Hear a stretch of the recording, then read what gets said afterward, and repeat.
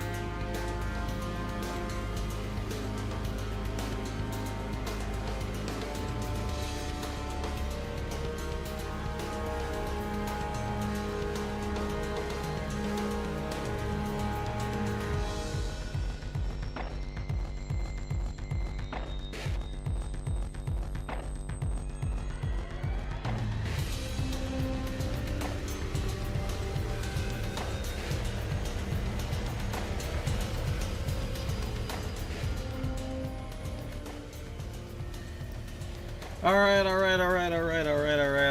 Let's see what we've got. Shadow Wolf back in the game. Let me manually drop that volume. Before we begin, as per always, first off, welcome back everybody to Shadow Wolf Gaming. We are live right now on this fabulous Tuesday of July the 1st. Hopefully this recording will go well, and this preview and splicing will go just as well. But before we begin, as per always, Shadow Wolf Gaming is rated down for matures and for such audiences. Possible contents include mature and sensitive themes, funny, violence, topics, and descriptive nature, nature with things and language. All tracks during live streams are unscripted. Viewer discretion is advised. Thank you. I still got it. Anyways, hello, welcome back everybody. We're back, we're here, it's a new month. I am technically not officially back, but I do need to come back for this stream because I have missed two Tuesdays in Destiny where there is a lot of stuff happening and I would like to catch you all up on this. So yes, please. First and foremost, thank you everybody for tuning in. Thank you all for bearing with me in my disappearance for about the last month. I really needed June off, so July I just got back. I literally just flew back into I just flew right back into the battle station today. So please do bear with me as we're running right back into this. So, as we all know, Destiny 2 has a brand new DLC coming out. So yeah, there's a lot that I missed out on. So we got the Edge of Fate reveal trailer. We watched that one already. But now comes the time where we get to watch the developer trailer. So both of them are about an hour long. I will splice myself, I guess. Where's my notepad? Let me you know what? I'm going to open up a new notepad. Let's do that. You're going to hear my clackety clack of my keyboard, but that's kind of normal. Edge of Fate dev stream notes. Edge of Fate dev stream notes. So that way, when I future me, when you do edit and splice this together, when we do get to talk about things that we can watch along. And currently, I am actually live in my own in my clan's Discord right now, and we are It is open to we are open to discussion and paneling and what oh no, wrong screen. Oopsies. It's fine. There's nobody in the thing right now, so it's okay. Okay.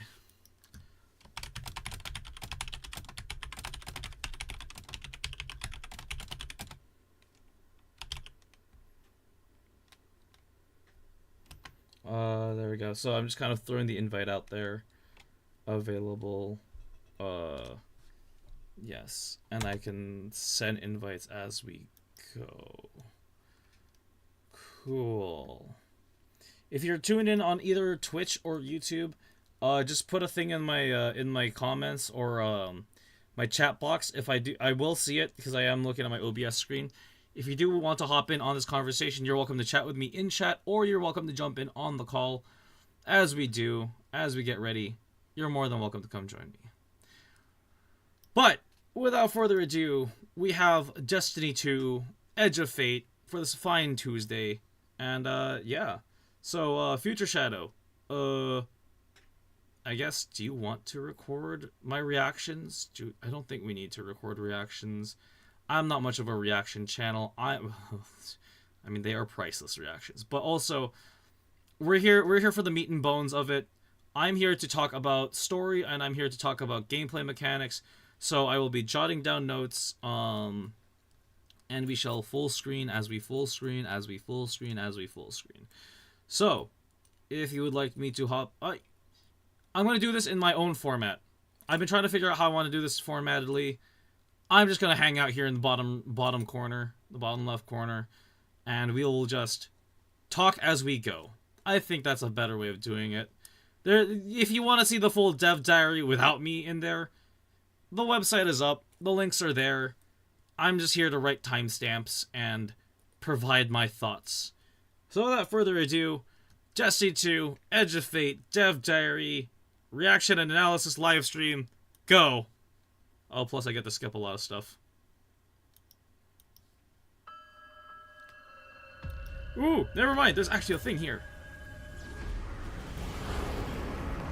Yeah. So Kepler's a place touched by the Nine, concealing a lot of secrets and danger. And it's somewhere that human scientists traveled to a long time ago to research a dormant singularity. While living on Kepler, not only did they observe the collapse, they survived it.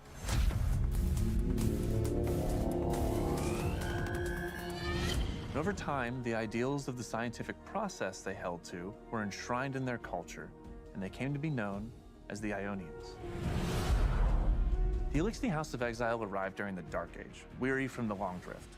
They didn't invade Earth with the other Elixni houses. Instead, they sought a new home, which they found alongside the Ionians. But the dark matter that permeates Kepler and that they converted into the ether they need to survive ended up being toxic. So when the Ionians failed to cure them, the house rose up under an archon, claiming to be blessed with prophetic sight. Now, the House of Exile is full of zealots.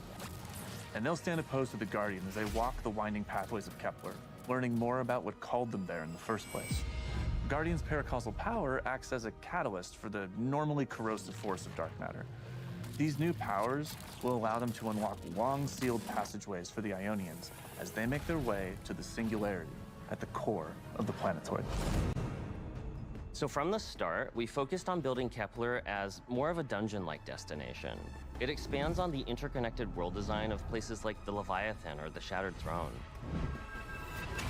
As you fight your way across Kepler, you tap into dark matter abilities and unlock enemy tech that expands your navigation and aids you in combat.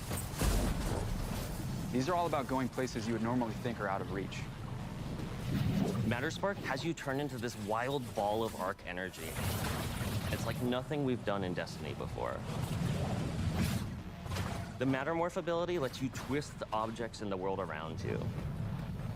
With Relocator, you've essentially co-opted the Fallen's teleportation networks and can use it to cross gaps you wouldn't have even considered before. It'll be the small tells, an open vent, a broken window, things you want to remember because you might be revisiting them later. Abilities can be upgraded, so as you unlock new perks, you can chain them into your build crafting in clever ways. By far the most game-changing is one of Matterspark's upgrades.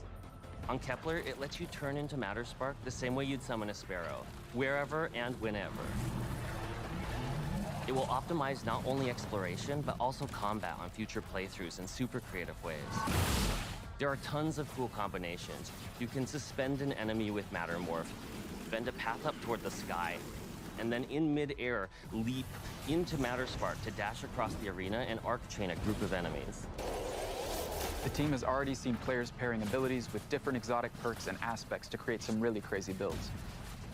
We know this is only the beginning and can't wait to see what happens once players get their hands on this kit.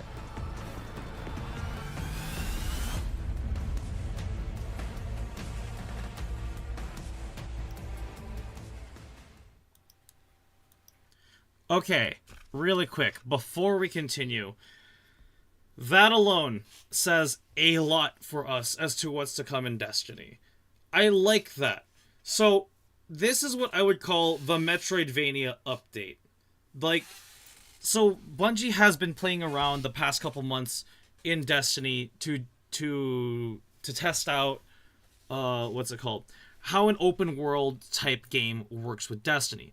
The thing about Destiny is that it is, I classify it as an MMO FPS, meaning massively multiplayer online. There is a massive community to this game.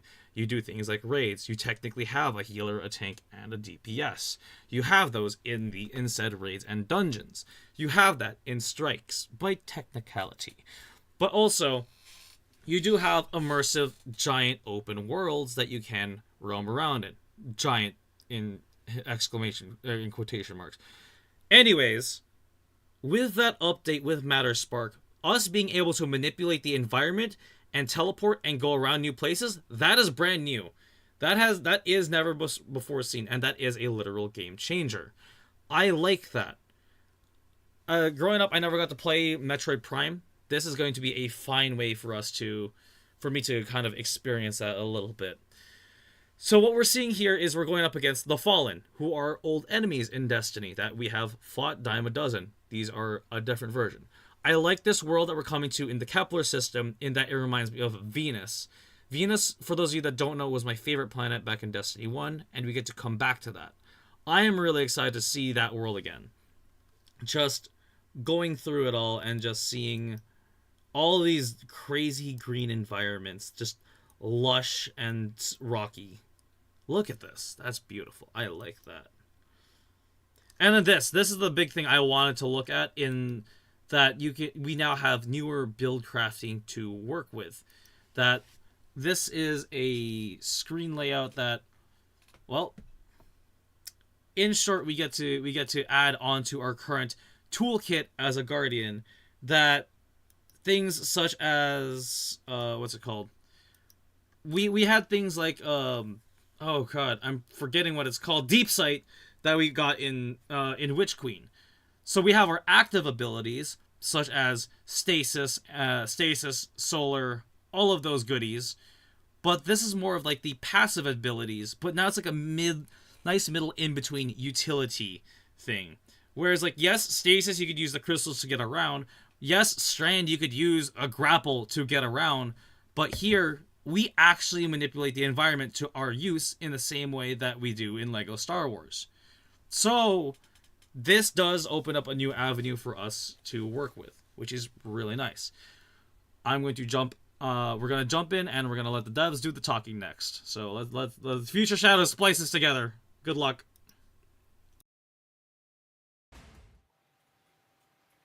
All right. Hello, welcome to Bungie, and welcome to our Destiny 2 Edge of Fate live stream. This will be the first live stream that we have leading into launch. Big shout out to the folks that we had on our Dev Insight video. We were just talking about Kepler, destination abilities, some of the secrets of Kepler and the Aeonians, but we're going to leave that for a later date for you to discover. Today we're going to be talking a bunch about Sandbox. We have a bunch of core feature updates with Armor 3.0, gear tiering, some new loot for you to grind out, and a bunch of cool things to show. So without further ado, let's get to it. We have a wonderful panel of developers on our couch. Some of them are new, some of them you've seen before. But yeah, let's start out with Eric. How you doing? I'm good. Thanks for asking, Dylan. Yeah. For folks that maybe haven't seen you on a previous live stream where you've talked about burst weapons and all the cool ability stuff, who are you? What do you do? Sure. I'm Eric Smith, gameplay lead on Destiny 2, and I'm excited to dive into our sandbox changes. Awesome. Vivian, hello, hello. Welcome to the live stream format. We've seen you on Vidocs from time to time, but yeah, for folks that haven't met you, seen you on our Vidocs. Who are you? What do you do? Yeah, I'm Vivian Bex. I'm a sandbox designer on Destiny. I get the privilege of making like a lot of the toys that players get to use, you know, like weapons and stuff. Recently, I've kind of been all over the sandbox team, and I have some very exciting stuff to show today. I'm really excited. Man. Yeah, we'll get into that in a minute. And last but not least, end of the couch, Bjorn. Taylor Bjorndal. How you doing? I'm doing great. Happy to be Who here. are you? What do you do here, buddy? Taylor Bjorndal, associate weapons designer, sandbox designer. I've also bounced around and done a lot of stuff. Excited to talk about all of the million things we changed. Yeah, right. I think the last time we had you on the couch, we were talking grid skipper roles and things like that. Yeah, it's been a bit. Yeah. So as we're diving into this, we have quite a bit to go through in the show. And to start, we're actually going to be in the shooting range. We're going to have our gameplay specialist going through, showing you some of the new weapons, some of the new ability or exotics that are going to be coming. But this will be playing in the background. You'll see them tuning a couple different enemies, playing around, damage types, that kind of stuff. To start with our panel, though, let's talk Armor 3.0. Eric, if we can talk about, like, where did we start with ammo? Where was it back in the day? Where are we going? What's the high-level vision for our changes? Yeah, so when Destiny 2 launched, we had armor in the game, but there were 3 stats. There were no mods available. And then with Shadowkeep, we hit Armor 2.0, where we added 3 additional stats for a total of 6, and armor mods as well. And this is the next evolution for the new saga of Destiny 2. In Armor 3.0, we are adding, or we're reworking the stats. We're adding set bonuses, and we are adding gear tiers as well. Yeah. And the kind of the goals with Armor 3.0, so one, we want to make armor more exciting and desirable. When's the last time you saw a purple armor dropped and you were, thrilled to go pick it up and see what was inside? And then we want to rework the stats to make sure no stat is left behind, no stat feels mandatory. and give you further depth of build crafting in your armor roles, essentially. Yeah, and then an underlying goal as well that I've seen you execute upon in the team really is approachability. There are a lot of new UI tools where you're hovering over perks, stats, all that kind of stuff. You're seeing actual percentages, you're seeing more full descriptions for things, helping newer players or returning players get reacquainted with the sandbox of Destiny. Yeah, in this release and in coming releases, we are absolutely focusing on making the game easier to digest and understand what's going on. And this, looking at the shooting range here, is a great example of this, like where I can just go and see how much damage I'm doing, and test out my weapons, test out these builds, and see the actual changes that my new armor and whatnot is giving me. Yeah, and you can load in here with a full fire team of 6 if you want to check out raid boss damage, or just come in here by yourself if you're on Discord talking to friends, shooting the stuff. So let's really quick talk about stats. This is one of the major overhauls. A couple things are leaving, a couple things are being added. Really quick, if we could get a quick scroll through some of the stats, go ahead and give us. Yeah, so we've removed some stats. We've removed resilience. We've removed recovery, mobility. Yes, and mobility. So instead, starting from the top, we got health. Then we have melee and grenade, super, class, and then our weapon stat. So this is an entirely new suite of stats, does different things. All of our stats now, instead of going to 100, they go to 200. So once you go above 100, you get an additional benefit put on top of the 0 to 100 benefit. And these, on the ability side, we are giving you kind of your uptime and how much energy you're getting in the 0 to 100 range. And then the 100 to 200 range, we're increasing things like damage, things like survivability, which is somewhere we've never really, gone into. And it's going to really give players more tools to customize their build, kind of pinpoint single, like I'm gonna be this badass grenade thrower that's just doing shit tons of grenade damage, or I could be more defensive or more weapon focused and all of this, right? Yeah, we haven't had like a weapons stat before, and it's sometimes been you'd have to like hook into the artifact to make like a true weapons build, and we've kind of pushed further into that world. Yeah, absolutely. Yeah, I think we saw some questions specifically about the weapon stat and PvP. I know y'all have been balancing in the PvP, making sure this is kind of like cherry on top. It doesn't change the time to kill too much, but it's kind of like a cost balancing factor, right? If you want that extra damage, you lose out on grenades, things like that. Sure, yeah. So if you want to go all in on weapons, like your weapons are going to be more potent than they were before, but it's at the expense of your other abilities and that sort of thing. So we have done extensive testing to make sure we're not breaking PvP. That said, in the first day that this comes out, the amount of hours being put into this by genius members of the community is going to dwarf what we've done. So it's a little bit scary how much change we've actually put into this. The team's worked so hard across the entire game.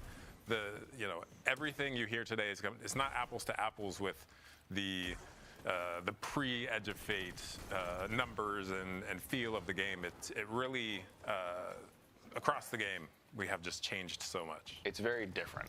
It's Yeah. not really easy to compare the experience of what it's going to be in the next release to what people are playing right now.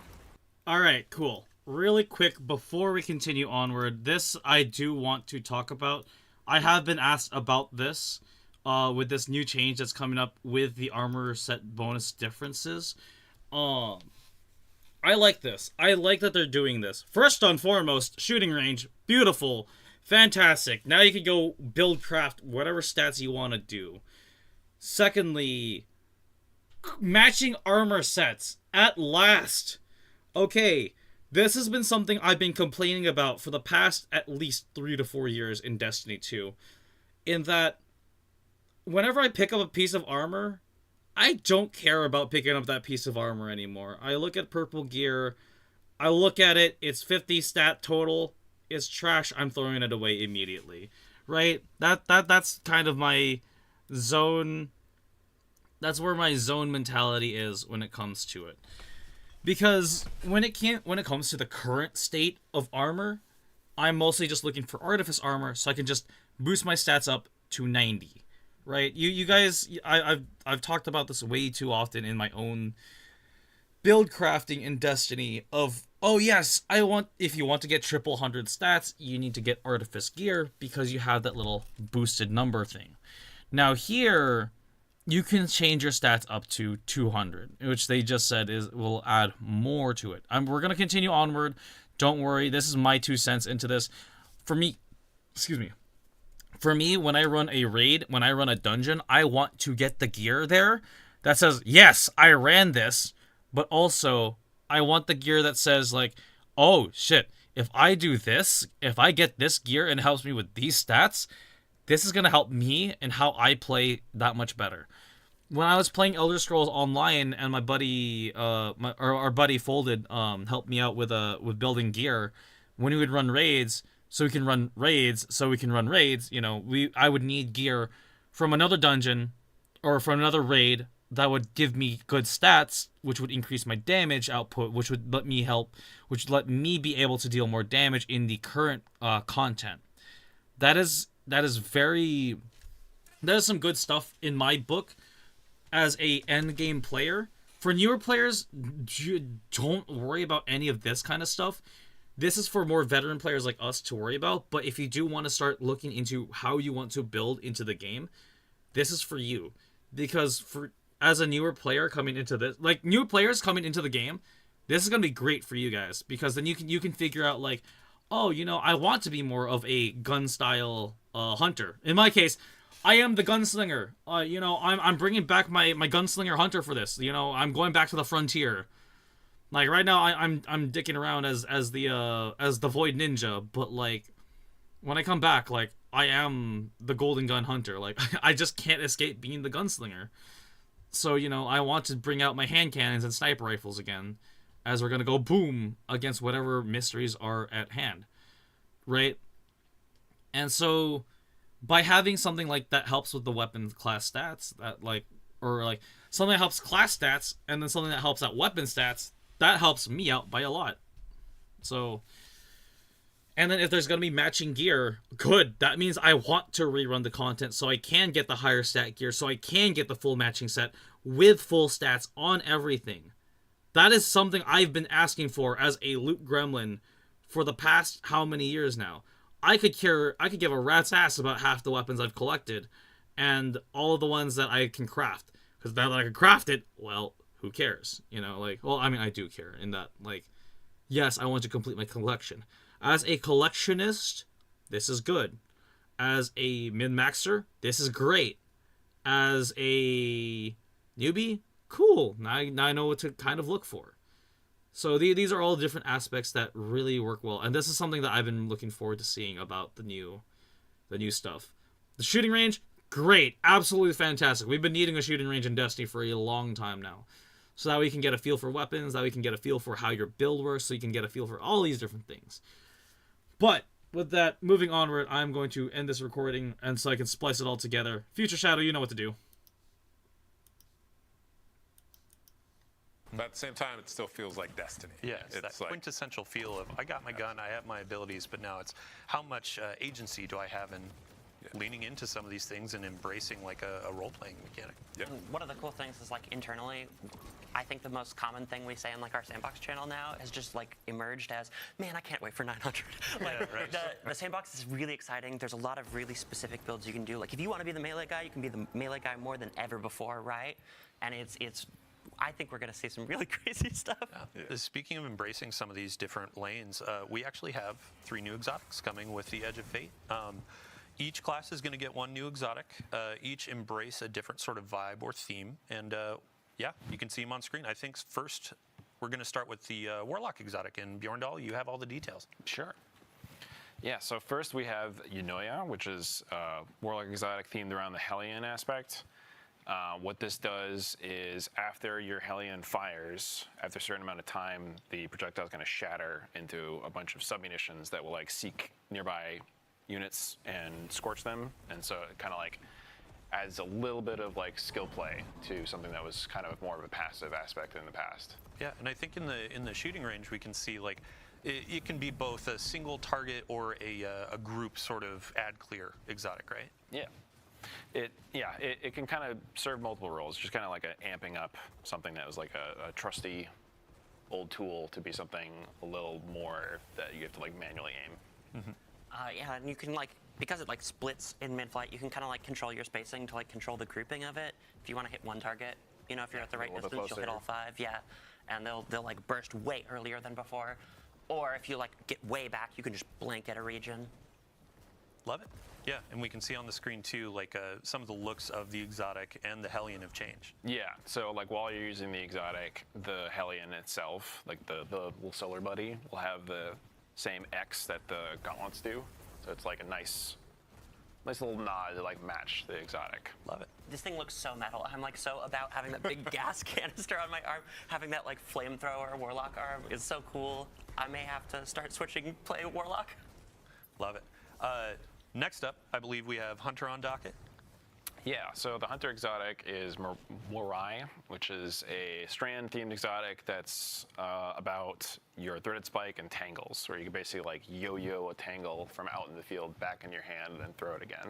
So the way this works is if you have a tangle out in the field, you throw your strand Hunter melee at it, it'll pop the tangle and then bring one back to you that if you catch the spike, you'll get another tangle. So you can like duplicate a tangle, which works really well with a lot of Strand Hunter aspects like Whirling Maelstrom and just like the existing tie-in with like grappling to a tangle. Oh, So boy. You get like even more mobility and a lot of like add clear potential. And also it will return more energy when you catch it as well. So like even if you don't hit anything or you don't grab a tangle, so it helps you keep that engine going. Yeah, you can see the strand energy attached to the threaded spike. So if you grab that, I love how we're rewarding that like perfect grab. Yeah. You can already hear people yelling "spin to win" as they're Yeah. spamming these things, Yeah. right? Yeah, I mean you can have 3 Beyblades out in the field at any time. Essentially, it's And you're like zipping between the tangles Yeah. with grapple. It's Yeah. cool as hell. it's very strong. It's also going to be very strong with this artifact Oh, yes. upcoming, which we'll talk about. But another cool tidbit about this is the threaded spike will bounce to the tangle from enemies as well. Yeah. So Nice. it's something that has a lot of easy use and really rewards skill at the same time. Yeah, I think before we move on to Titans, and sorry Titans, we'll get to you in a second. Really cool exotic. I do want to talk about Gambler's Dodge. In the last TWID, we talked about a bunch of abilities changes, exotic tuning, that kind of stuff. And we saw some chatter around Gambler's Dodge. It was updated and reworked, right? Yeah, we have reworked Gambler's Dodge. So it's the energy you get when you dodge. It now scales on your melee stat, but you no longer have to dodge near enemies to get that energy. So I can dodge anywhere in the game. I don't have to worry about this invisible circle that's around me to know if I'm close enough. It is going to feel more consistent. If I build into melee, it's going to feel more powerful. There's also, Taylor, you were talking about the multiple charges, right? So if you, like our bar for a lot of this stuff is if you are at 70 stat, you'll get the full refund like you used to. But if you go beyond that, you'll actually get a little bit more, which most of the time doesn't matter. But like if you're using like a Fidious Bathe or any of the multi-melee things or Stasis Shurikens, it'll go up to like 1 1/3 charges.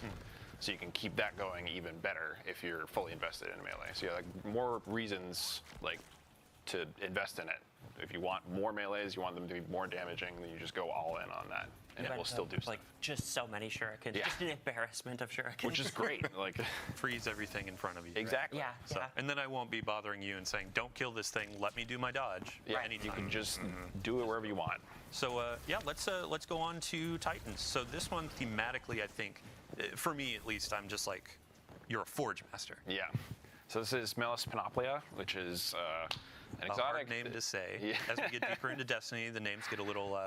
Yeah, but go ahead. It's it's an exotic themed around something that people have been asking for a long time, which is kind of the fantasy of Thor's hammer. Of I want to be able to pull my hammer back to me after I throw it. So there's like a little minigame loop here where you get a fire sprite, and you pick it up, then you get a buff that lets you pull the hammer back to you. And if you pull the hammer back with good timing, it'll explode into like solar shrapnel and hit stuff for like extra damage on the way back. Kind of like how hammer saw works, and I think the hammer also will damage things on the return trip too. So if you position yourself well, you can actually like send it back through guys. Line 'em up. Back, yeah. Yeah. Yeah, we've wanted to do this for a long time, but it's been kind of a scary... Complicated. Yeah, it's hard to balance this sort of thing where it's like it returns all your energy, but it also, you can pull it back to you at any time. So Alex, our designer, really knocked it out of the park as far as It came out so well. the balance and the activator and the... Performance. Yeah, the performance. Yeah. You were talking about the animation, right? Yeah. Before this? I love the performance on this thing. We've got like this beat where it's like all this magnetic like handshaking. It feels so good. We actually did like a new tech thing on this where if you're like looking off to the side, we kind of move the player's hand a little bit so you're like still kind of actually pulling the hammer. And that's like the first time we've done that with like a world object, and it's very cool. It feels really good. Awesome. It's super satisfying. Yeah, I think so. We're going to be getting into some more gameplay and an actual activity in a minute. But before we go, I do want to ask for stats. And actually, two things. With your exotics, there are going to be gear bonuses that you can build on top of, correct? And that's a new Armor 3.0 feature. Yeah, so gear bonuses when a new armor set drops. If you have 2 or more pieces from that armor set, you will get an additional perk. If you have 4 or more pieces from that armor set, you will get another perk on top of that. So I could take 2 pieces from one set, 2 pieces from another set, and then an exotic. And I have like more perks than I've ever had before on my Guardian. And it's really enables you to expand your build crafting in new ways. Yeah, It I makes think it exciting. we have an example of this in the build right now. If gameplay specialists could inspect an armor piece, you can see, yeah, here's some of the destination armor bonuses that you can get. Yeah, so at 2 pieces, we have Force Converter. At 4 pieces, we have a Reactive Booster. And, sorry, go for it, Vivi. Okay, I was just gonna say, like, so yeah, these are unique to the armor set itself. Something more than just like cosmetics that you might want out of these. Gives you another reason to like go to a specific place and pursue a specific armor set besides just fashion. Although fashion is still very Although important. You can Very still important. use your armor synthesis and yeah. put the looks on these. Yeah, and I mean, we also get to make perks that are like, I'm the this guy, you know, because you're investing so heavily in the 4-piece perk. But what's really cool about this is like, I think this is going to be very cool at live when we like launch. But I think in like 2, releases or whatever, just a little bit in the future, we're going to see people go like, hey, remember that armor that I Mixing got? like something from 2 seasons ago. Right, with the now. 2-piece perk from Kepler is really cool with whatever, and we're really excited about that. Yeah, and then the second piece of this is going to be for the stats rework. Some of the fragments are going to be reworked as well to adopt new stats or change, right? Yeah, so fragments still can adjust your stats up or down depending on your build. And some of these, because we've deprecated some of our perks, or stats rather, some of these are new. Like we're going to have, some of these will have weapon stat, which never have happened before, which just opens up new build crafting avenues. We're gonna kind of wait and see how this lands, how the dust settles for all of the stat stuff before we go in and adjust these further. But yeah, I think players have a lot of different ways to build out their stats and become the grenade master, the weapon master, and whatever they want to do. So quick shout out, Dark Slifer, Childish CG, and Snivvyland for those last 2 questions. They actually asked them ahead of time. Feel free to keep dropping questions in chat. I'm glancing down here every. Okay, so let's just do a quick jump in and talk about what we got going on here. So, new armors, new stats, new armors that have fun effects. I like that. All of these armor bits are gimmicky, so by the looks of it, we're going to be dealing with a Solar Strand setup for next episode, or next DLC. Take what you will accordingly, but also Bungie did say that you should be able to mix and match, and that modifiers and burns aren't really... burns will be nice to have and to spec into, but you don't have to. So in this case, for me, as someone who likes to have a matching set of armor, It's nice that the exotic will count towards said set piece. That is fantastic in my book. As for the rest of it, it is what it is. It's gonna do its job. It's gonna do what it's meant to do. And who knows? Who knows what the seasonal armor is gonna do? Seasonal, episodic armor, whatever they want to name it.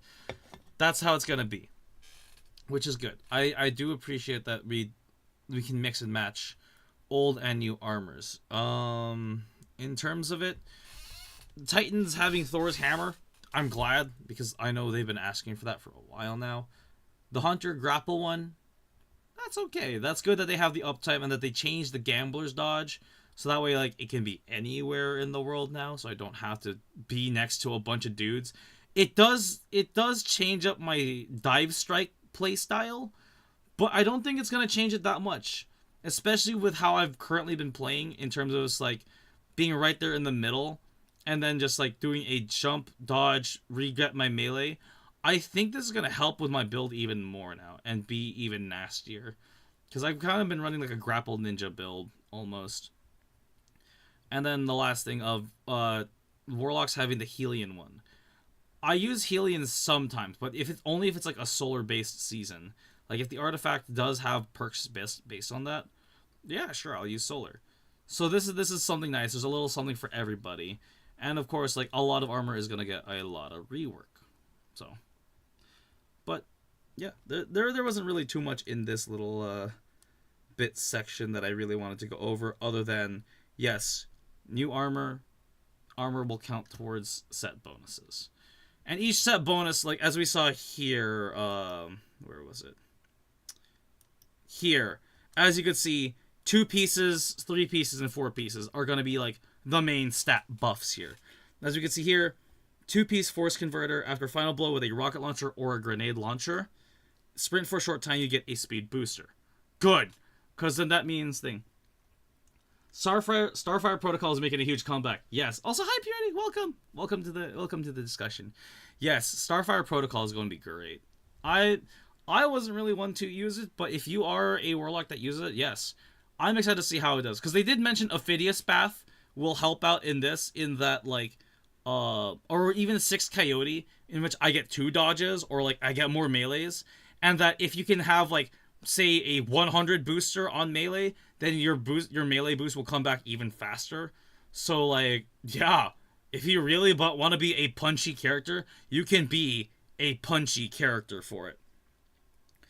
And so, I know if for my speed hunters, all you arc hunters out there, or my speed titans, just, punch and go, that this is going to be great for you. I can see it now with, the flame, with the area denial grenade launchers. You can just pop it, run around the map, punch something, pop it, run around the map, and punch something, even faster now, too. You are a wave of death on that. And then a 4-piece reactive booster here, as we can see. Once per activation of Force Converter, sprinting while at critical health, being suspended, or being slowed by a stasis effect will immediately grant speed booster for a short duration. So that is going to be your oh shit button of, I'm about to die, and you get hit by one of the dread, and they drop a stasis crystal near you. Well, you're going to be able to sprint your way out of it. That is basically what this specific armor set is saying. This is the Aeon Renewal armor. So that is one of the ones from the new location. So that's just something to look into in terms of it. Future Shadow, good luck on splicing this one. This is your cue. But let's continue. Let's let them talk. I'm gonna hang out now in chat and just kind of commentate along with them. Questions, they actually ask them ahead of time. Feel free to keep dropping questions in chat. I'm glancing down here every so often. Now it is time to move on, and let's talk about some new stuff. Vivian, you have been very excited about a new weapon archetype that is coming with the Edge of Fate. Oh, weapons. I sure am. For centuries, humanity has wondered, what would a legendary bow look like in the heavy slot? And today I have your answer. For Edge of Fate, we are building a crossbow. It plays like a new archetype, but it is technically a bow for the purposes of, it's gonna fill all your bounties, that kind of stuff. Now, so when we went to go make this, we knew it was a very cool fantasy, right? We want the feeling of really drawing it back and it hitting a single target and doing a ton of damage. But we do have linear fusion rifles, right? And that's always the question, is like, what does this do that's different? What's the fun gameplay here? And we settled on, well, you know, when you shoot that big heavy bolt and it hits your target, you can just go pick it back up. So this thing theoretically is a heavy weapon with unlimited ammo. You can use the same bolt for an entire Nightfall if you want. I would love to see someone do that. Go clear a dungeon without ever using anything else or whatever, you know? It's very cool. You have to put yourself in danger, you have to go grab it, but it's just such a satisfying loop to just like... Hold on a second. Hold on. Okay. So I saw this on Twitter. I was spoiled about this. But we get a heavy bow. Okay, we have a heavy bow already that exists. We have Leviathan's Breath. In this case, though, we can go back and we can pick up the bolt and reuse it. Unlimited ammo heavy? Okay, that in itself is a game changer. Because, okay, we were introduced with area denial frames. That's the closest Bungie we're going to get to a flamethrower, like they said in the game. This, though, we get the skewer now from Halo Infinite, and now we get to come back and pick up our shit. So this is going to be fun. Pull it out of some, you know, dead hive. Just put it in the rail, pull it back, use the same bolt to shoot someone else. It's great. I saw in last week in a PvP playtest, I saw someone run the entire map with a single bolt, and they just kept it alive for minutes on end. That was me. I'm sorry. I can hear the PvP mains, like when you said infinite heavy ammo, they're like, excuse me? Yeah, but it's like, you gotta go You pick gotta that go thing get up. it. Yeah. So it's not free, but it is very potent. Yeah. And in PvP, you only get the one. You gotta get the headshot, and it's very funny. It ends up being like this game of like keep away, where you're like, we cannot let Taylor get near this thing. So as we're going into this activity, we'll get some gameplay footage. This is a good example of the portal system that we'll be talking about next week on July 1st. Make sure to tune in. But we're going to be taking some content from just the history of Destiny, and it will be in the portal to go in and play. Power progression, we'll be talking about that next week, so stay tuned for that. Vivian, back to the heavy crossbow, though. You were talking about this being legendary, so that means random rolls, and you had mentioned bolts. Yes, yeah. So we had a really fun opportunity when we were making this, where we go to the talent grid, and we always want to make stuff kind of like new and different. And we got to the talent grid, and we were like, this thing does not have a magazine. We cannot put magazines on this, right? And it gave us the opportunity to like really go, what would like a different magazine plug system look like? And so what we ended up going for is like, we have bolt types, and the bolt types, instead of just being stats, they're going to alter the way the bolt actually behaves out in the world. Yeah. So we've got, one of them is like explosive bolt, where it's gonna put in a target, it'll like beep, beep, beep, beep, and it'll just explode. Kind of like a grenade launcher. And then we have, my personal favorite is that we have serrated bolts. I remembered to say the shipping name this time. Oh, you can say, yeah. If it doesn't have tactical. 3 names, it's not real game dev. Yeah. I never know when things go live. I never know. I'm like, oh, you guys know better than I do the names. Go ahead. But yeah, so we have serrated bolts, and you can put like the bolt in a target with serrated bolts, and you can normally draw them back out of living targets, but if you have serrated bolts, they're gonna deal damage on the exit too. And it is so satisfying to like land the final hit with the pull, and you just pull back your bolts and you get them, and they just go flying. I'll take that back. Yeah. When you first brought this up, I was just like, that's so metal. Like, yeah. Gimme. It's something. Really quick, just on the topic of ammo, there are new ammo meters. Bjorn, we were going to talk about this in the firing range, shooting range. But we actually have some live gameplay where we can see these meters working out. Can you talk us through what is this new system? How does it work? That kind of stuff. Yeah, so there's been a pretty big shakeup in the way that ammo works in the game, where in the past it wasn't really anything that you had too much control over, but now it is something that you have like a lot of control over and a lot of build crafting hooks to optimize or like make your own. And it almost like kind of works like an ability or like a super does now, where it lives in your weapon tray. You can see there below the weapons on kills and assists with anything that'll tick up. And then when you hit full, the next kill will drop you a brick of that type. So there's a lot of things you can do now. Okay. That in itself is a game changer. So currently in Destiny, the hardest thing to do is maintain the ammo economy, where you have to deal with like having an ammo finder and an ammo scout between you and your team. Here, with that, you now have guaranteed ammo, which is nice. Which is really, really, really nice. Because right now, in the current state of Destiny, we need to go find ammo, we need to do an ammo sweep, and then we need to do a rally banner.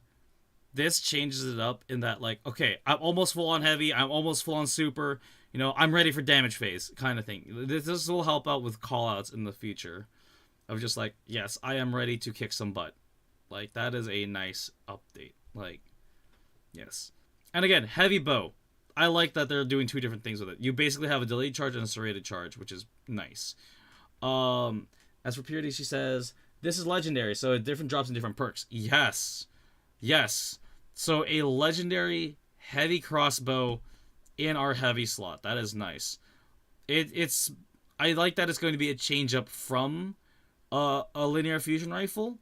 I don't know if it's going to replace a linear fusion rifle, but I can see this having its place in like a Nightfall or a dungeon even. Raids, maybe. It's just the DPS output is going to be different in this case.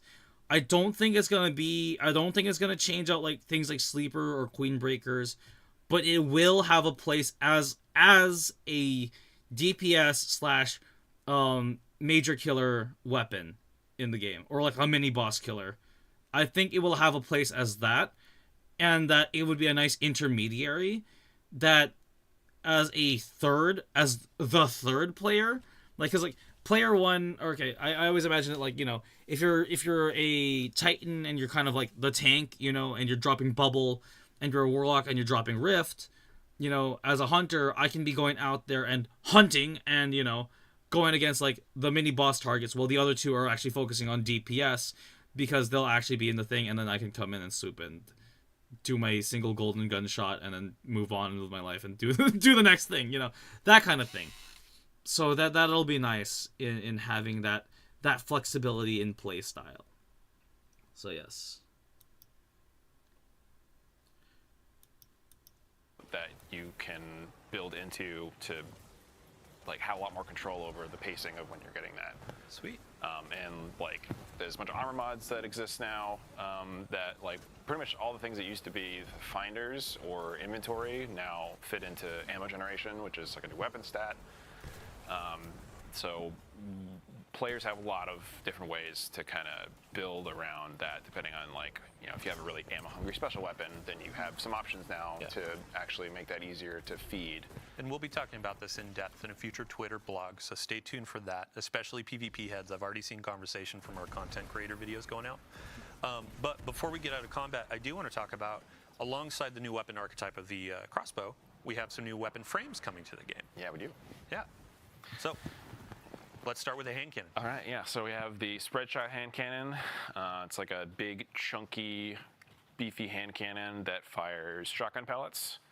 Very close range, but hard hitting. 2-tap PvP. I'm a little afraid of that, but you know, But I'm it's sure it'll close be range, great. right? Yeah, Like- it's very limited. It's like a sidearm, like big punchy sidearm, but like even less range than a sidearm.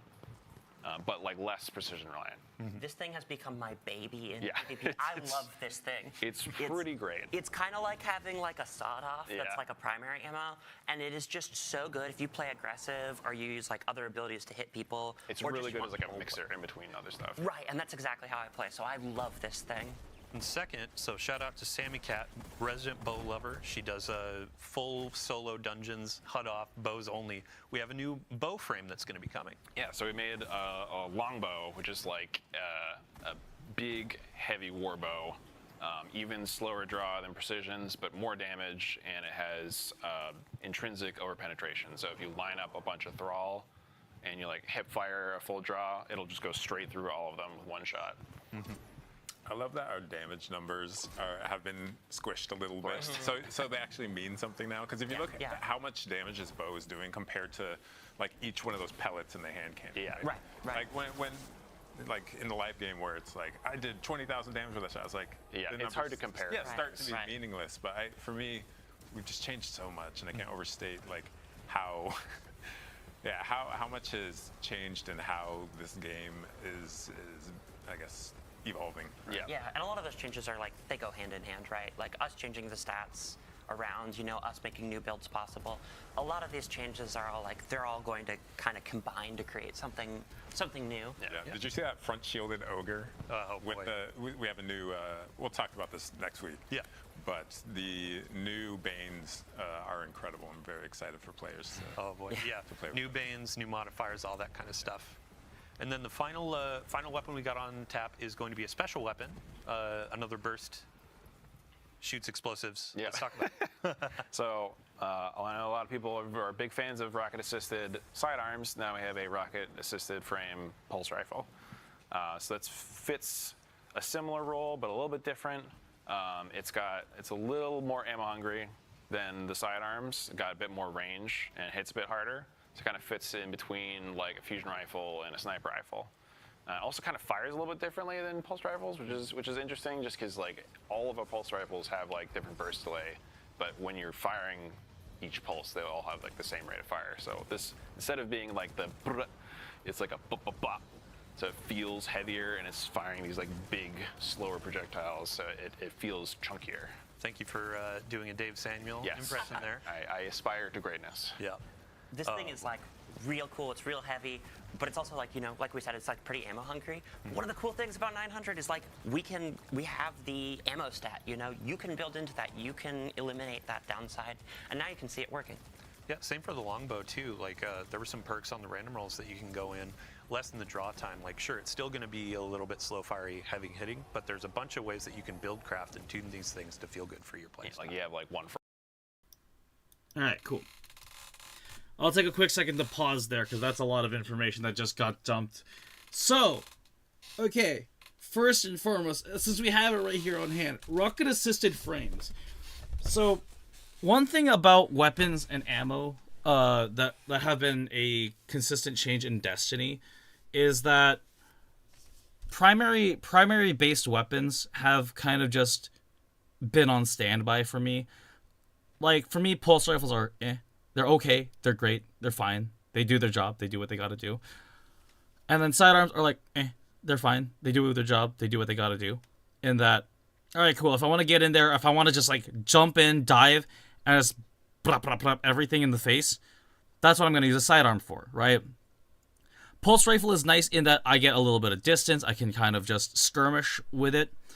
Whereas like a scout rifle, I'm more of like a dedicated counter sniper, right?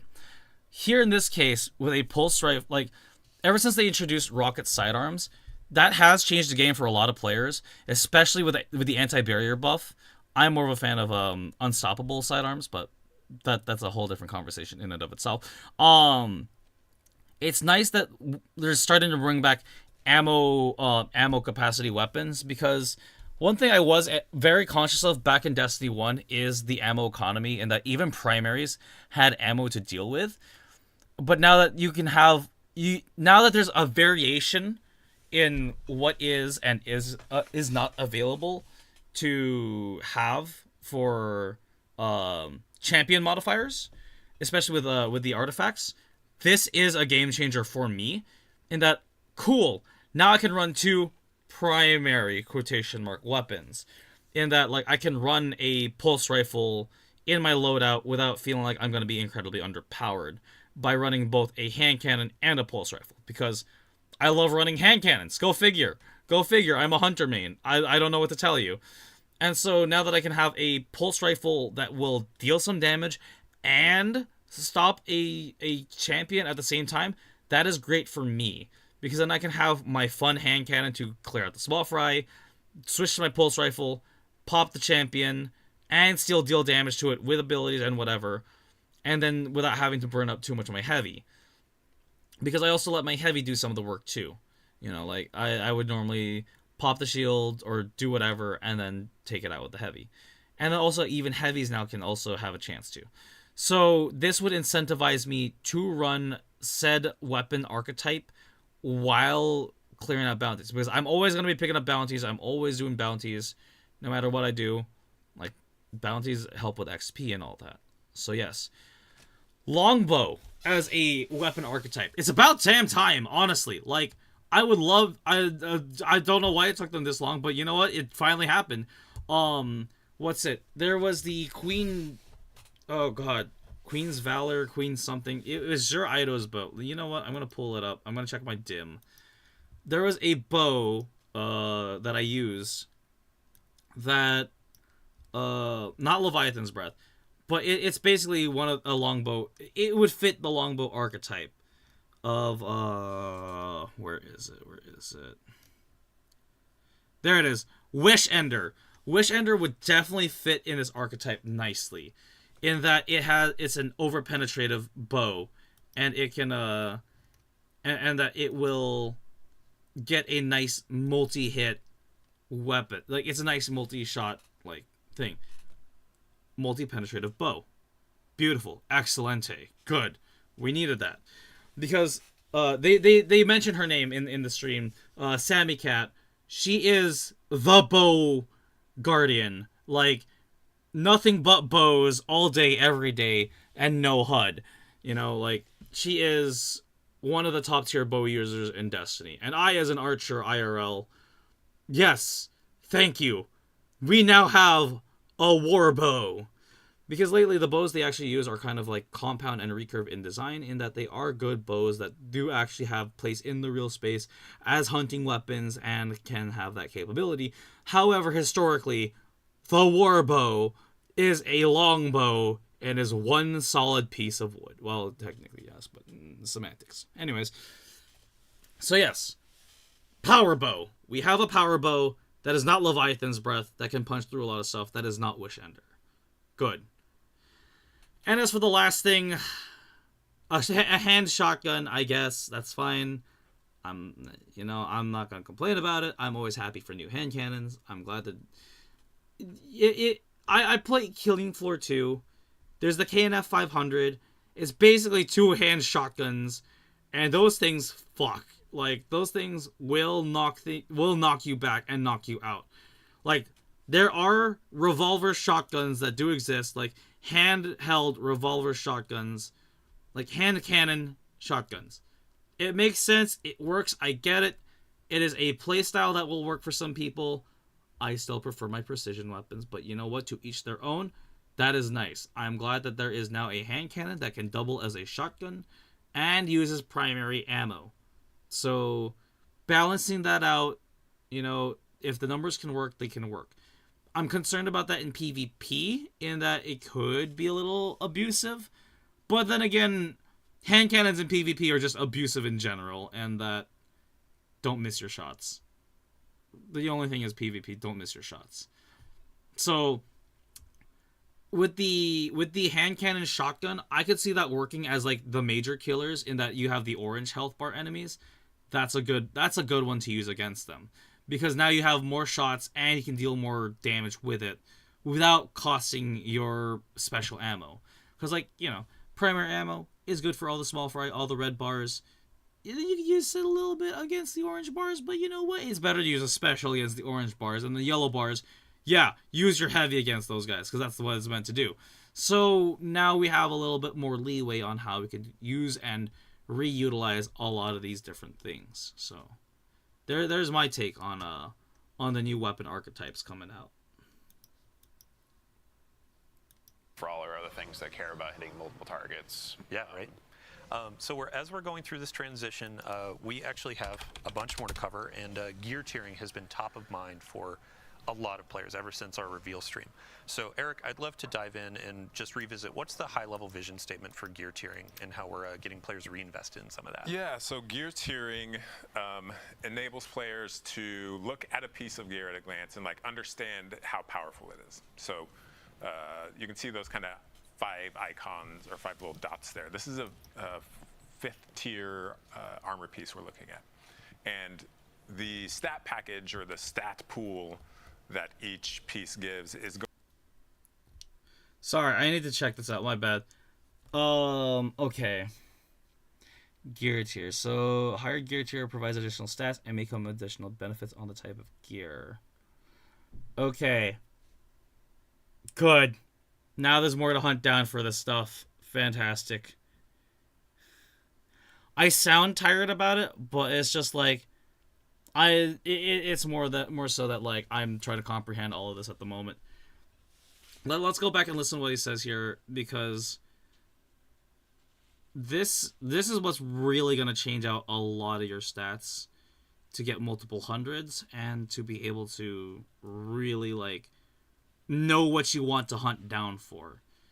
Because like you don't want to go into the newest put it this way, you don't want to go into a Grandmaster raid with the most mediocre gear. Here, right here that you can see, Going to depend. this is going to be the important thing to hunt down for when you're gear hunting now.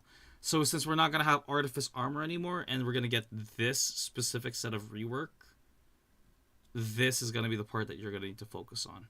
You're going to want to look for level tier 5 gear. Don't worry about armor mods. Like, that's always going to be the thing. The masterwork, well, you know what? We'll let him explain it. Let's go back a few seconds and let him explain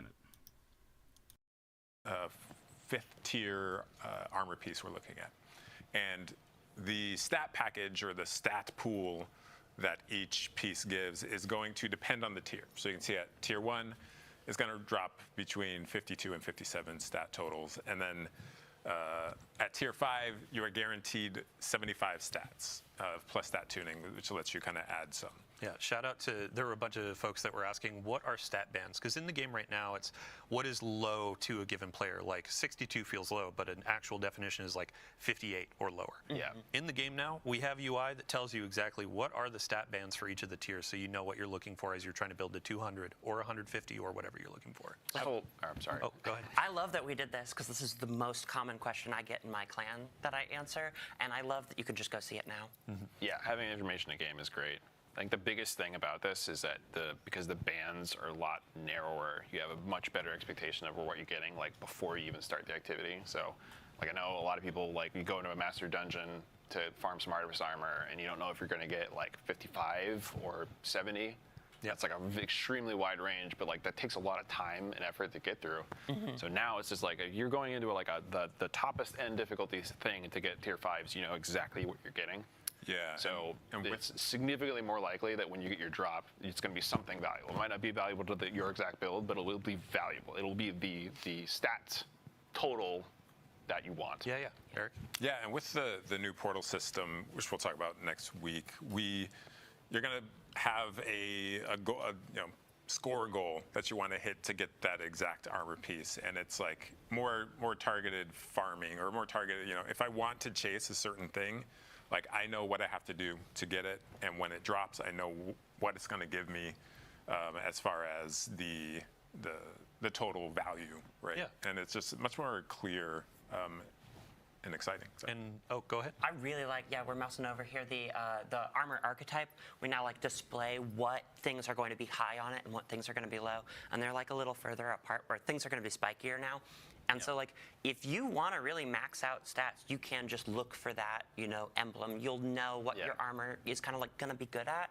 And it's you can see that like at your main inventory level too. So you're just like mousing over like, oh, I just got a bunch of drops. What did I get? Cool. Is it gunner? Is it grenadier? Right. Like, what is the thing that I want? You can use that as like a quick reference rather than needing to go all the way into inspection and see like the exact stats. And the last detail on tier 5 for armor, we mentioned this in the reveal stream, but you can get to 11 energy for your armor. So it helps with build crafting. You can get more of those armor mods slotted and that kind of stuff. It goes to 11 now. Yeah, right. Crank it. So switching over to yeah. weapons, though, I would love to. We have some examples of tier 1, tier 3, and tier 5 weapons to show what is that progression looking like. Yeah, similarly, when a weapon drops, I'm able to just glance at it and be like, oh, tier 1 weapon, it's going to have base stats, it's going to have a limited perk pool there. But then you can see at tier 3, we now have 2 enhanced traits. We have some of our columns are going to have more perk options in them. And then tier 5, so this is a tier 3. And then tier 5 is going to have even more. Like look at the options here, and so much enhancement. And we tier 4 you get the enhanced weapon mods too. Right.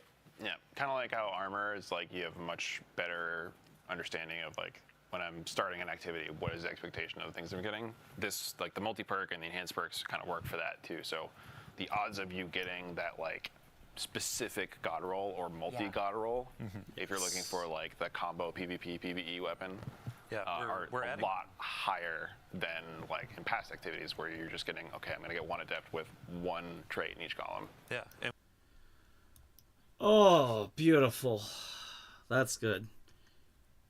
This is the incentive I was looking for to start running more higher end activities. Does this mean I'm going to delete half of my vault? No. Does this mean I know what I'm going to be hunting down for to add to my vault? Yes, absolutely. The fact that like now I can like get some better gear that will have more stats to it, like yeah, I want to have those shiny guns. I want to have those guns that's like, oh, you know what? I think this is a good roll, but now I have options.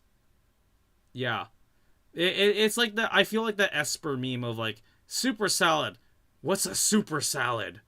This is the super salad right here. This is the super salad, and I'm all for this. Like, I want to run higher end activities, and so I do have squads I can run with for higher end activities. So this is the change I've been looking for. So I'm really happy about this. And we're adding a lot of depth, like as we were hovering over those enhanced perks, they have additional things that they can do, whether it be stats or power for the perk. We're putting all of these details into the game so people know as they're getting into this depth, they can hover over these things, understand all the different stats. We'll, of course, have blog components. We'll have some guides that our players make, our creators make. We'll blast those out. But we're hoping to bring more of these sorts of things into the game to make it easier to understand.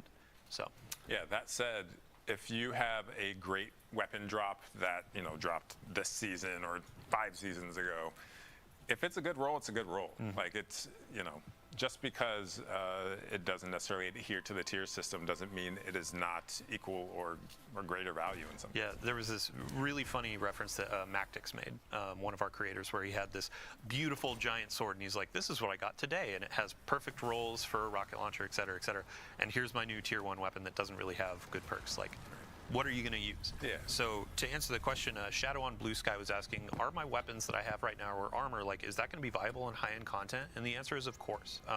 There are going to be a couple things in here that add incentive to try out new things, but Vivian, you had kind of framed it as a cherry on top, right? Right. Yeah. And it's also like a way to, in the past, sometimes like the best way to get your path to power was like to do a lot of something. But now if you like do really hard activities as well, we're also just kind of rewarding you for the time there. Yeah. So right at the Talk nine. about future gear stuff in relation to this. Yeah, we will in a second, but I just wanted to touch on right at the 9. Some folks were asking, like, what do these equate to in the tier system? And when you get an adept right at the 9 weapon, both of your columns are enhanced, all that kind of stuff. Like, it looks like a tier 3. It's going to feel like a tier 3 for a while. So there is a good handshake as you're going into Edge of Fate. But yeah, the last thing for tier 5 gear, I would like to show the cosmetic treatment that we've been doing. We showed this in the reveal stream, but tier 5s have an awesome new shader treatment and also kill effects. Yeah, so these basically on the weapons, they'll come with like a fancy shader on it, and then something almost kind of similar to what we do with Sweaty Confetti, but now it's like a specific slot where it gets a custom kill effect that only comes on the tier 5 variant. Yeah, and you can see with gear tiering, it's kind of learning a bunch of lessons through the years of Destiny. Like, kill effects are really cool. Players like this. Now we have a new slot for it. Players really like hollow foils as a chase in the game right now, and now we have tier 5s where you get sort of a hollow foil style treatment for it. So it's been really cool to watch y'all develop this over time. But to your point, this actually is a good segue into the next section where we're talking about new and featured gear and our artifact. So Eric, if you want to take the stage, What is new or featured gear? Yeah, so our new gear, when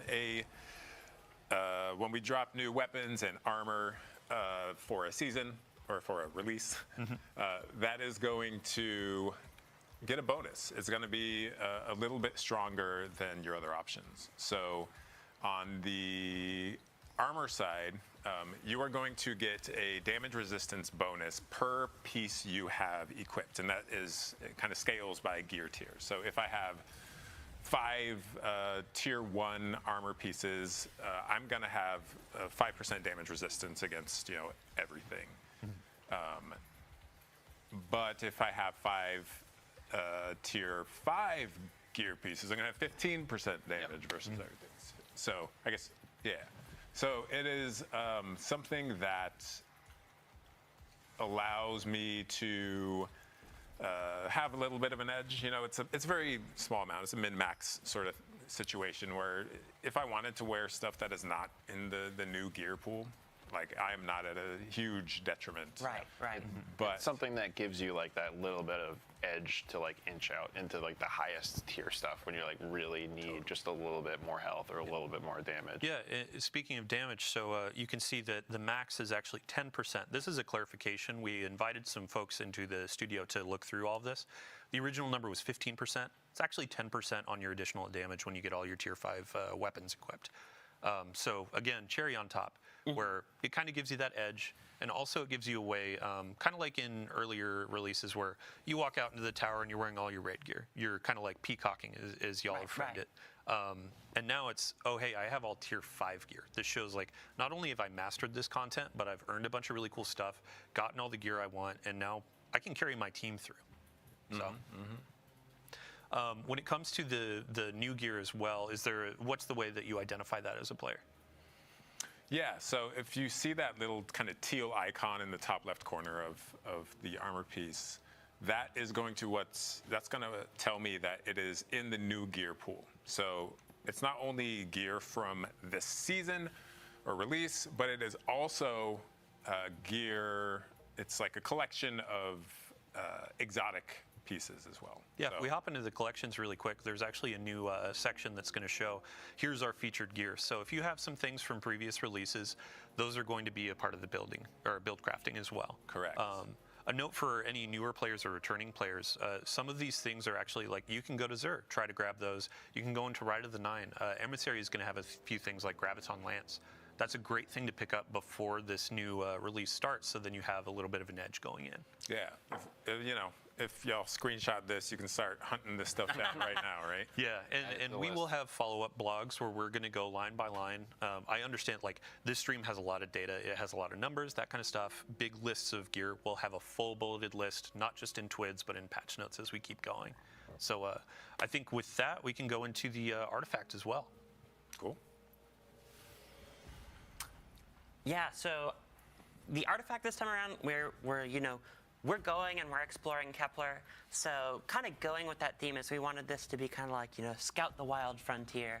And so to that end, it's kind of a little longer range weapon-wise than some of our recent artifacts. One of the other themes that we wanted to get was this is going to be me and my fire team, So if you're scouting solo, we have stuff for solo. If you're scouting as a group, we have stuff as a group. Then lastly is we made this artifact a little more weapons focused than we maybe normally do, because we wanted to kind of highlight that kind of the Guardian's kit, kind of down to earth, kind of grit thing. Some of my favorite perks in these are in the fifth column. There's that first one is Radiant Shrapnel. And this is going to add an additive shrapnel burst when you're killing guys when they're radiant or when you're radiant or they are scorched. And I actually really like that we pay out scorched a little because sometimes you can't quite get that ignition, Yeah. So and that's going to pair really well with the Warlock exotic coming out. Yeah. Oh yeah. You could scorch a bunch of guys and then you can cause them to alt burst. It's very cool. The fourth one in this. I want to take a quick second there to pause. Purity. Congratulations. You're going to have a great time with Gunpowder Gamble. That's all I'm going to say. Gunpowder Gamble is going to be hilarious with you. Alright, I like this. I'm going to take a quick pause here. I'm going to say I like this. So, since this one's going to be a lot more weapons focused, by the look of it, I'm seeing Rhyme Stealer. So there's going to be good stasis solar building as well as a little bit of Strand. I'm glad that Strand is getting a little bit of love here, because with Strand being the Stasis and Strand being the darkness powers, yeah. But they nerf self-damage by 60% XG, so yeah. So that, well, I mean, that's good, though, because then that means, like, you're going to be Radiant, so you're going to have damage resistance anyways. Plus now that the enemies are going to be Scorched, too. So, like, when you do a Radiant dodge, you can Scorch them, and then you can pop your Gunpowder Gamble, and then kaboom. And then kaboom. You basically get Graviton Lance with Gunpowder Gamble on the Gamble throw. As they were saying, though, here with the weapons focus, I'm glad that's Anti-Barrier, Scout, and Pulse Rifle. Now we get 2 archetypes in the slot, so that's now I can have range of motion to pick and choose whatever guns I feel like taking onto the field with me. Hand Cannon Sidearm Unstoppable? Good. Say less. I hate Overload hand cannons. Unstoppable Sniper Rifle, that's a good choice. If you're running something like Withering Gaze or Target Lock, I think it's Target Lock. It's the one if you're ADS and you get like no flinch and you get better target acquisition for it. That's gonna be really nice. Unstoppable Sniper Rifles. Overload Shotguns, that's pretty good, because then I can just dive in and blast a Minotaur and I'm set. But as well as Overload Auto Rifles and SMGs. That just checks out. That just makes sense. Why would you go around that? So now every weapon gets a nice archetype. So I could carry whatever I want into the field with me now and get enough. So I could probably run... That means I could run Legend of Acreus and still have Overload then. Yeah, I know what I'm going to do today. I can run the full-on Yeehaw loadout then with this. Because then I could run like, I could run a long arm with some kind with, oh no, damn it. I can't run Malfeasance then. Malfeasance already has Unstoppable anyways, but... You get what I mean, though. Like, this is me on my build. No, I could bring the Scorn hand cannon. Oh, I could bring that one from that last episode. Sweet, I could bring the Slayer loadout with me. And since we're going up against Fallen again, yeah, this works fine for me. We're going back into the Frontier, and I'm going back as a hand cannon Yeehaw hunter. I'm bringing the cowboy hat back out. I'm going to be a red gunslinger again. I get to be a red gunslinger again. Do you know how happy this makes me? Like, I will be a cold death. Yes. We're going back in, and we're going to be edgy. We're gonna be running the red gunslinger loadout. So, yeah. This is pretty solid. And the fact that this can be for both solo and team play synergy on this, as they've been saying, that's good for me. As someone who likes to do both. This column also is a favorite of mine. It's Tangled Web. And this is going to suspend everyone when you generate a tangle via combat. And normally we do that effect, we reserve that effect for breaking the tangle, right? And now it's like on creation, and it leads to a very fun situation where you can just kind of walk up and take it, and you're like, thank you guys, I'll be back. And they can't do anything, and it kind of gets you there faster if you're not using like grapple grenade or something. Yeah. It works really well with the Hunter Exotic. It also works really well with the Hunter Exotic. It's lots of fun. Awesome. Yeah, I think, so there's a question from V Ferrer sorry if I pronounced that wrong, asking, are there going to be more seasonal mods? And with the artifact, you can see next major update, there's going to be another row, as people know. With the featured gear, there's also going to be added exotics to that pool. And Bjorn, I believe we are also making some new seasonal mods that'll be released over time, correct? Yeah, kind of the same way that we did last season, where we had the like Taken theme set of weapon mods. We'll have the same thing for this release's theme. That you can find those out as they come. Perfect. All right. Well, wow. I believe we are at the end of the stream. Thank you so much for joining us on the couch. Everybody out there, thank you so much for joining us during this live stream to see what we have to offer. We do have another live stream next Tuesday, July 1st, same time, same place, different cast. I missed that I'll invite you stream. back soon. I was but flying we're going to be back. talking Portal Power Progression. So what are you playing? How are you earning things? How are you getting up to these tier 5s? All right, cool. We're going to jump right into the next one. Before we do that, though, I'm going to...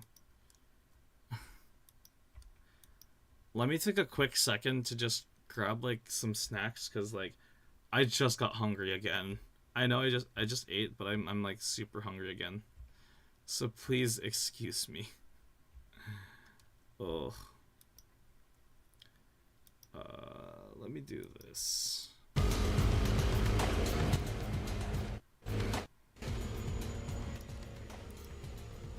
let's do this.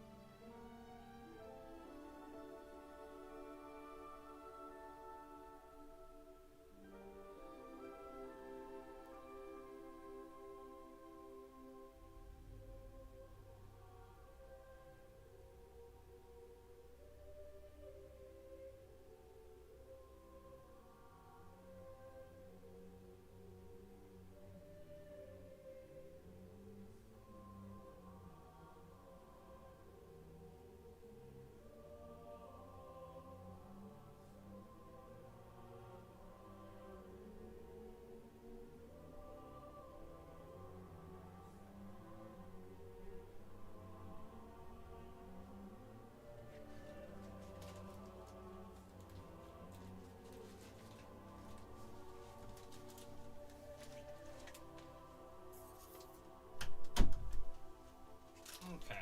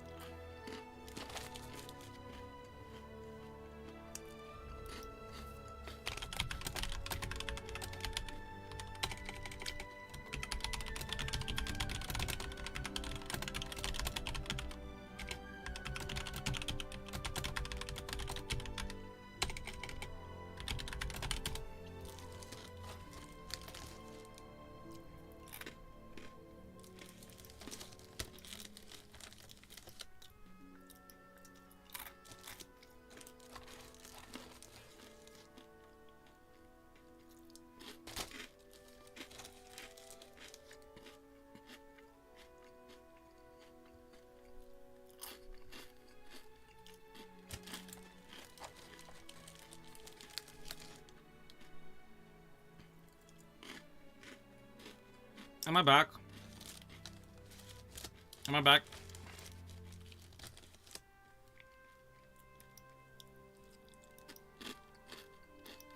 I can't tell if I'm still in commercial break or not. I'm back. Okay, cool. Sorry. Sorry if you're hearing me crunchy crunch. I must munch because I am.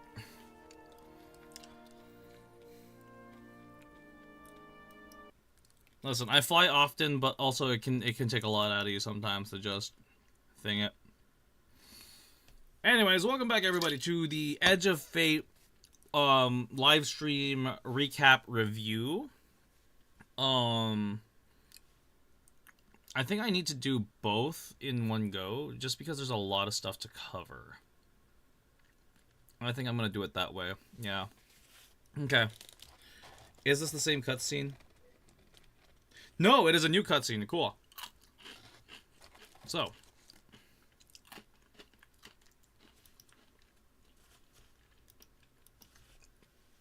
I'm gonna splice this into one mega video, but new cutscene, new stuff, new video, new content. Yeah. So if y'all want to see this, you guys know what to do. So in the last half of the recording, I guess for those of you tuning in right now, somehow, yes, we're basically covering like what is to come in Destiny 2: Edge of Fate.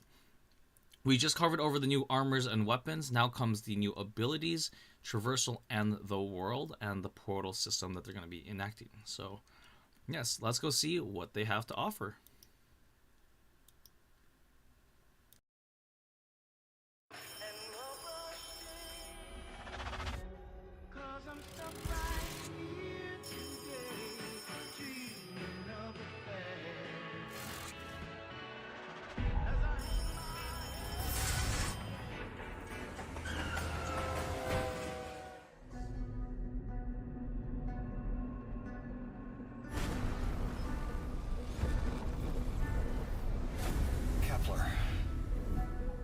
You've never been there, and you know every inch of it. It's the farthest either of us have been from home, in distance or in time. You're gonna get a call, an invitation only you can answer, and you'll say yes. They arranged it so you would never say no. Choice is real. And every choice you make will lead you here.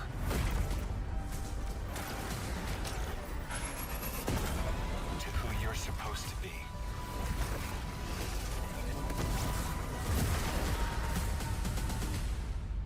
Eyes up, weapon.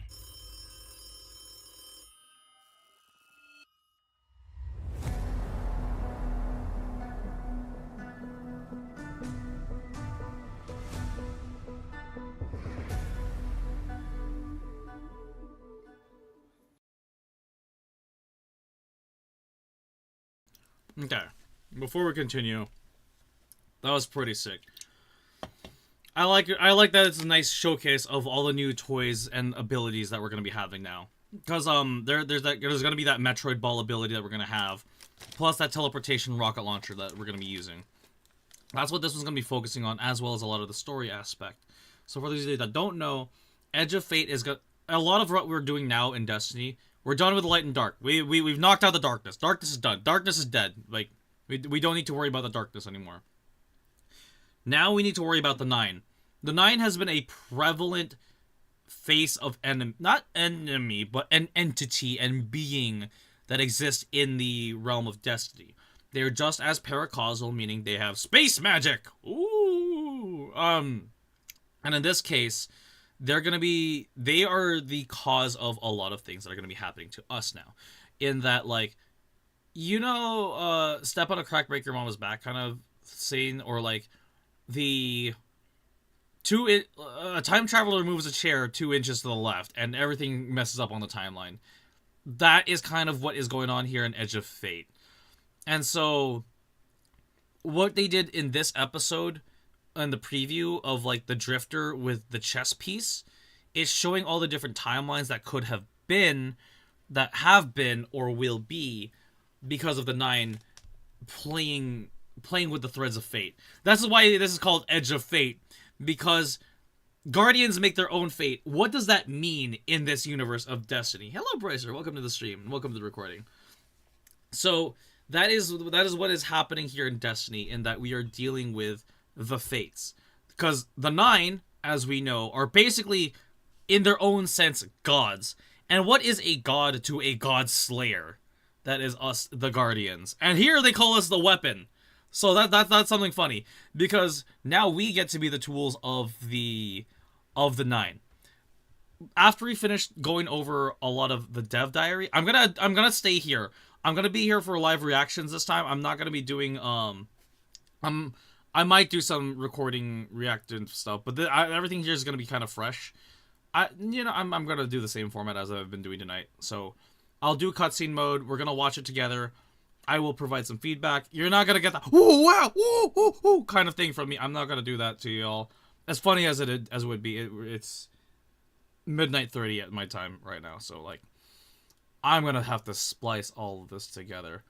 Good luck, Future Shadow. Let's dive right into it.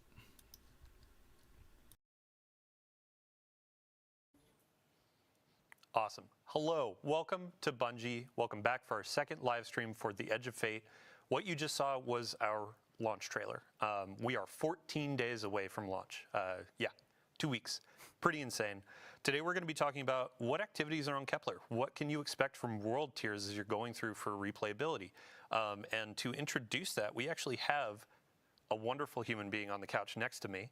Did I introduce myself? My name's Dylan. Hi. Your name is Robbie. Hello. Let's actually get a real introduction for you. How you doing? Hey, Dylan. It's great to be here.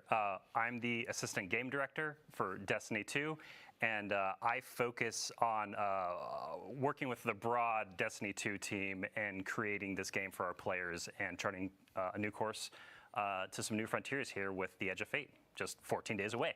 It's crazy. Right? It's awesome. Yeah. I keep telling folks on the team, it's like, we got 14 days, and they're like, wait, huh? It's already here? So today we're going to be looking at Kepler. Can you give us a quick overview? What are we going to be looking at? Yeah, so we're going to be looking at some of the free roam experience on Kepler, and we're also going to be taking a sneak peek at the end of one of our campaign missions that is replayable in the post game after you complete the campaign of the Kepler experience. We're also going to be talking here about our world tiers a little bit, which we've talked a little bit about in the stream, and we're going to talk about a lot more here today. And so what we're showing on screen right now is the world tier difficulty selector that's on the destination. And so right now we're in the Fabled difficulty. And so Brave and Legendary, you can play through the campaign, you can play through the main quest, the story of the release, and Brave or Legendary, doesn't matter. But after you do that, you're going to unlock Fabled and Mythic difficulties. Now, the difference here, though, is with these difficulties, power is fully enabled. And so that means when you step out of either Brave or Legendary, you're going to probably be able to do Fabled. Most people will be able to do Fabled. Some people might need a fire team, but if you want to play Mythic, you're really going to have to climb power, and the difficulty really escalates, and then the gear gets better. And so if you're hunting for that, that tier 2+, 3, 4 loot, right, you're going to be needing to play and Fabled Mythic to find that. Those higher tier loot, yeah. Yeah, let's get some combat going. Really quick, what is the state of our fire team? You were mentioning we're in Fabled, so this is going to be after they've already done their first playthrough. Yeah, so this fire team has played through the Legendary campaign. Right now, they are inside of the Gorge, which is one of our 4 major regions of Kepler, and they are in free roam right now, and they are going through one of our free roam encounters. And so the other thing I should call out here is within these free roam encounters, there are reasons to basically go back through the destination using your new abilities in new ways. And so, sorry, can you ask me that question one more time? Like, I feel like I answered it, but then I segued into something else. I said, what state is our fire team in? Oh, post-campaign? Yeah. We're post-campaign.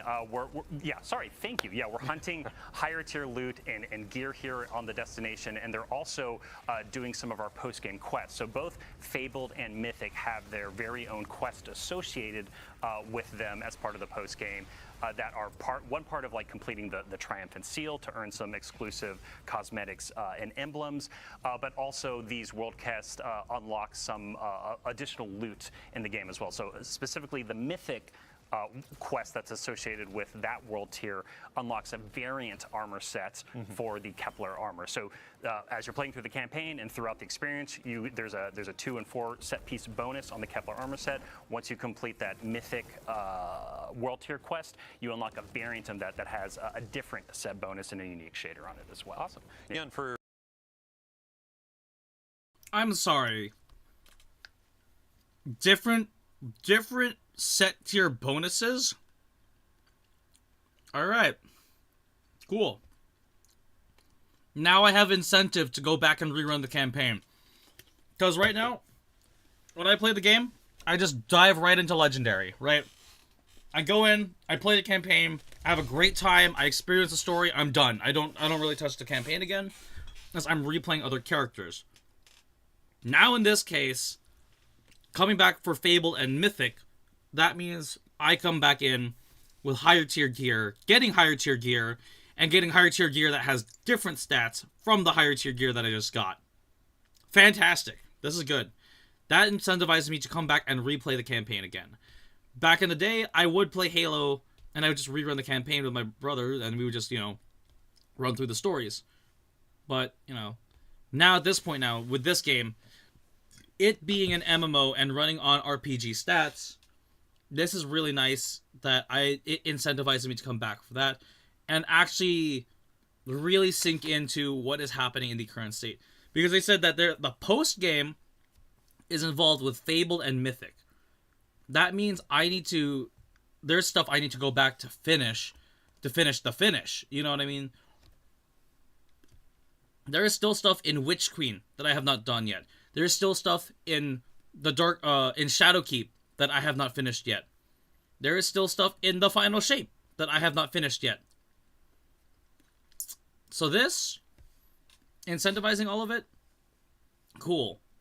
And I wouldn't feel bad about playing it off stream, because this game is, as much as it is my job, it is also like, I want to be able to enjoy the game outside of playing the game. You know what I mean? Like, of course, Destiny Tuesdays is still going to happen, but, I want this to, I want to have some of my own time to free roam and explore the game. And whatever secrets I do find, I end up finding. I'm here to give you tips, tricks, and how to play the game. If you want to see lore stuff and you want to see story stuff, I'm going to be honest, I'm going to throw Bife out there, because Bife is the guy. Bife is the lore daddy, you want to see story, you want to know about I'm here to make sure you do see the story, and that you will know how to get to play the story. So yes. But let's continue onward. For folks that you didn't tune in last week, or you haven't heard about gear tiers, set bonuses, we have a full blog article that went live last week. Go ahead, visit that, check it out. So when we're looking at this activity, this is going to be a free roam mission, right? Yes. And these take place in places that are regions on the destination. Yes. Can you walk us through that? Yeah, so I talked about it a little bit before, but this is the Gorge, and so the Vex have actually put a big security lockdown on this entire region on side of Kepler. And so the fire team right now is basically breaking through this security lockdown. And so each of these regions feature multiple of these major encounters, is kind of what we call them, these free roam encounters. And these are kind of like the scale. Ooh, just got try to get through that security grid, and he did not make it. Yeah. Each of these major encounters we have are kind of like the size of roughly a lost sector, but ultimately they're more complex. They have more mechanics. That you have to use the destination abilities to solve some simple puzzles and encounters inside of them. And generally they have pretty thick combat, especially on the Fabled difficulty as well, where we start adding more enemies, tougher enemies, and also there are Banes that are applied in the World Tiers 2 that are actually exclusive to Kepler. They were built specifically for this content. That's awesome. Yeah, and then as you're going through these sorts of free roam activities and exploring Kepler, what other side objectives or objectives can pop up? Yeah, so the way we kind of are thinking about this, right, like a lot of this outside of doing the seal, the triumphs, and things like that, and mysteries and secrets, which we can talk about here in a minute, a little bit more, is like it's about gear pursuit, right? It's about like earning that higher tier gear, chasing power, and so the way we constructed these regions, there's these free roam major encounters, there's tougher enemies that appear, there's HVTs that pop up, there's destination materials to loot, and there's this material called a faded cipher as well. And so you're going to be combining destination materials that you get from basically doing almost anything inside of the region alongside faded ciphers in order to be able to purchase specific items at the destination vendor called the Altar of Relativity at the center. That's a lot of Kepler. names and words. Lots of and proper yeah, nouns. If you didn't catch this, I know there are going to be breakdowns. We'll have a recap in the TWID, but yeah, continue. No, don't continue. So one thing Bungie has, like I said earlier in the stream recording, is that Bungie has been emphasizing more open worldedness, as well as just, in this case, a Metroidvania-ness, right? So one thing they wanted to do is a lot more of an interconnected world, where this episode recently, Heresy, was the staging grounds for a lot of what's going to be happening, in that we get to go through the Dreadnought, we get to encounter a lot of things, and now we get to move in and connect the story in more than one piece of way. Now, with this specific chapter here going through the Gorge, as we're seeing here, this means that as we come back here, it's going to be a different way every time. Like, we're not going to fight the same enemies each time. It's starting to become a little bit more roguelike in this. And the fact that they mentioned it's a lot more like a larger lost sector with a little bit more dungeon-like encounters, that means that like, each run is going to be unique, and each story is going to play like you'll still have your set enemies, you're still going to have all of these different aspects, but now you get to what's it called, solve it in a different way. This is just nice. I like where they're going with this. Also, Meridia and Didio, the assimilating minds. We're dealing with Vex again. We're gonna be seeing some Maya Sundaresh again. Lovely. For those of you that don't know about who Maya Sundaresh is, go back and play Act 1. Actually, I might do a little bit of Act 1 tonight, just so we can get a hint of what's going on for Destiny 2. Because I still gotta finish episodes 1 and 2. I finished episode 1 on my Titan, episode 2 on my Hunter, I think, and episode 3 on my Warlock. So if there's a time to catch up, it's going to be tonight. So I will just be taking screenshots on Steam. I'm not going to be using my OBS too much for this. Continuing onward. Yeah, and so like what's cool about this is that in the post game, like, there's a focus that we created, and so basically through the vendor you can go and look at it and be like, okay, today's focus is the Gorge, which the fire team is looking at today. Mm-hmm. Most of the materials that you're earning here can be used to purchase gear, or you can convert your other materials you might have from other regions in order to convert it into the Gorge materials to buy stuff.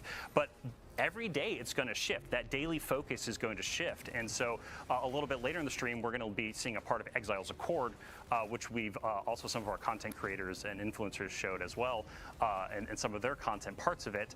But basically, of the 4 major regions, the daily focus will shift day over day to basically kind of change what you're focused on, what gets you access to that direct purchase loot. Yeah, and since we're on the topic of rewards, you were talking about like the currencies and the vendor. Yeah. You had mentioned before the stream, actually, there's a new form of attunement for the destination as well. Yeah, so something that was really important to us was like it just, we want to make playing what we call like the action game, like actually experiencing free roam like this and the mission content, like when you earn that piece of loot on Kepler as you're completing these activities and just got nuked. No, I'm so happy that they're dying, because they were like, this won't be too hard, and it's like, oh, world tiers? Let's introduce them at a higher difficulty, shall we? Yeah. But sorry, go ahead. No, exactly. Yes, this is Fable pushing back a little bit. They're having to think about what they do, and they just used actually Mattermorph in order to open up a pathway to get around this Vex grid that opened up in the middle of the encounter. But anyway, we were talking specifically, I'm sorry, remind me. Attunement. Attunement, thank you. Yeah, so basically, you're going to be able to attune at the vendor a specific piece of gear, armor, or weapon, and any drop on Kepler that drops a piece of armor or weapon will have a chance to be that gear. We just wanted to make sure that as you're playing through the destination, as like you're carving your own path, you're figuring out your own farm routes inside of each of these 4 regions each day of the week. We wanted to make sure that, like, hey, if you're looking for the Giver, that auto rifle that's coming with the Edge of Fate here on Kepler, it's like you have a chance to get it anytime a piece of loot drops. Awesome. Yeah. Yeah, so you had mentioned just a minute ago about secrets and the depth of the destination. I mean, I'd love to hear, go ahead and expand on that. Yeah, so like it's funny with like secrets and mysteries, like you want to like talk about it a little bit, but like not too much No to spoilers, like spoil it. Yeah. But I think like the thing to scratch at here and poke at here is right is like we've talked about the destination abilities a few times. And so with the world tiers and the fabled and mythic difficulties, throughout the destination, there are secrets and mysteries, like basically all these little alcoves, these little locations, these side paths, these hidden rooms, all throughout the destination that you can go and discover. And there's a lot available just within the campaign experience. Like if you want to play through the campaign and take it like really slow, and as you earn abilities and look around, you're going to find a lot of mysteries to solve. But we also wanted to make sure that in those higher world tiers in Fabled and Mythic, that it felt like this expanding expansion of that content that you have. And it's basically like, hey, you have even more abilities than ever. You can now peel back the onion of this world to discover what's at the core of it. And so we really wanted to make sure that it felt like there was just more and more to dive into the more you unlocked inside of the post game. Awesome. Yeah. So in our rehearsals, we never managed to get this perfect timing, but we have perfect timing. I would love to shift to campaign. We're going to be taking you about midway through a campaign mission here. A quick note for the audience: if you're avoiding spoilers, we have disabled our VO. We have disabled our subtitles. We're trying to keep this so you are discovering the story as it comes out with the Edge of Fate and our new saga. So as they're getting loaded into that, I'd love to ask you just a couple more questions about free roam in the regions. Yes. What other things can happen in regions outside of campaign?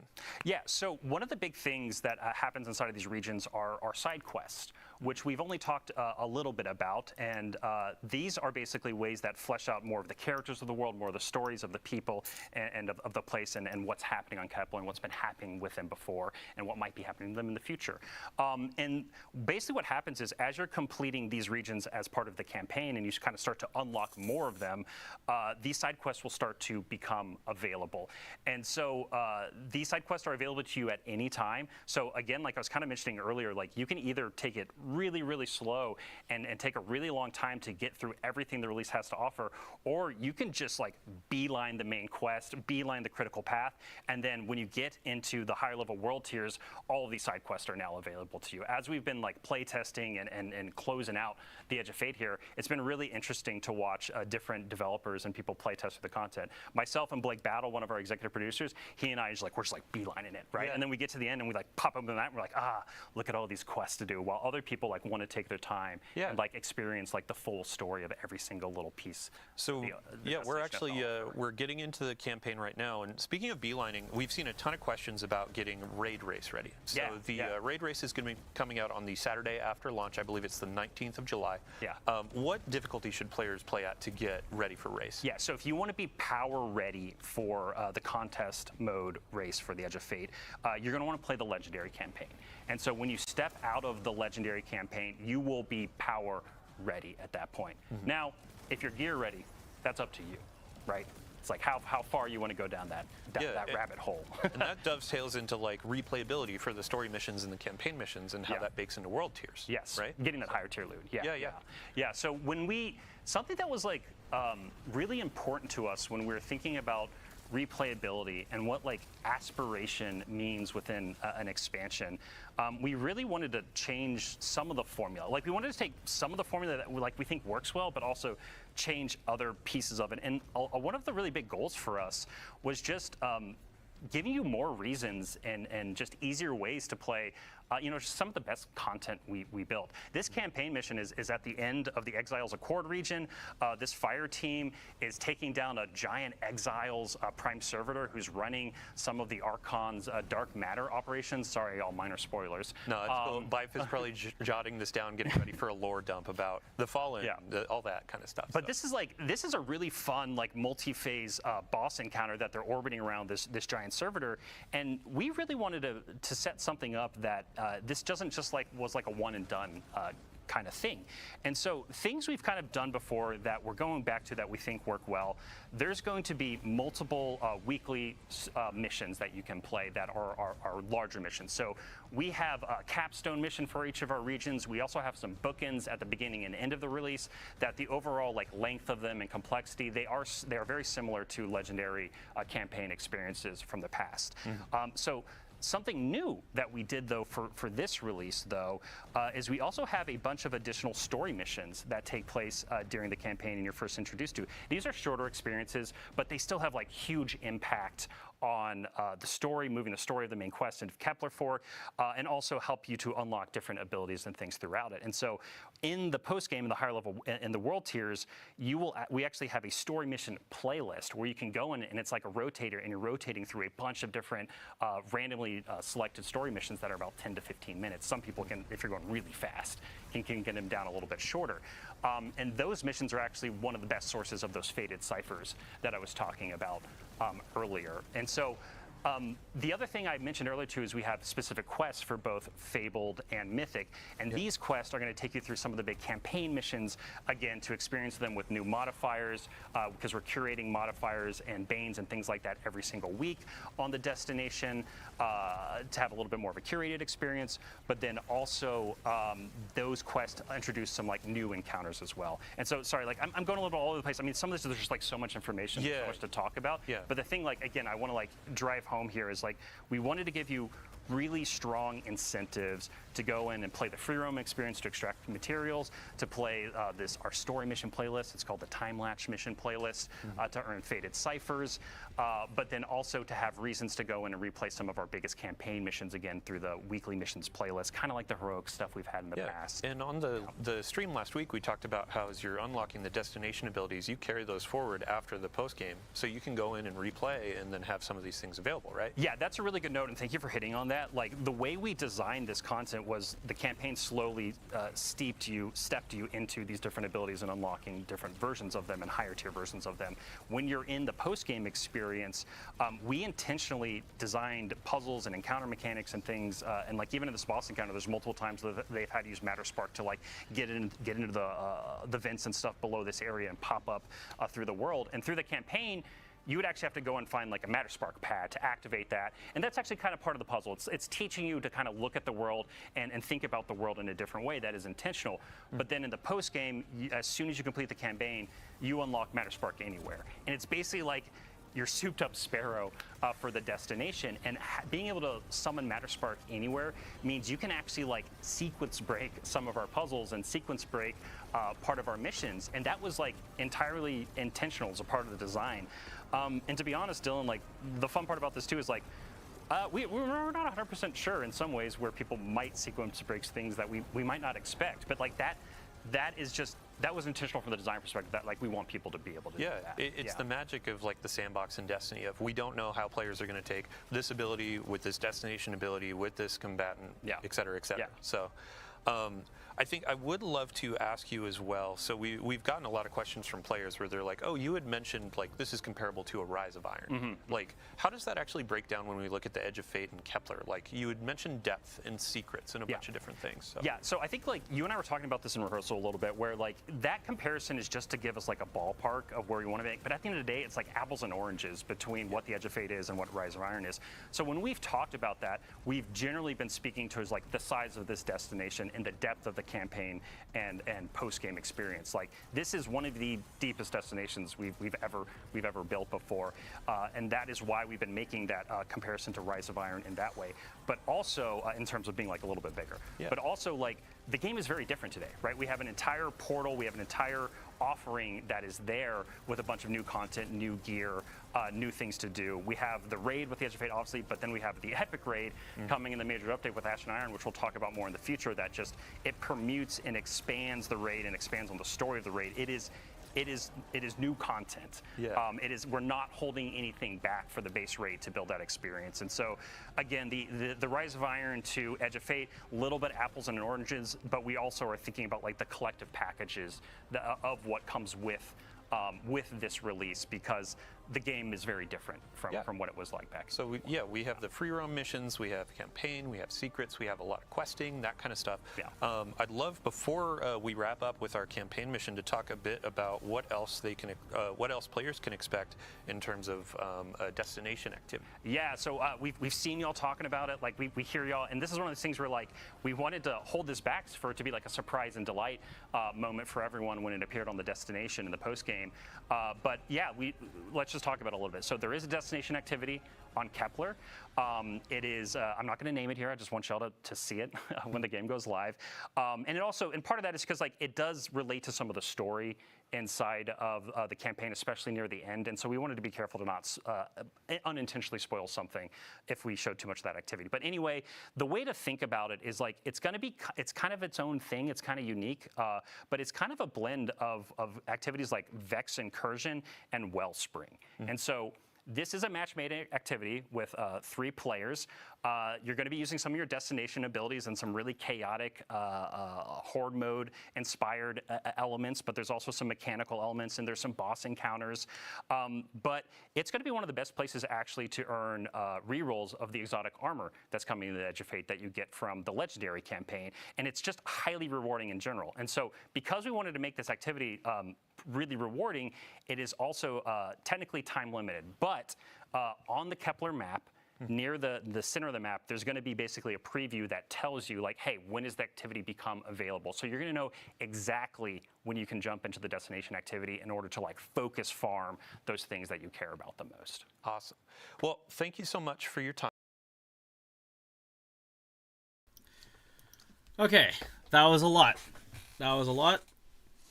But right there, really quick, what they said about the new activity that's going to be a mix of Wellspring and Vex Incursion, meaning we're going to have to deal with stuff with plates, we're going to have to deal with mini-bosses, we're going to have to deal with Russian fanatics, probably. And the fact that Maya Sunder actually might have something to do with this also, and that the Vex are currently not in the same network anymore, that's going to be something fun there.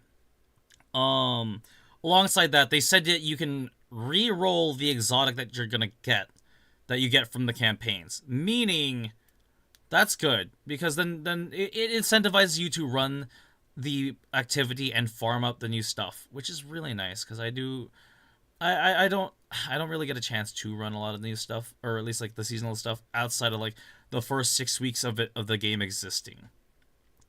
Now, in terms of this DLC being a Rise of Iron sized DLC is a huge statement and testament and undertaking, because Rise of Iron was my favorite DLC outside of House of Wolves. I like the Fallen DLCs, go figure. And so, with that being said, Rise of Iron is an undertaking task, because that was one of like the best ones. That's when Bungie really started to figure out their groove and like their dive going into the game.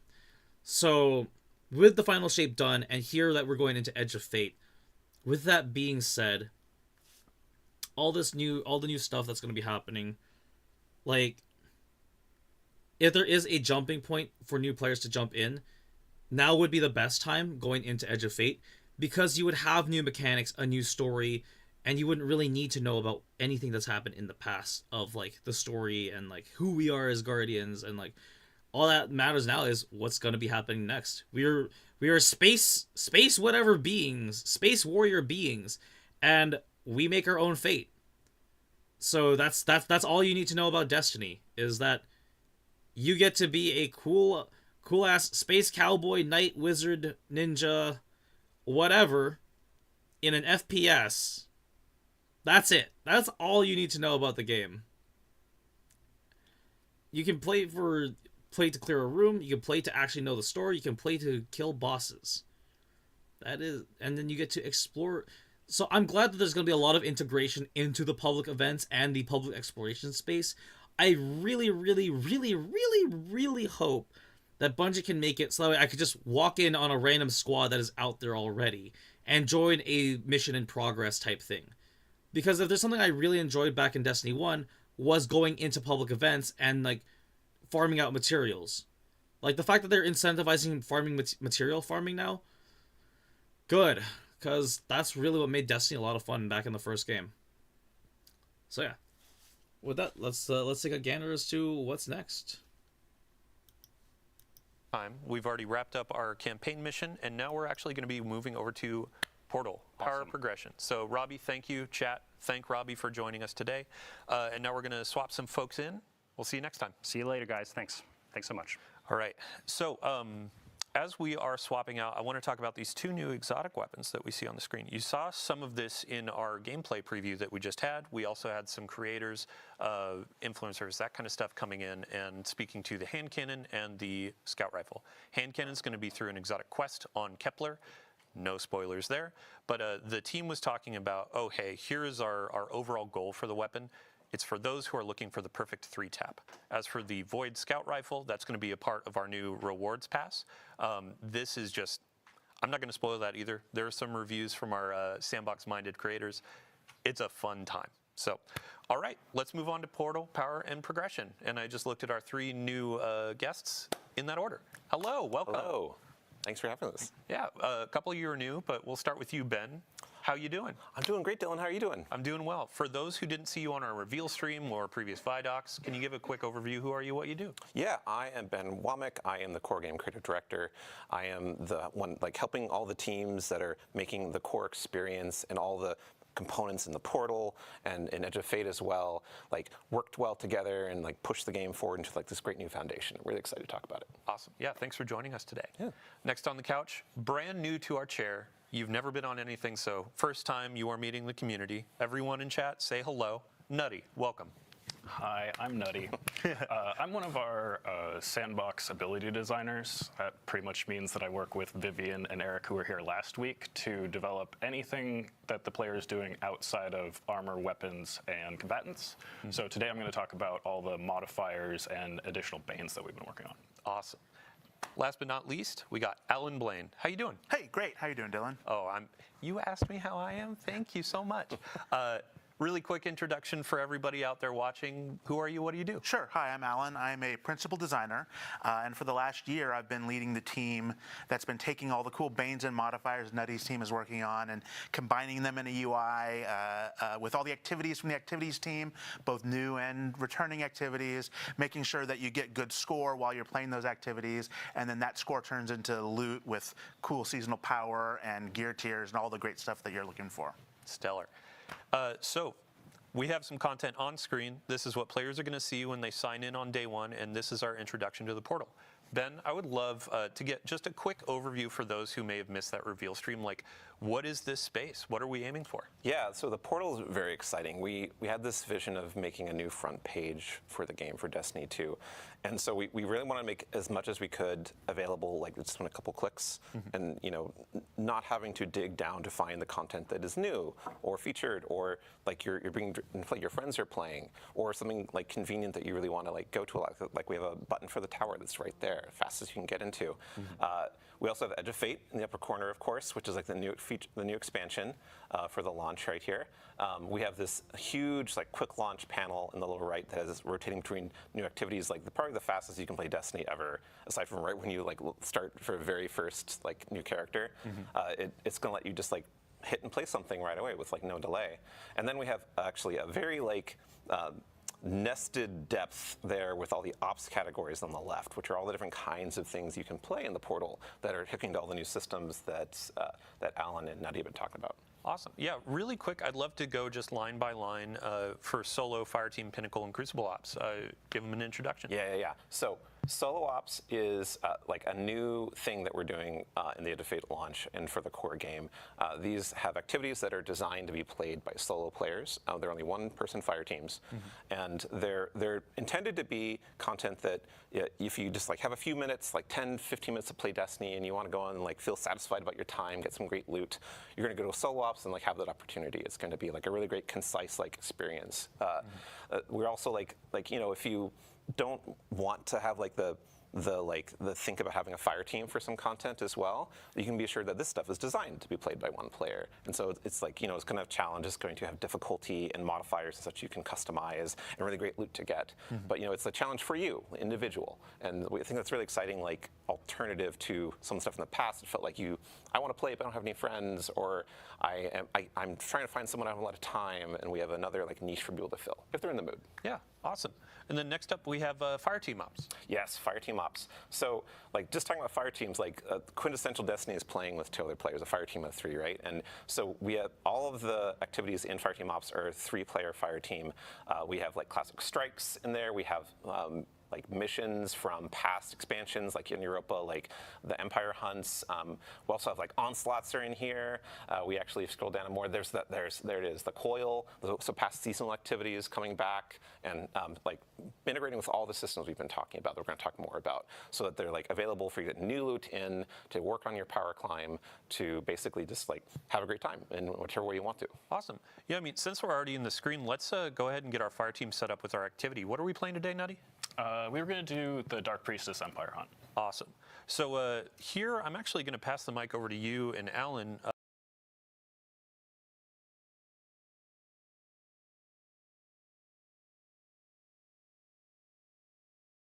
Sorry, I was rapid firing notes there just now. There's a lot of things that just happened that they're just talking about that I need to take a second to cover on how this is fantastic for newer players, right?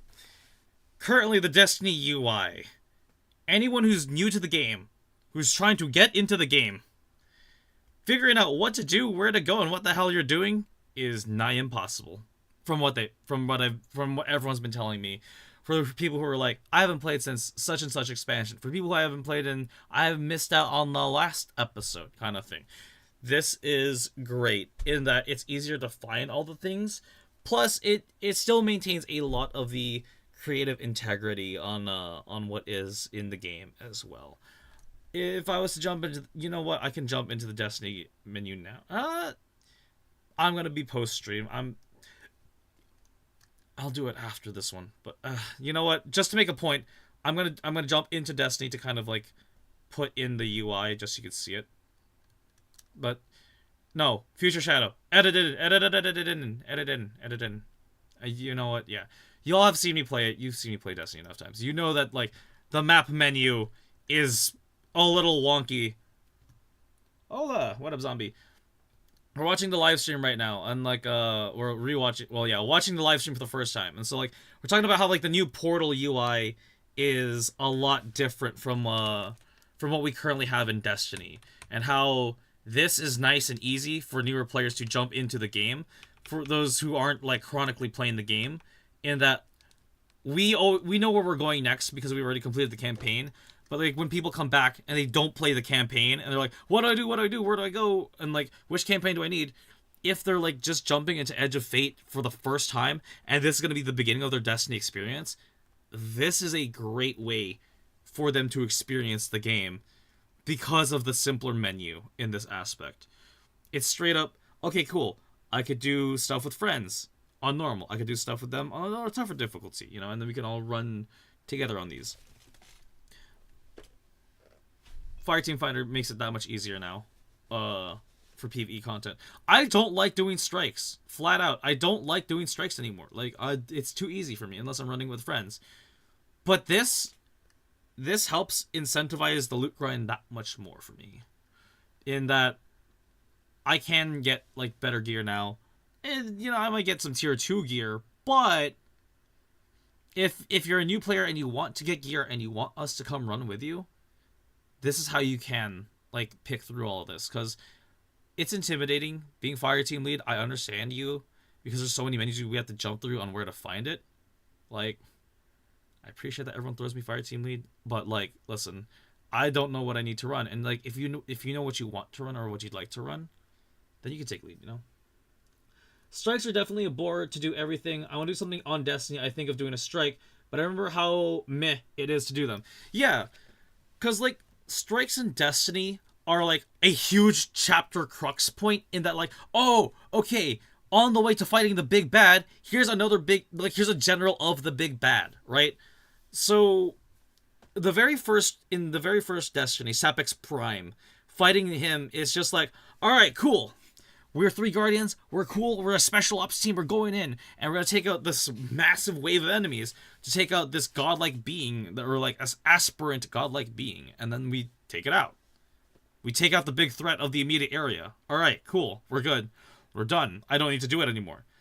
But here, now we can also go back and replay a lot of other events that people might have missed out on in the past. Meaning they can get some of the old loot, some of the old gear, and have it refurbished to be in the new thing. So, I mean, like, technically, I could delete a couple of my old weapons now, so I can craft it into a newer thing. But it's okay, because I might not keep them either. Right? Like, this is a good way of, like, getting a lot of whatever you want out of the game. The way they set this up right now is looking like, okay, solo, like they said, solo content would be a nice like 5 to 6 minute quick grind. If you are like one of those like 9 to 5ers where like you gotta, like, you only get so much time to do anything, like, I get it. And so like having a solo thing is fine, like something built just for solo players, and that helps me out too, because then like, all right, cool, well, I'm done with the campaign mission for this week. What am I going to do next? I could do one thing while I wait for everyone to hop on and join me and play, you know, that kind of thing. And so, like, this simplification will clean it up by a lot. Of course, the map is still important in that, like, yes, there are a lot of locations that you can patrol, explore, and play in the game. One thing that was difficult with Destiny, going from Destiny 1 to Destiny 2 was the loss of a lot of locations. And currently in Destiny 2, we have too many locations now. And people are still asking for other locations to come back. One thing people like to complain about is reused assets. Like, right here in this DLC, flat out, I could tell you that there's stuff there that I could have seen from Io, or, like, it looks like it's from Venus, which I'm happy about. And I'm really glad we're getting that. I'm glad we get to come back to these. Anyways, I'm sidetracking from the point of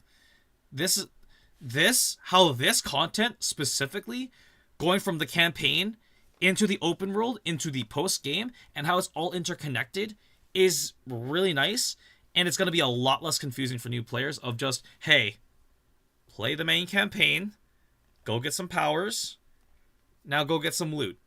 Now go get some powers, now go get some loot. Now here's a big thing that you got to go fight with your powers and loot, and go to the next thing. You know, it's simpler now. It's just back to the old grind in that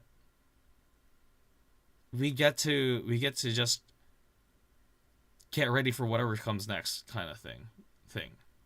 That's a lot of just, this is a pretty neat UI. This is a great UI. Awesome. Yeah, I mean, since we're already in the screen, let's go ahead and get our fire team set up with our activity. What are we playing today, Nutty? We were going to do the Dark Priestess Empire hunt. Awesome. So here, I'm actually going to pass the mic over to you and Alan. Let's get some bans, some modifiers, all that kind of stuff set up. Really quick, can you introduce each of these sections for the different modifiers, and then we'll go and kind of pick and choose what we want? For sure. So we're starting at Master Activity, and this is 300 combatant power. The first row there that has all the selectable icons that you can change are challenge modifiers. These are things that will increase the combatant power and add some additional difficulty to it. The first one is our Banes. So here you decide what Banes are going to show up, and we paired all of them as like 2 combos that either work well together or at least interesting. Today we'll do Threaded and Caltrops. So Threaded is where as you damage the combatant, it will spawn threadlings, and when it dies, it will throw out a few more threadlings at the same time. And Caltrops is a void area that gets spawned near you, like between you and the combatant, and then when it dies, it throws out another one. So something. Okay. Mechanical thing here I gotta explain. Whenever you're fighting like certain wizards against the Hive, You know how like when they have that ring of void fire, that's one of those things you can add as a modifier whenever like you're running a strike or whatever. In this case, an empire hunt. So they're gonna have that, and then we're gonna get threadlings coming after us. That's gonna be new. It's gonna be new facing enemies with threadlings. But those caltrops, like I saw they brought back Savathun Spire. In Savathun Spire, whenever you're dealing with a void area in that thing, there's gonna be big circles of damaging fire. You can manipulate, like what they're telling us here is that we can manipulate what kind of things we're gonna be, what things are gonna be going against us whenever we run into a mission. So like, as you can see in the scores, you have normal, advanced, expert, master, grandmaster, and ultimate. Meaning, the higher you run your content, the better loot you're gonna get. Like, I've been, like, right now in Rite of the Nine, I'm always like, are we gonna run ultimatum? Are we gonna run ultimatum? Are we gonna run ultimatum? That's mostly just for, like... So now that would be more incentivized in that I can get a tier 5 weapon out of the drop, and I get to make it in, like, the best way I can get to it. Like, one thing Bungie did back in the Halo days was have the skull modifiers, right? So when you're playing in arcade mode, you know you want to go for the highest score. You want to get as big of a score as you can. As you can see here, that score right here over here... Thing to make it... Here, right? Only to go for tier 5. But do you think this pushes players to only go for tier 5? Yes, actually. And I mean that in a good way. Because you have to work your way to get there. Right? Like, okay. When I'm playing Darktide and I'm talking about what levels relate to the difficulty scaling of the game, right? So if you're going into like a level 3 difficulty mission and there's 25 levels in the game, you want to be sitting at around 12 or 15 to 12 to 15 range, 12 to 20 range in terms of your capabilities. If I'm running a 3, I'd rather go in at level 10 or higher, minimum. Because, like, level 1, you know, it's only a level 1, right? You're just learning how to play the game. You're just barely getting... Okay. Or, like, even in Helldivers, right? Like, no, Helldivers is a bad example. Actually, yes, Helldivers is a great example. Levels 1 through 6, you can do that easily up to, like, level 20. Or, like, yeah. That might be true, but this leads people to doing the easiest farm method with the meta playstyle, I think. Probably. So... No, I get what you're saying there. And just, like, the easy, cheesy, breezy type playstyle. But there's a lot of different things you'll be running for, though, to be able to min-max it, I guess I could say. So in this case, right here, with like the modifiers, right? Like, ooh, that you stumped me on that one. I had a train of thought. I was going on something there, but I lost it for a quick second.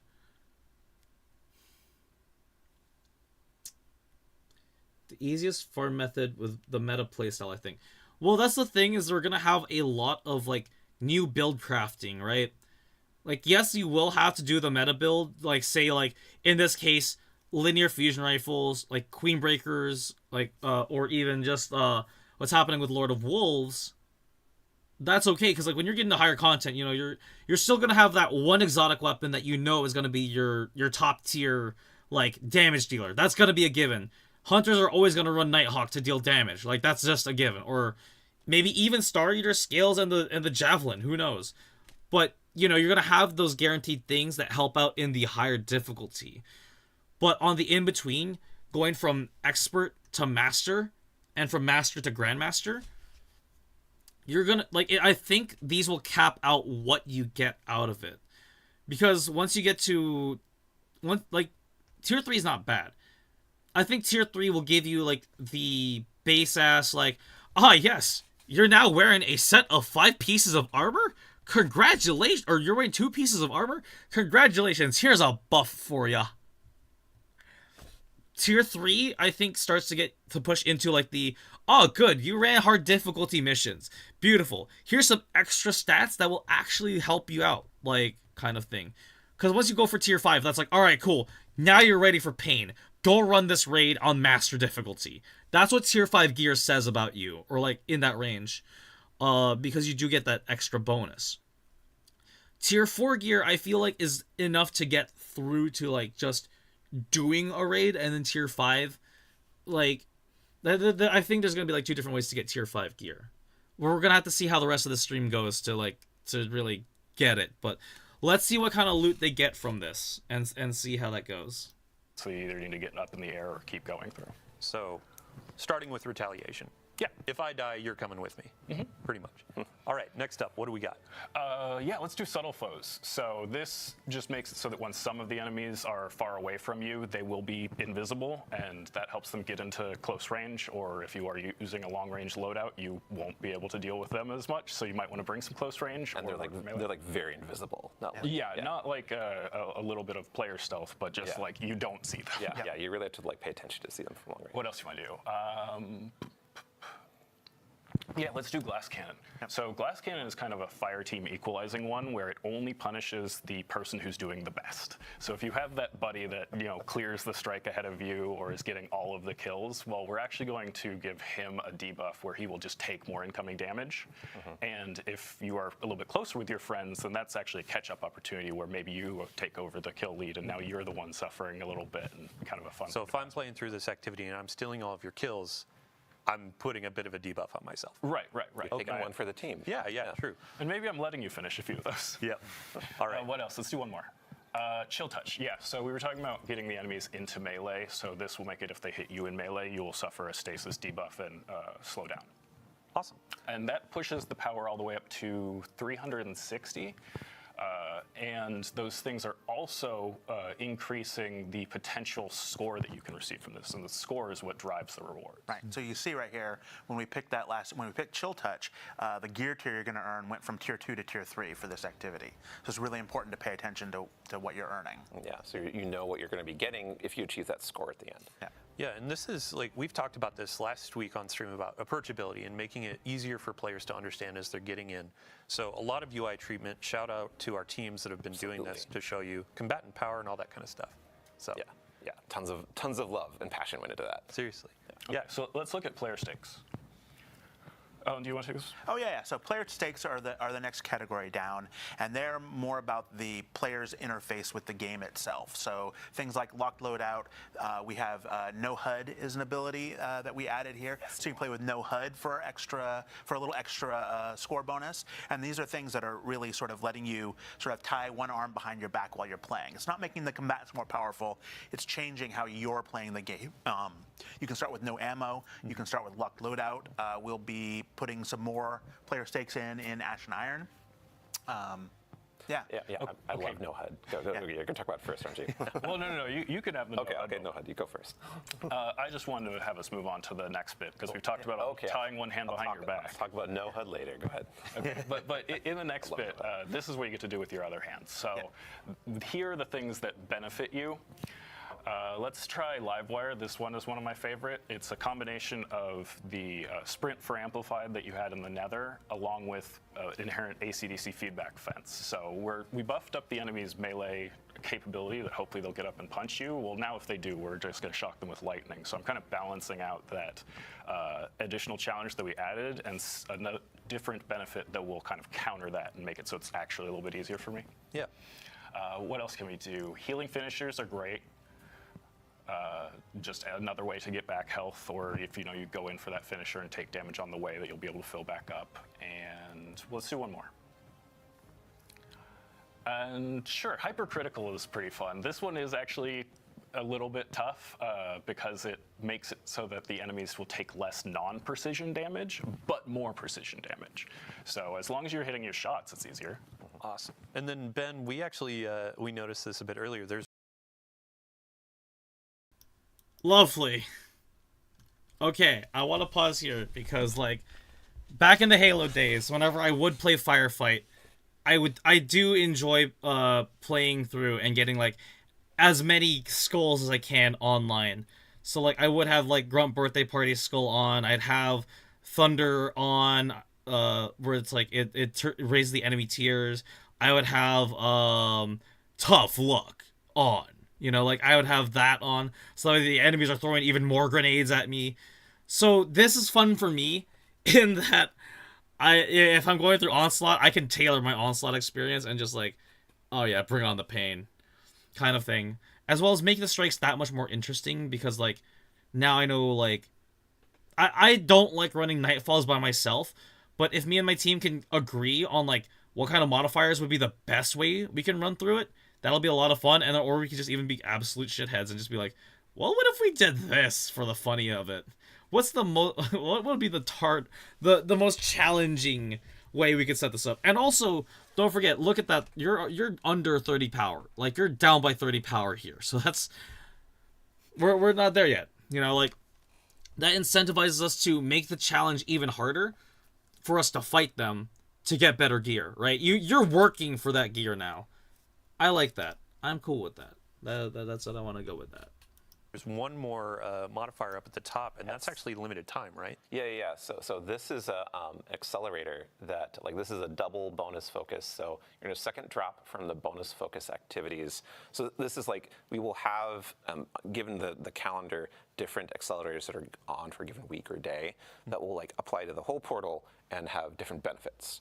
And we're also gonna like have more of those for like events and other like things going on in the game to give you kind of like another like fresh twist or incentive to like see what's going on in the game and get some like a good time. Realize that is a good time to play because we're trying to make every day a good time to play Destiny. Yeah, I think one of the modifiers we saw during our rehearsal was a bonus to Suros weapons too. Yeah. So it's a bit of like, there can be loot bonuses, there can be gameplay bonuses of more power behind certain weapon archetypes. It's pretty fun. So stay tuned to our calendars. We'll definitely sound off when it's a week of a cool theme. Let's get it launched in and actually start taking on some of this combat. Can talk about no HUD now. But the opposite is true. What modifiers make it easiest to get to tier 5? Absolutely, and I like that too. I'm happy about that because then like I'd love to like, yeah, I want to make it just challenging enough, but with enough like help that we can like get through to tier 5 and we can all work together on our builds. Like what ways can we synergize so we can all get some loot, you know, like that kind of thing. That's what I'm down for out of like this new UI menu upgrade change. So yeah, like that was a lot to take in, and this I feel like could warrant to be a video in and of itself because this is a 30-minute rant of me talking about the UI of the game. And what kind of changes that mean, what those changes mean. Like this is some really big changes to Destiny that I'm really down to welcome. Yeah. I'm down for this. I like it'll be a fun, like I want to bring it back to being a hobby game as well. So yes. Before they jump into that, I'm going to end the recording there cuz that was a 37-minute recording.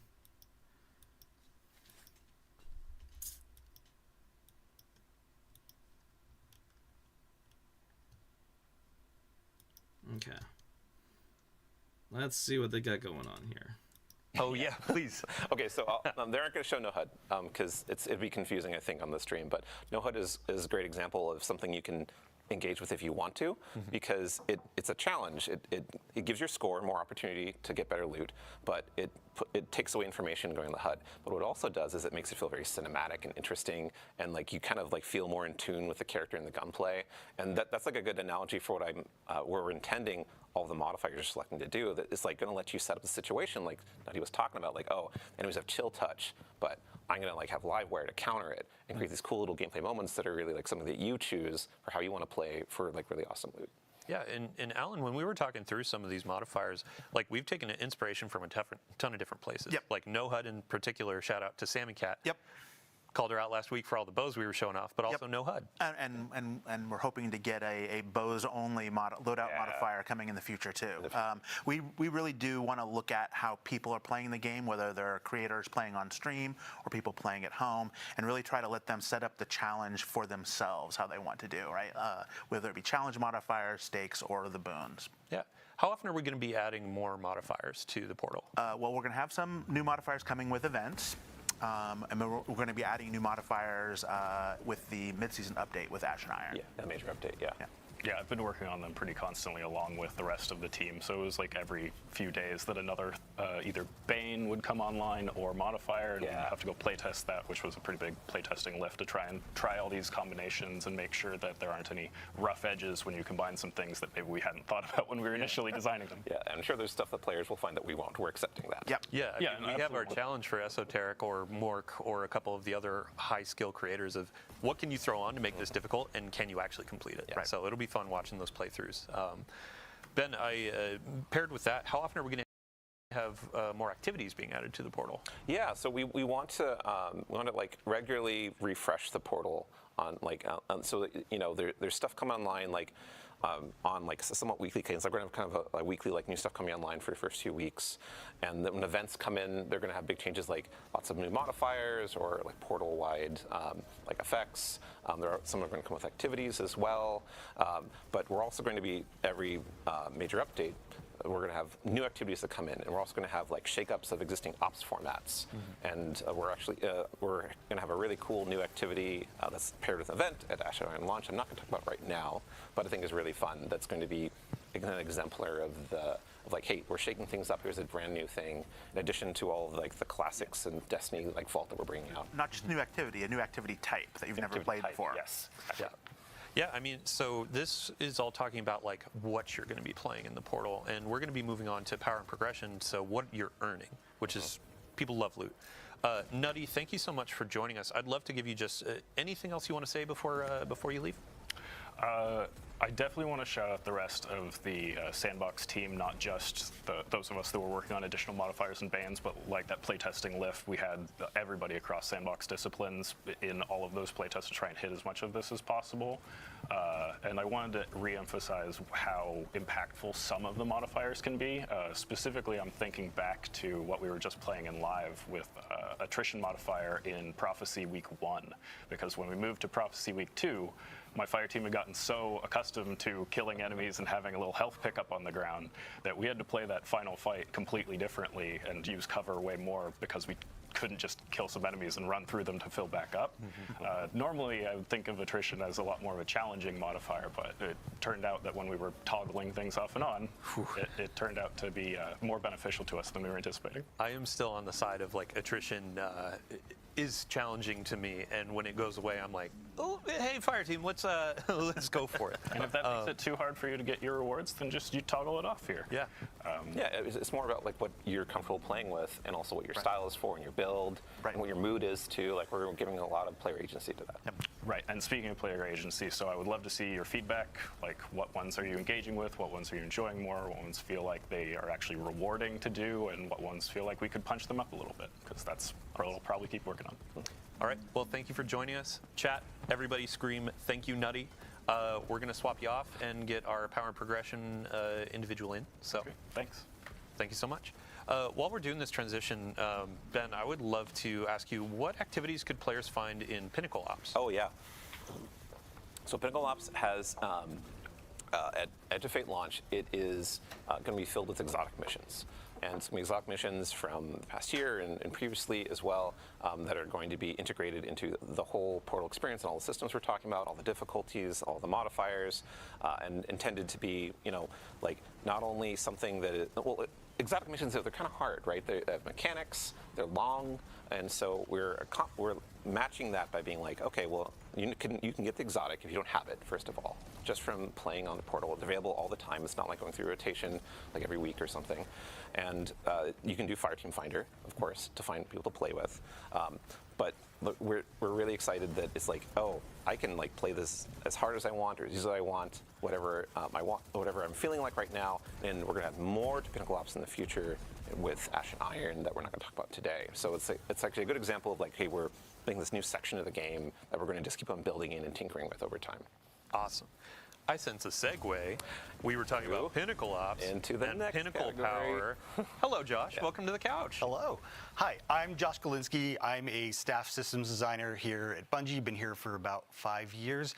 And I really work with a lot of our loot, our gear, your power and progression, as you mentioned, like, you know, what are your rewards? What's the candy you get at the end of your activities and stuff like that? So we spent a lot of time reworking a lot of our stuff in the Edge of Fate, and really 900 is what the internal thing is. But we made big changes to how you engage with power in Destiny. One thing you'll all notice is, I think many of our creators have already noticed in the past, that there has been a power squish. We've reset players down to 10. Like, that is not only to give everyone kind of a fair and equitable starting place, and to kind of like reset the engagement with power. Also, 2020 power is not exactly the most friendly starting point. Not easy to understand if you haven't been along for the ride. Right, yeah. Exactly. So, like, this is the beginning of a new saga. It's the beginning of a new thing here. So we're starting off there. It gives, like, all Guardians on equal footing with each other, and allows us to kind of build up. You're going to have 200 points of power in the soft cap band. Intrinsic cap, yeah. Yes, exactly. And you're going to be able to go and do any activity you want across the game in order to get to that point. Once you get past that, then you enter the seasonal bonus power band, which is where you're going to have to start doing more of the portal activities and the Kepler, like world tiers and stuff, in order to get the power and progression that you want to get at that point. Cool. So just to restate it, we're going to start at 10 when we launch. Yep. Every Guardian joining is going to be at 10. First 190 levels, so up to 200, that's going to be effectively your base power level. Yep. And then as you're going into more powerful activities, higher tiers, that's when you start going up and up. Right, and you'll be able to get up till 450 power up until not Rise of Iron, but Ashen Iron. Once you get to that point in the season, then you're going to be able to go even past that. Awesome. So when we're talking about seasonal power, is that replacing the artifact power that we have? Exactly. Like, we did simplify power a little bit further by taking power off of the artifact, and that allowed us to take the power we had there and put it back into the gear. So really it streamlines it. It makes it so you're only worrying about your gear power as far as your engagement with that. So it just takes one additional level of complexity out of the system. Yeah, and speaking of just like that power climb, like our pinnacle sources have been updated to actually fit and give more agency, correct? Absolutely. So one of the things I think, if you're a longtime Destiny player, you're very used to the pinnacle grind. And you're also used to the limitations that the pinnacle grind puts on you, and like some of the intricacies that come with that. Like, there's been many seasons in the past where, you know, I really needed that drop of the boots to come from the thing, and I do my pinnacles, I didn't get my boots. Well, not only are you able to more target farm individual gear pieces now, but also the limit of the pinnacles is no longer a thing. We're going to have some challenges in the game that act as accelerators for you as a Guardian, so you can basically focus on those to get power, like more hits of powerful gear. But really, once you get past that, you can keep going. Yeah, like everything in the portal is a source of pinnacle drops. Exactly. As much as you want. As many times you complete it, with it being up to how you perform and how challenging you make the activities to be how far you can go. Right. You still have to achieve that score as you go up in power for the higher difficulties, get that better loot. Right.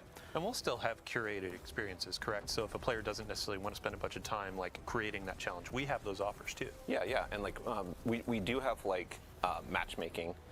Which is like set modifiers for every activity that has not, aside from solo ops. So solo ops doesn't have matchmaking, but for fire team ops, like you can match with other players. The modifiers are set, and we also have playlists. Modifiers are set, but we have more than that too. We have conquests, and those are set. Yeah, and we'll talk about that in a minute. Yeah.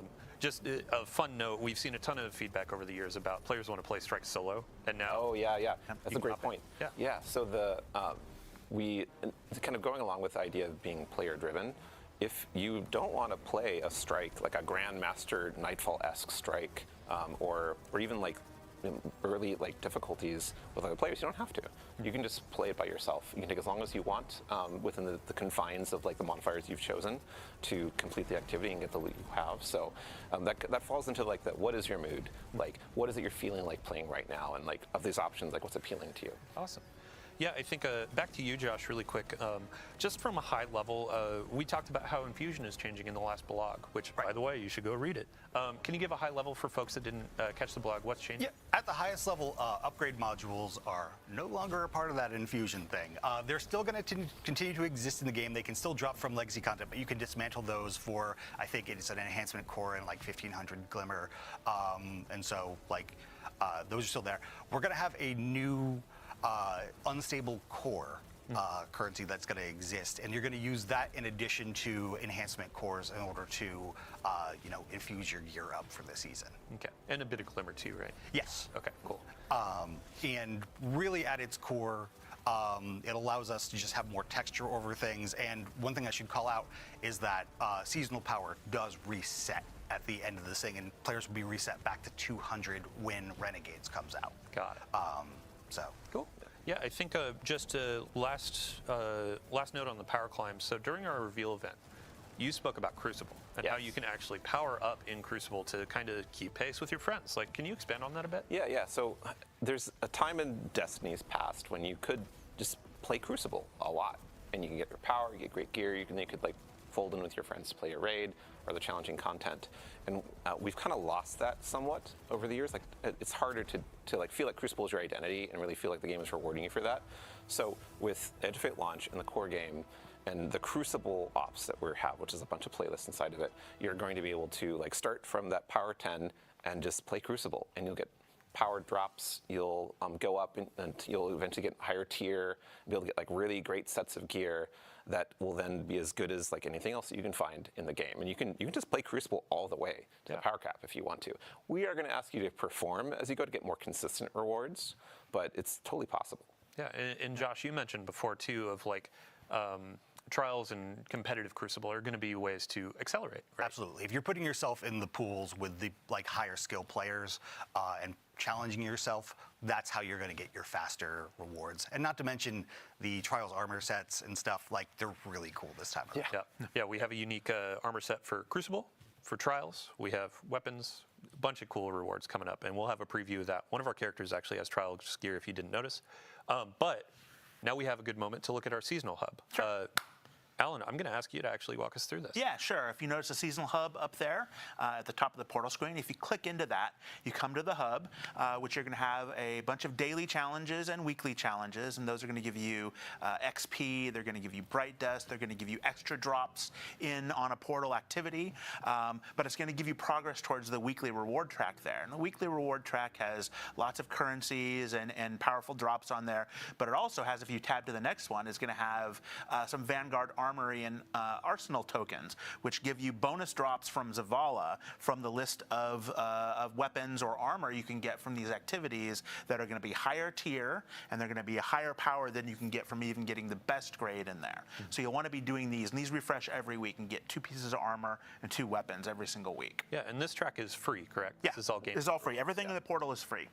Awesome. So if you scroll down from here, you're going to run into the Conquest page. Now there's 2 on Expert, 2 on Master, and 2 on Grandmaster, and these are effectively your Grandmaster replacements in the portal. These are going to be fixed power, fixed modifiers, no fire team power, and you get really good rewards for completing it. You'll get 4 higher tier engrams for completing each one. That are powerful. To give you, like, those are higher power, but you'll only be able to get it one time. But these are really about your journey through the season. As you level up, you can take on the first expert one, and then the next expert one, and then the master, and then master 2, and then finally the 2 grandmasters. And with Ash and Iron, we're going to be bringing more grandmaster and ultimate conquest, which will allow you to complete the conqueror title. Yeah, actually, really quick gameplay team, if you could go back to the modifiers that you were just talking about. Just chatting. Okay, cool. I'm back. My bad. I climbed the bed. No worries, Purity. No worries. It's reaching those cozy hours of the night. It's fine. We're almost done with this. This is actually pretty neat. Like, so it's a smidgen redundant in what I was just talking about with like the Fireteam Finder stuff. But yes, Trials, yes, Radio. Trials has new armor. Trials has new armor coming in. Crucible's got new armor coming in. So we got some stuff to grind. And you know what? Now we can also go for tier 5 Trials gear too. So yeah. And the fact that PvP can now like help with the power grind, that's fine too. Like that's good. Like PvP is relevant in that like it'll get you geared up to run a lot of the end game stuff too. And I really wonder what the armor set bonuses are going to be for Crucible and Trials too. Like that's a whole nother breed of armor detailing that's going to exist too. Is the PvP exclusive armors. There's a PvP slot. Yeah, that's fine. Listen, I enjoy I want to see more Gambit. Gambit's on hiatus. Me sad about that. But I get it though. And then of course there's Pinnacle. So yeah, you can get your Pinnacle stats stuff, and I think Pinnacle is like your typical Master Grandmaster stuff, like they just said. So that's the stuff where you go if you really just want to like, just don't think about it, just go in and grab your Master gear, like your good gear kind of thing. I would be down for Fireteam in that I would like to have the tailored experience, in that like, oh yes, a no HUD run, I'm down. I hope everyone else better be down for that because that no HUD's gonna be like one of my go-tos. Sometimes, actually. Maybe. But yeah. This was a really good example of a quality of life feature that came about. We saw it. Let's see. I am too. I look on daily for some Lumina and Assembler builds. Yes. Lasso and D2. Basically. That's basically what they're providing us here. And then, like, the fact that there's, like, there's extra stuff just for seasonal content. That's nice. Like, yeah. And you can turn off matchmaking too, so you could run a strike solo now. Hooray! For everyone who wants to sweat that, really. Like, solo Grandmasters, I mean, I get it. There's the appeal to that. Solo strikes, that's okay, because, like, sometimes it's hard to find a team running the current, like, major strike that's going on in the game. Sorry, I gotta stretch. Okay, cool. Yeah. Ton of feedback around modifiers, like I'm squinting at these icons, I don't really know what they mean, and now we have them bucketed based on the portal options, so you can more easily identify these things and understand them. Yeah, and shout out to the UI UX team for like making a really much cleaner look for activity launch than having this cool bucket to look at them. Like, I think it's really good, really good. Cool. And then there was one more section on the seasonal hub, one more tab down low for the Conqueror Seal. Yep. So the Conqueror Seal is down here. You're going to be completing the conquests during the season to earn and guild your Conqueror Seal. And since this is still the Conqueror Seal, it's going to maintain its old gilding. So this is going to be continual. Awesome. Yeah. 14 seasons of Conqueror. Now we're going to keep on going, baby. Oh my God. Awesome. So I'm going to say we still have a couple topics to cover. Fireteam, let's go ahead, launch into an activity in Fireteam Ops. Throw on a couple modifiers that you want to go for. Mix and match. I'd love for players to see as you go through how the score is changing, how the rewards can scale, all that kind of stuff. Just have a fun time. For the folks on the couch, we already went through the seasonal hub, the rewards. We are also having a moment in time where Guardian ranks are resetting. Yes. Yeah, if I could get a quick overview. One of you, I believe, Alan. Yeah, Alan. Yeah. So we took a look. So Guardian ranks, when we launched them, the first few ranks were about learning the game, and then the upper ones were about your seasonal journey and dealing with all the different kinds of things a player might do in Destiny. So we've stripped a bunch of those away and rebuilt objectives to be focused completely on the portal. So it's going to be playing through the various activities, using modifiers, playing all the different conquests, gaining power, gaining all the different kinds of rewards. It's going to be really showing like where you're at in that seasonal journey but purely for the portal. It's not going to reflect any dungeons. You're not going to have to solo any dungeons. You're not going to have to get commendations. Let's see, what else don't you have to do? No more expansion gates. No more expansion gates, any of those kinds of things. So every player will be able to get up to Guardian rank 11 with Ash and Iron. Yeah, in our original goals when we were talking about Guardian ranks, it was kind of an on-ramp for players new or even old to know, what do I want to do in Destiny right now? Now we have a lot of stuff in the portal that dovetails into that.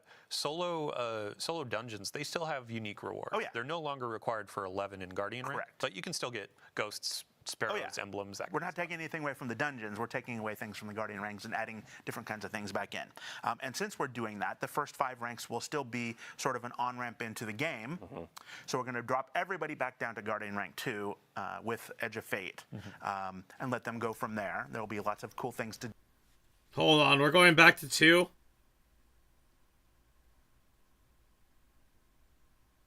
We're going back to Guardian rank 2. Oh no. My Guardian veterancy, no! That's fine. I'm gonna run a dungeon anyway. I'm gonna run all these different things anyways. I'm glad that those are still gonna stay the same and just, yeah. You wanted rank 1? Oh no.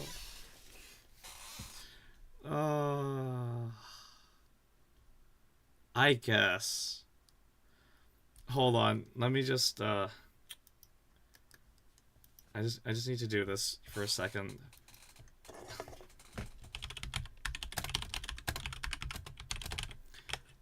This is this is where I'm at the current second. This is me right now. Oh no! Oh no! No!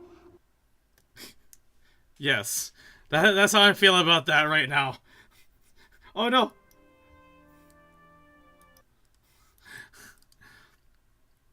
I'm kidding. Like, it's fine. It's good that we're getting this reset. It makes us have to relearn how the new systems work, and it puts us at a level ground with the newer players, which is fine. It's meant to do that. That's okay. It's gonna be tedious as fuck going through it all. But yeah, I don't mind that though. I don't mind. It's okay. I don't want it to happen, but it had to happen. This is the closest we're gonna get to Destiny 3, everybody. This is congratulations. Here's your Destiny 3. Let's continue this thing. Do and earn and play through in the first few ranks, and then starting with Ash and Iron, and every season from then on, we'll reset you back to 6, just like we've been doing. Awesome. Yeah, it's just another portion of what Robbie was talking about with aspiration, where it's like, yeah, I have my awesome armor from all these higher tiers. I have a new Guardian rank above my head. I've gone through the raid. I have this cool tier 5 weapon, et cetera, et cetera. So there's a ton to hunt, a ton to chase, and a lot of things to do. And I think at this point, it's kind of the easiest to get into Destiny and just know what to play. So yeah, I absolutely believe that. And the exciting part is that everyone's journey through Guardian ranks is going to be kind of different because, you know, a Guardian rank that tells you to accomplish this kind of power or complete this activity on this difficulty, how you did it will probably be pretty unique to you compared to other players because you chose different modifiers, there's different sets available for the given day or week, and maybe you did it solo, like we're talking about, like, oh yeah, you soloed the master difficulty, like one of the requirements in Guardian ranks, maybe you soloed on one of the conquests, and that's your story, and that's how you got it. But it's appropriate that there are a bunch of options for players to choose that match what their own experiences, what they want it to be. Awesome. Well, thank you all so much for joining us today. That actually brings us to the end of our Power and Progression. I believe, Josh, you actually had a couple more things you wanted to say before we left, though. Yeah.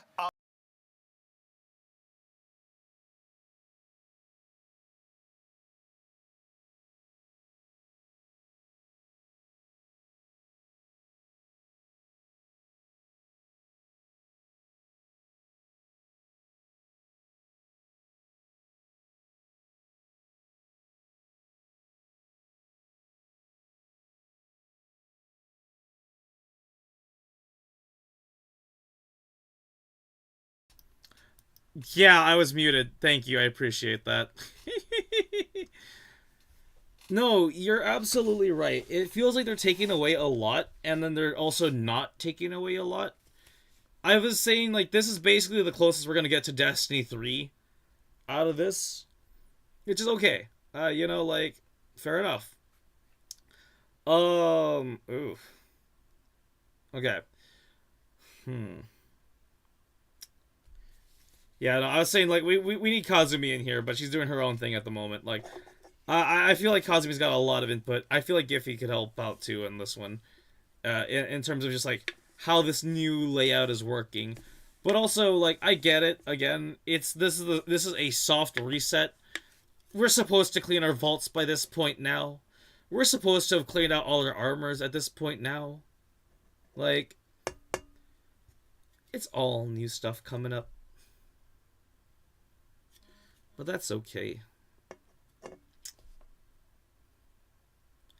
I'm trying to think what it would be that they're kind of taking away from the game. They're removing Gambit, that's for sure. Which is... Gambit's getting retweaked at the moment, so I'm kind of sad about that. And, like, I am a Gambit enjoyer, to be fair. In all fairness, I enjoy Gambit. But, yeah. Oh, that gives me a lot to think about, though. It's like, what are they taking away from Destiny? I get it. They're simplifying a lot of it, which is fine. The portal, which is fine. I think we'll still have access to the planets, which is fine. It's just like, this is how, like, how are you going to do all your seasonal stuff? Thoughts so far. Gonna keep playing because a lot of free time, but I'm not going to drop the DLC. I think they're accommodating all types of players. Absolutely. You have the sweaty end gamer like me, who looks at the strikes as just basic beginner stuff. But also now we have to repower grind, which is okay. And I'm already going to be running the game on Legendary, so like me doing that puts me at another level of just, it shows how much I'm detailed into the game. I'm really dialed into like what are the new mechanics and like working with the new stuff that I have, right? Whereas like here, if you don't have the DLC, this is a great thing in that like you can still do stuff to get to power, to get to level, to still run a lot of the other free end game content that exists too. Like Prophecy Dungeon is not going to go away. That is a fixed dungeon.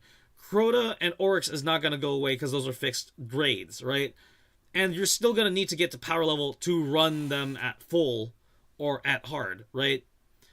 So in that same vein, it's okay that we are getting this reset, that everyone's going back to power level 10 to Guardian rank 2, right? Like, we're done. We probably took some time off. We stopped being a Guardian for a minute for a lot of players, and that's okay.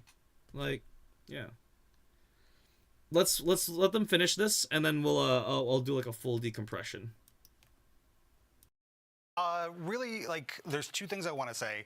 One is that, you know, fire team power is definitely still a thing that's in this game. We really want to encourage you to play with your friends, and when you do play with your friends, if you're higher power level than them, that's another thing that can act as a nice accelerator for them, and really, like, you know, increase the bonds of friendship. That's like a core part of the DNA of Destiny, is being able to play with fellow Guardians. Yes. So as an example, if you're at a tier 4 and I'm only tier 2, I join you, we do a tier 4 activity, I still get tier 2 gear, but it's accelerating me faster into tier 3. You're going to hit your score a lot easier, which is going to help you get those bonus rewards. And yeah, got it. Cool. And then your second note? And yeah, finally, like, we made a lot of changes to the game in the Edge of Fate.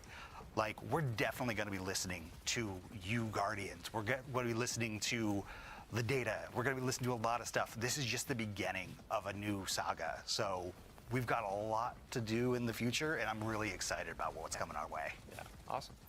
Cool. Yeah, great. So I have a few bookkeeping topics to hit before we go about the live game.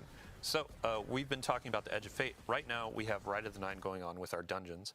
And let's see here. Ooh, today, wow, 54 minutes ago, we had a new engram go live, the non-area engram. We introduced this in a previous TWID, but basically it's a new engram. You can earn a bunch of Rite of the Nine currency, sorry, and then purchase this engram for unique cosmetics that have been introduced over the past few years in Destiny. So if there are things like the skimmer that is Iron Banner theme, kind of like the Wulf theme, that's actually in there, and you have a chance to get that. There are some Crimson Doubles emotes and finishers and other cosmetics, so definitely dive in and check that out. Additionally, we had mentioned Lootapalooza. So a couple weeks just before launch, we're going to start showering players with loot. Starting today, we have double Crucible loot, which also applies to Trials of Osiris. So if you're hunting for adepts, if you're hunting for any gear in Crucible, Now is a great time to go. And we also have, for the weekend, a lot of players have been asking what maps are going to be featured. You got Dissonance, you got, Cirrus Plaza, and then you have the last one, which is Eventide Labs. We went through, we had a great conversation about what if we had some type maps on a rotation for these last couple weeks. And for the final week of the season, we're going to have Burnout, Endless Veil, and community favorite, Javelin 4. So Trials players rejoice. Players that may not have ever played Trials, get in, get your 4 streak, get some adepts, try it out, and get some gear to loot up for the Edge of Fate. And the final note, we are going to have all dungeons in the Rite of the Nine experience next week. Higher reward rates, higher currency rates, helping you get more of those drops, go into higher difficulties for adepts, and potentially even get the hollow foil versions with additional perks. Yeah. So, awesome. Thank you all so much for joining us. Thank you all on the couch for joining us. Thank you, Dylan. Thank you, crew. Thank you, gameplay. Thank you, everybody behind the scenes. And players, everybody out there watching, thank you. We have 14 days until the Edge of Fate, 14 days until a new saga. It has been a wild ride over the last 10 plus years of Destiny, and now we're putting our toe in for the next however many years we keep going, you know? Here we go. Yeah, so thank you so much. Much love. We're going to be doing a raid over to our good friend Malachi, so if you... All right, cool. There you have it. That is what's to come for Destiny 2 Edge of Fate. What's new in gameplay, what's new in story, what's new in UI. There we go. The gameplay stuff is the key stuff that I was really looking forward to. Like, story stuff I'm going to experience nonetheless. Like, that's... The story stuff is going to happen whether we wanted to or not. We stepped into a war with the Cabal. And so, I'm really excited to see what's to come. And, like, how... Like, in my case, I'm in it for the story. I'm here to take you all through it. How I take you through it, that's the fun part for me. That's what I get to figure out with you. But for now, I'm going to end that recording there. If you do enjoy that and you want to see more of the Destiny content, you know what to do. You know where to find us. I'm going to jump into the game on stream right now over on Twitch. If you want to come play with me, join the clan today, or I will jump into my own server as well. I am now, also, quick announcement, I am in I'm now, I'm taking over as clan founder in my Destiny clan. So, if you need a clan to play with, if you need a team, if you want those clan engrams, come join us and we will help you out. And we can do some looting together. So, for now, I'm going to end the recording there and keep the stream a go. Let's do it.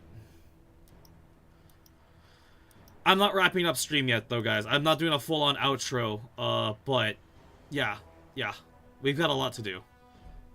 So, Radio, if you want to come through and come play, come on in. Are you in the clan server? Hold on.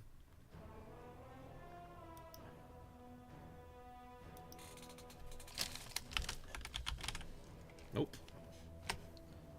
A lot to do, yes.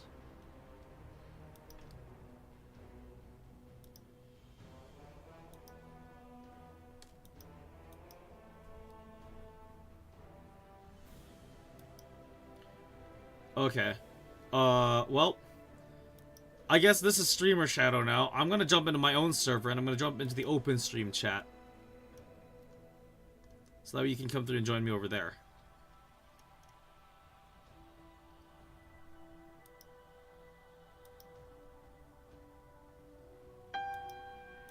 There we go. Congratulations, there's your cue. Get in here. Oh, wait. One last thing. I need to record the last cutscenes that exist. But if you'd like to play, you're welcome to come join. What just happened?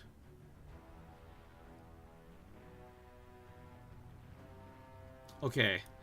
I thought those disconnected for a half second. I got scared.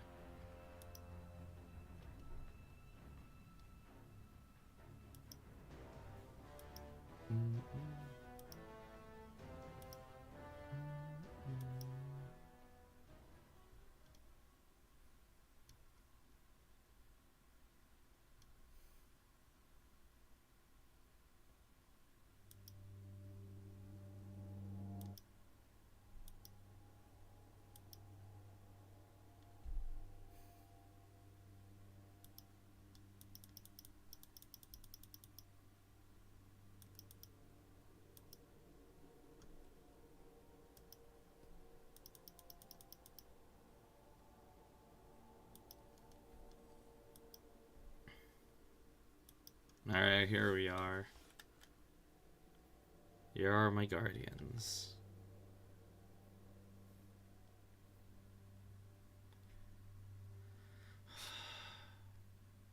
Yes. You know?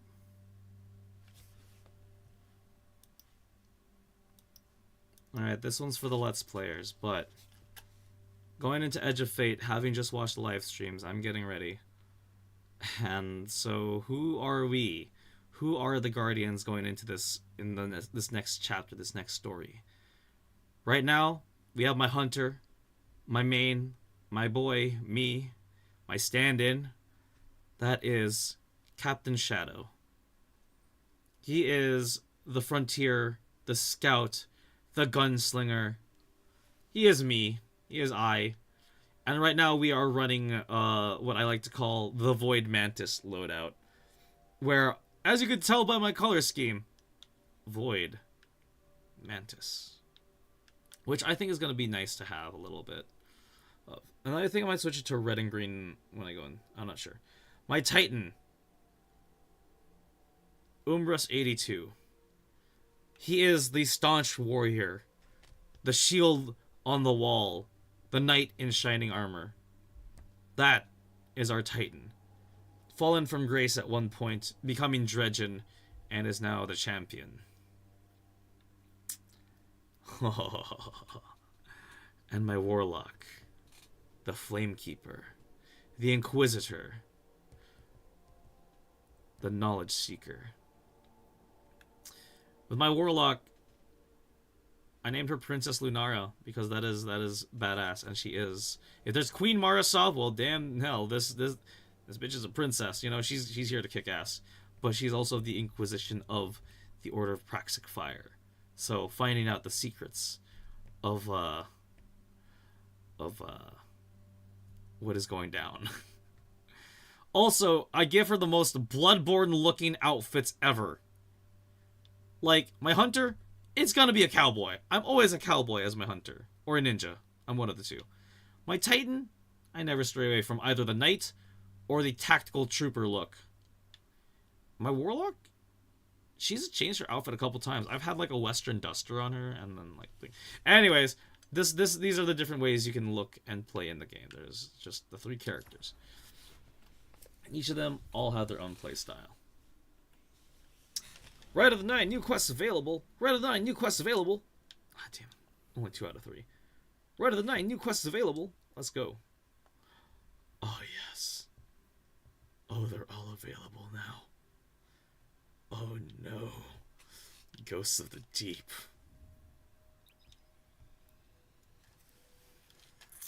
I need to do Ghosts of the Deep Ultimatum. Radio, if you're up for an ultimatum run, you're welcome to come join.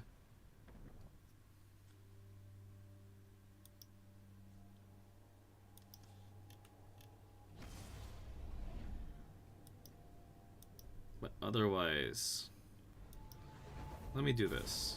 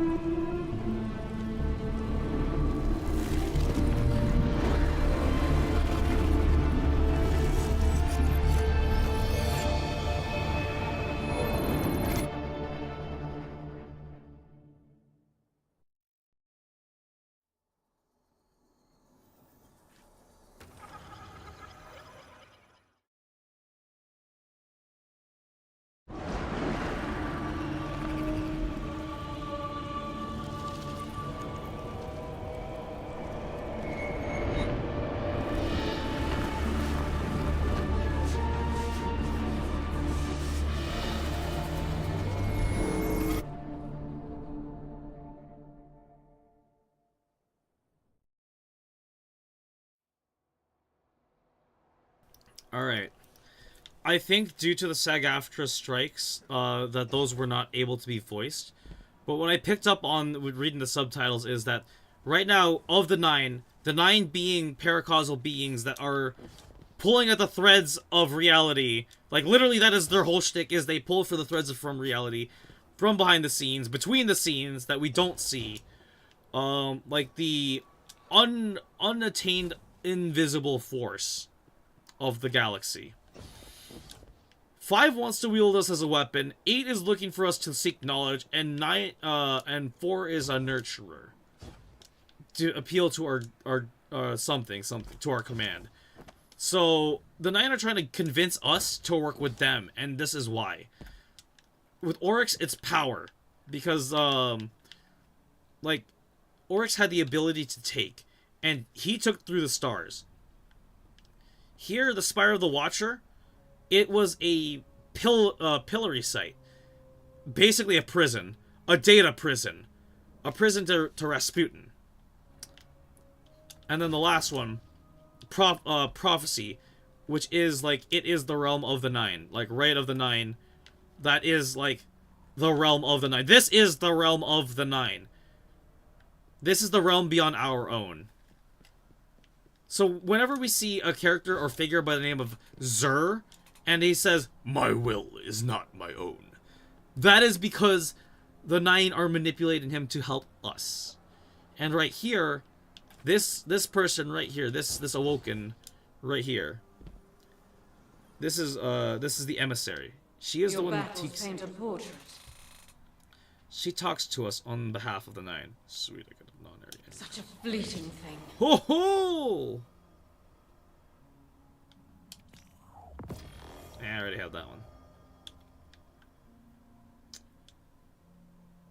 Earning the right of the 9 title. Nothing is permanent.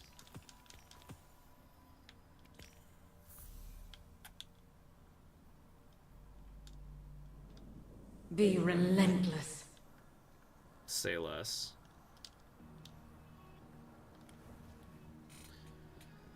So yeah. The 9 are testing us. Yeah, the lore here is wild. Absolutely. This is why I was really happy when we had Trials of the 9 back in Destiny 1. Also, is Grasp of Avarice this week? I could get that Artifice armor. I've been needing Artifice armor. Let me see. What else do I have to do? Like, I really want to get the Artifice armor. I need Eternal. So, Ultimatum goes to the deep. Elegant Arsenal quests. Spire of the Watcher on Eternity mode. Gold scores for Spire in Eternity. I can do that.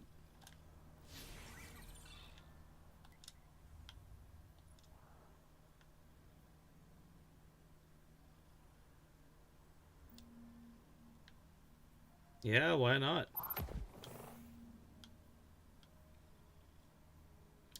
I could probably do this on my own too. I mean, you're welcome to come join me, but I think I could do this on. I could solo this.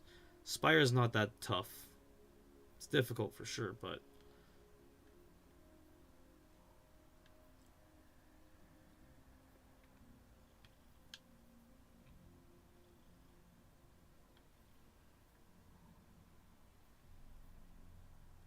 All abilities recharge quickly.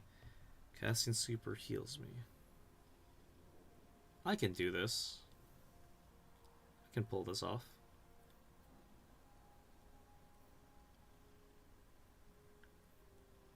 I can do that. I'm here to complete quests. And so quest I shall.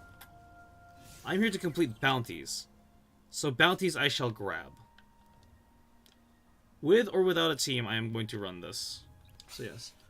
I'm hoping to sleep just chill for now. Another time. No worries, Purity. Don't worry about it. I want to test my skills and see if I can do this.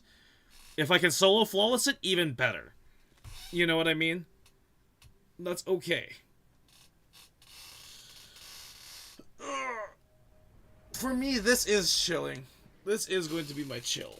if you want to see how this goes, well, for the YouTube side, check the VODs. The VODs will be up. I will not be deleting them. But for the recording, this is going to be your preview as to what is to come from me in Destiny 2 live on streams. Cool. There's a place on the east tower where we go to watch the sun come up over the wall.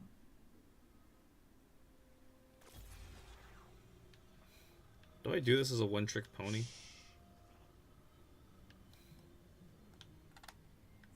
I'm game.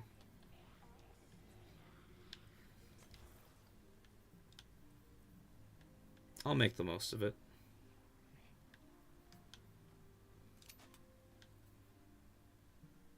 Excess radiation. Quarantine it. Hi there.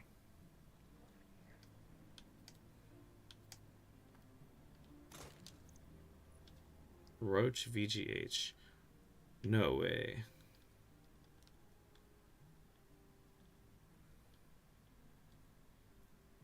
Wait, is this the Witcher? Oh my god, I got the Witcher Sparrow. Amazing. Miraculous. Astounding. Hilarious. What do I delete?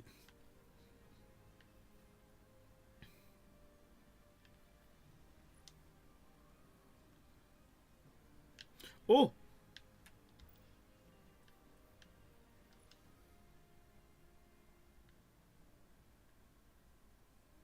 Well, guess I'm not deleting that.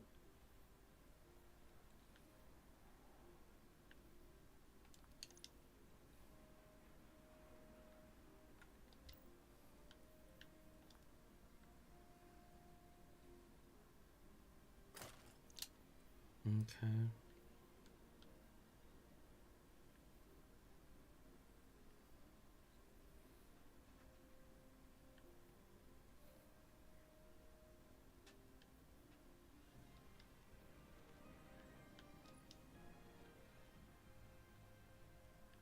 Oh.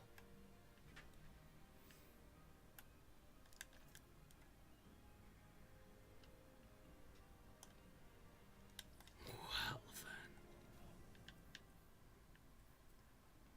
then. Might as well get a new ship.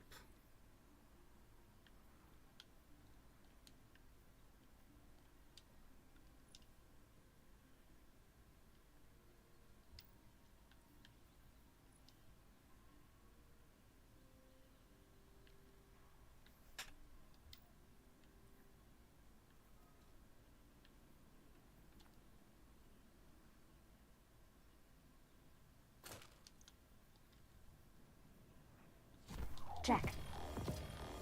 All done.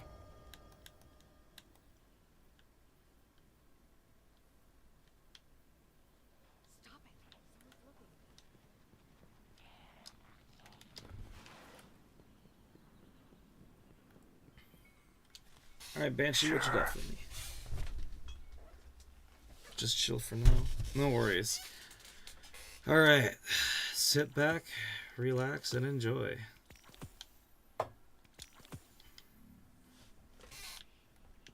Thanks, Banshee.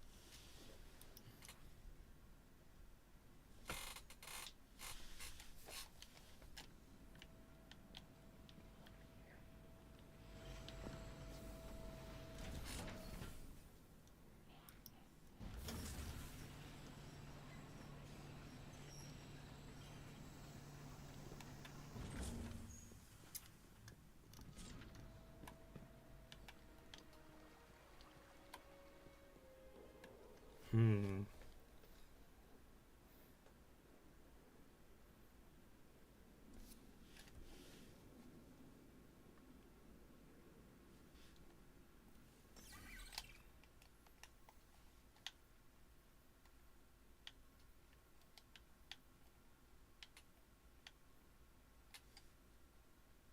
Hmm.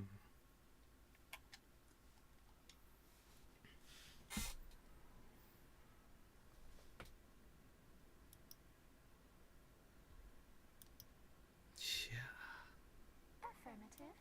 All clear. Let's do this.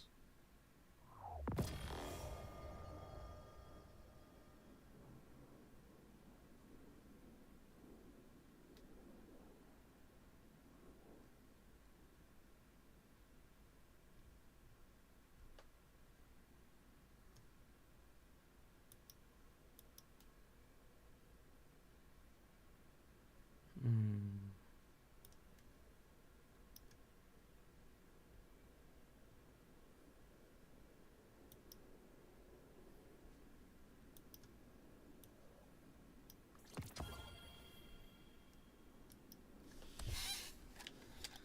Okay. Let's try that.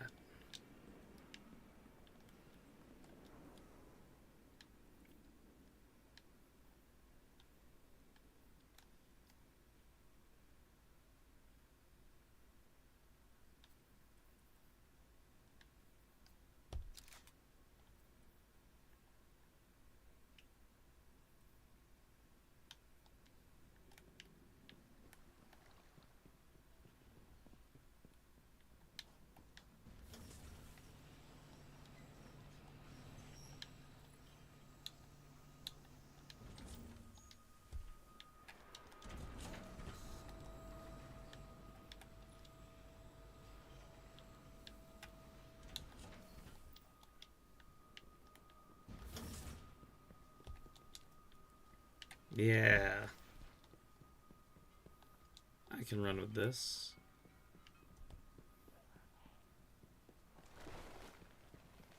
Guardian? Keep it together, girl. You. Come here, will you?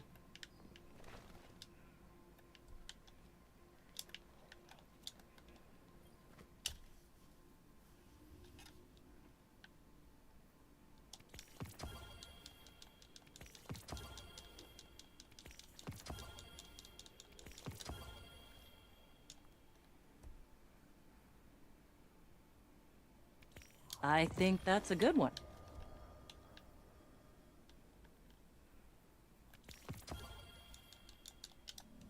Be careful out there.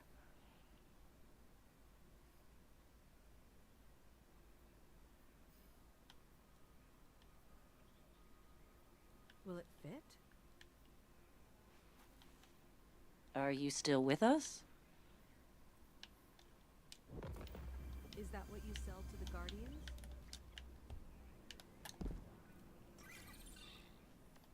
Okay, let me go clean my postmaster.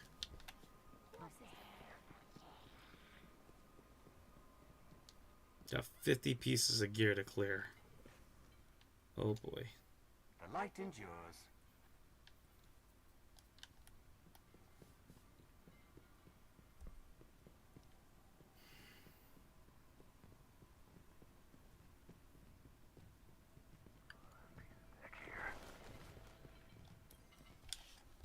You don't look too banged up. Nope.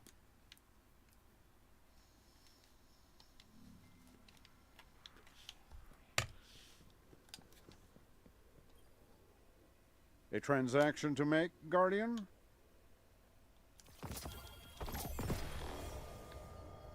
Stop giving me boots, damn it.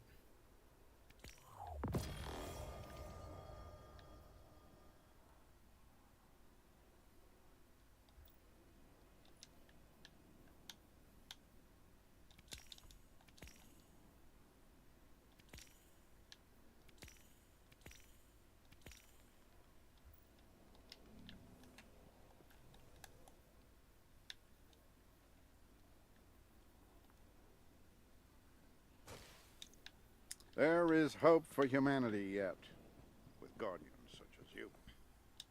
Sure. us proud.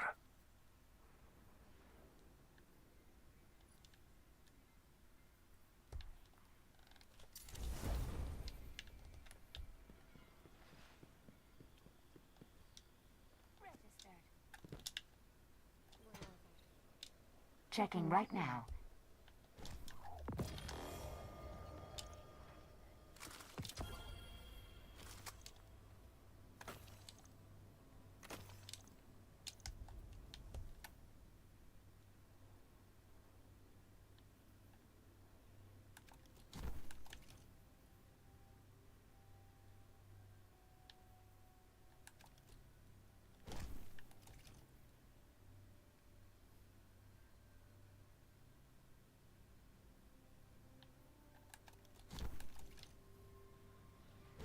Check, check, check.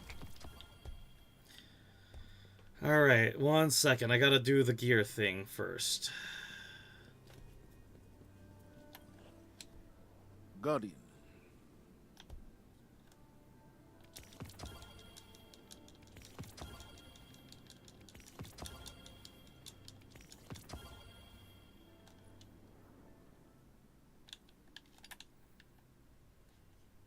Oh, I can get an Adept Lotus Eater.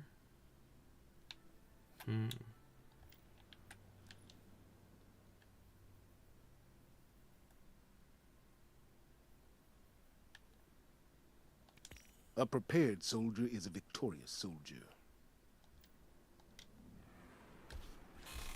Thanks, Zavala. I appreciate that.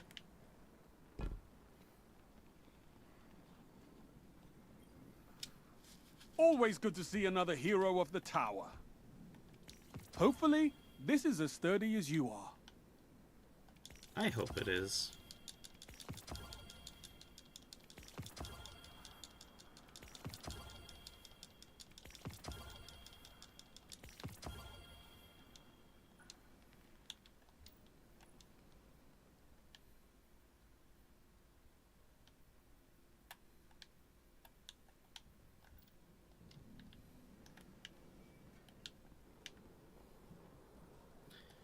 I've got a lot to do on my off time. Yes. Okay. Everything that's not...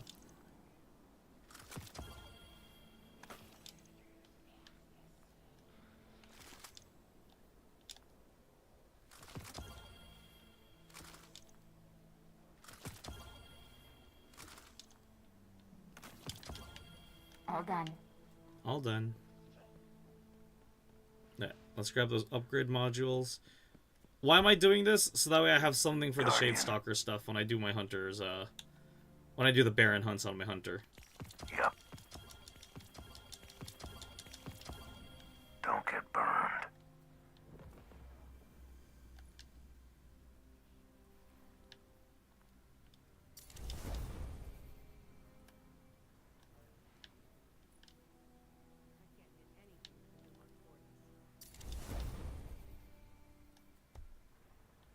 Let's talk.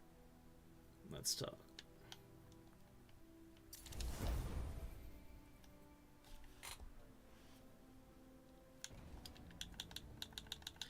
Please tell me my other boots are already at 2K. I know I don't need to worry about power level, but I would like to worry about power level.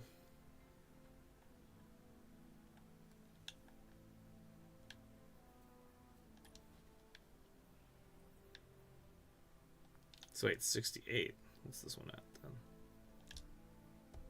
Oh, yeah. This one's also 68 then. Technically the other one's the better one, but as a hunter, I like to run a balanced build.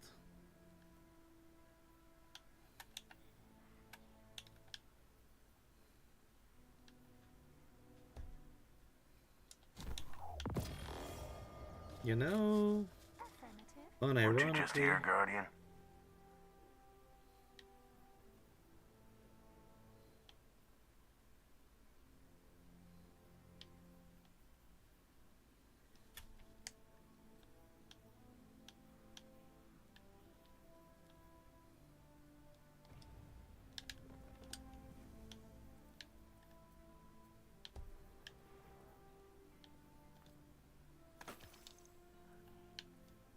Hmm.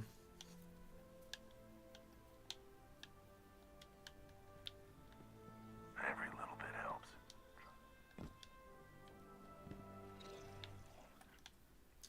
What if I did that, then? Can I afford to boost the Stompies? I cannot. Why'd you two break up?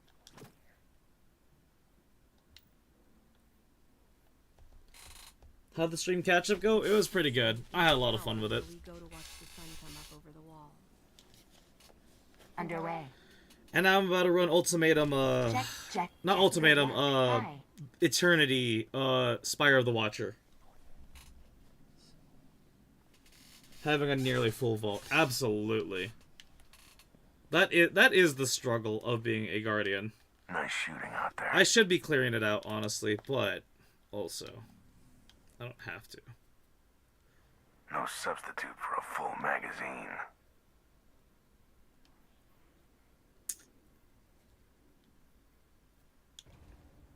Yeah. 693 out of 700 is not too bad. I'm not gonna stress too much about that. That's a livable number. Solving problems out in the world, huh? It's more so what am I taking with me that still fits in my outfit's aesthetic. No substitute for a full magazine.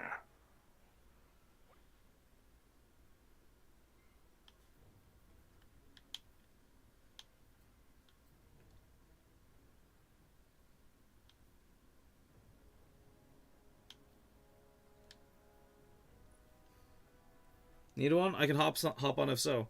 Do you want to play? You're welcome to come play. Yes, this is the open part of the stream where, like, you're welcome to hop on in if you want to play something. If you want to join me. I would like to have a team hop on. But if you're feeling up for it, you're welcome to. I'm not going to say no to having an extra teammate on the field. Alright then, please head on in.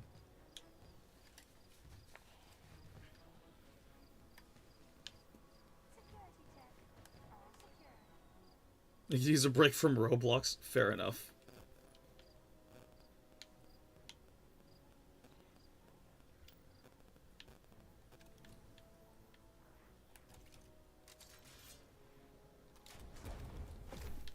I'm bringing Vexcalibur for this first part. I'm doing this completely different from how I'd normally do it. Especially as an immersive yeehaw.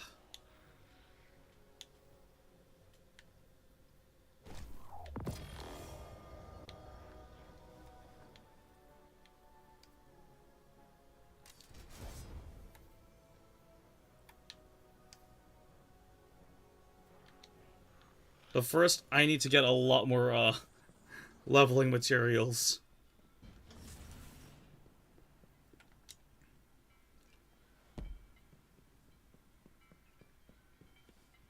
So, feel free to hop in whilst I'm doing the gear portion of this. While I'm doing the gear portion of this, I'm going to run a commercial break. So, enjoy that for a minute.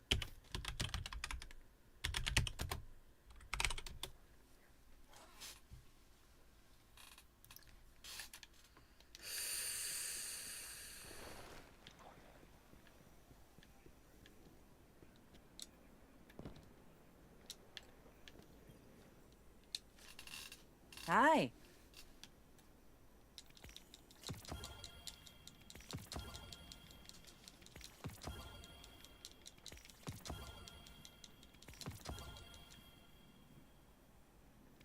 Good call with that one.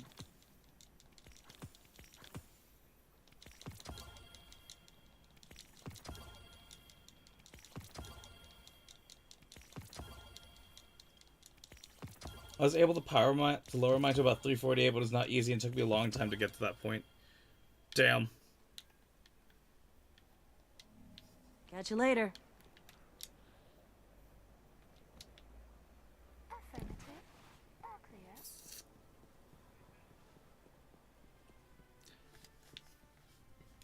That's fair though. Like, From the frontier, Hunter. what from what to what though? Oh wait, shoot, you're in commercial hell right now.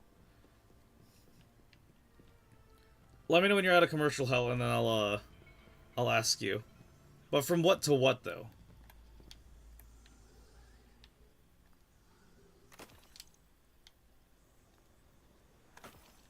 $700 to $348. Okay, you can see the stream? Alright, cool.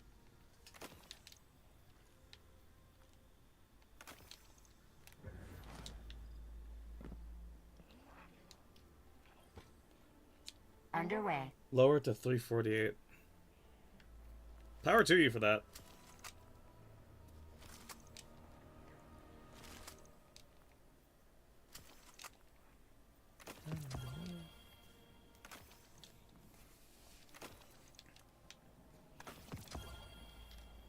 Bye.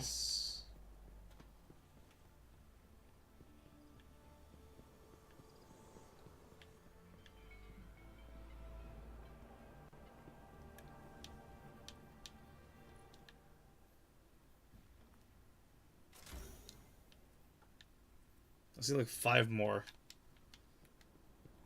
You know...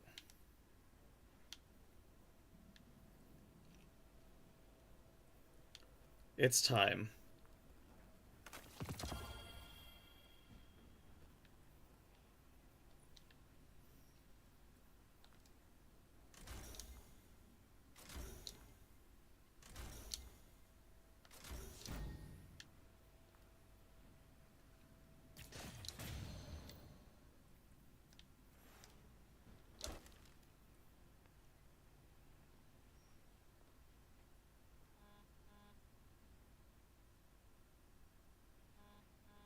Damn.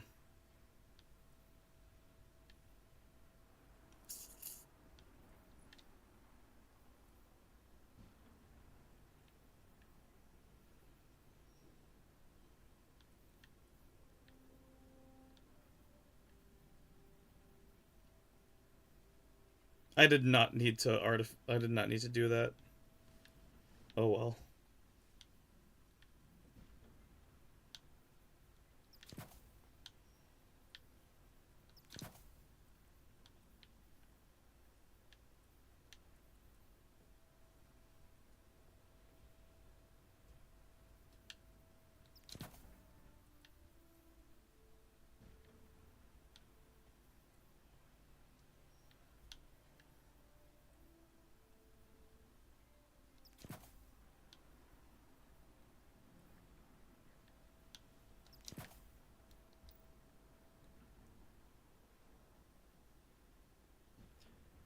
I was so happy when they increased vault space from 500 to 700. Understandable and real. I get that. Oh, vault space is, yeah. All done. Checking, Guardian.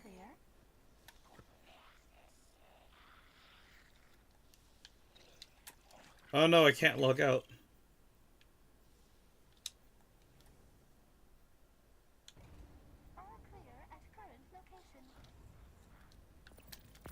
Oh, that's why.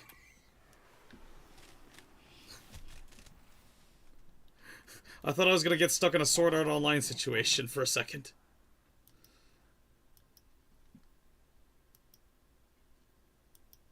It's not so bad here.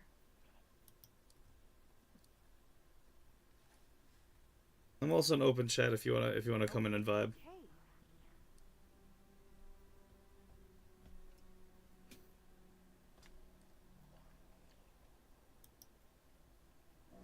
If you're in a dying game, you die for real. Exactly. Took 90 years to do things. Yeah, no, I think it's just like the recent update. Are the archives finite? I wonder. Can a data set ever truly be complete?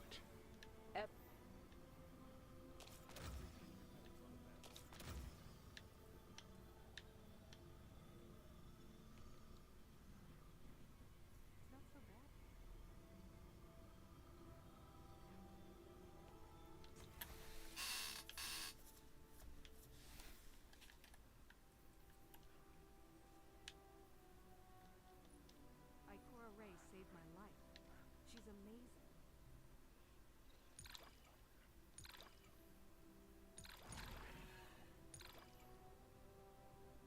Pattern the System is sequence, but what is sequence? Of course, sequence is pattern.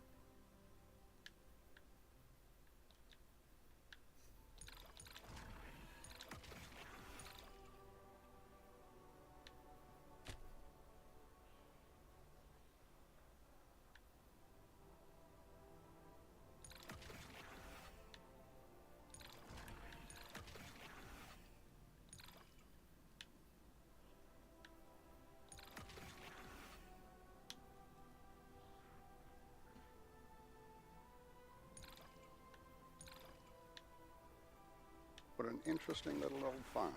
Hardly any encryption at all. I'll have to investigate later.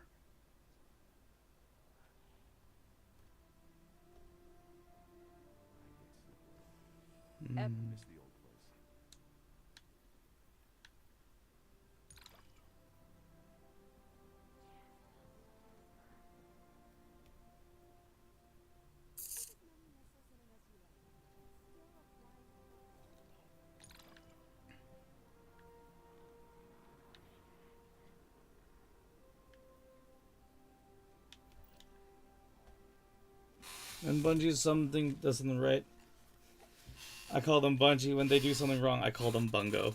Exactly. That's about right.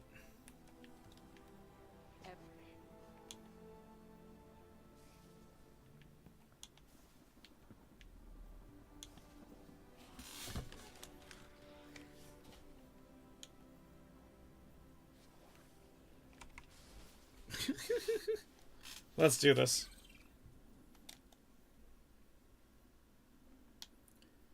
Oh, look at all that.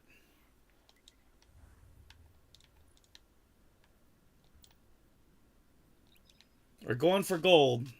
Let's do this.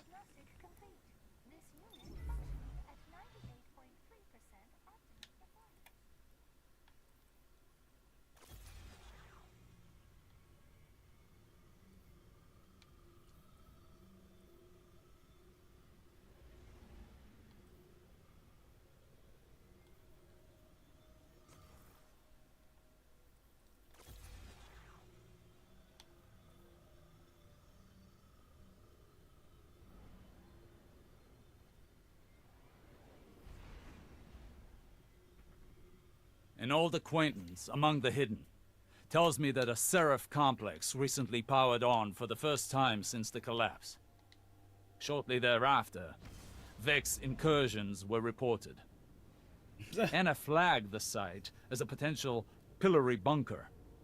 If the Vex gain access to its systems, they'll use it to wrest Rasputin's submine data away from us. It would be You suck catastrophic. as a hunter? That's fine.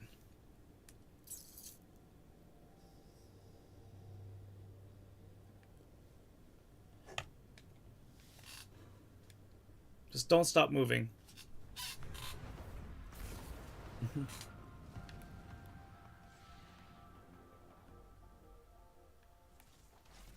Go. You've landed at the source of the complex's arc supply. Centuries in Martian rust have done this place no kindness. Our window of opportunity is short. Arc surges destabilize the complex, and Vex are breaching the command matrix. Go.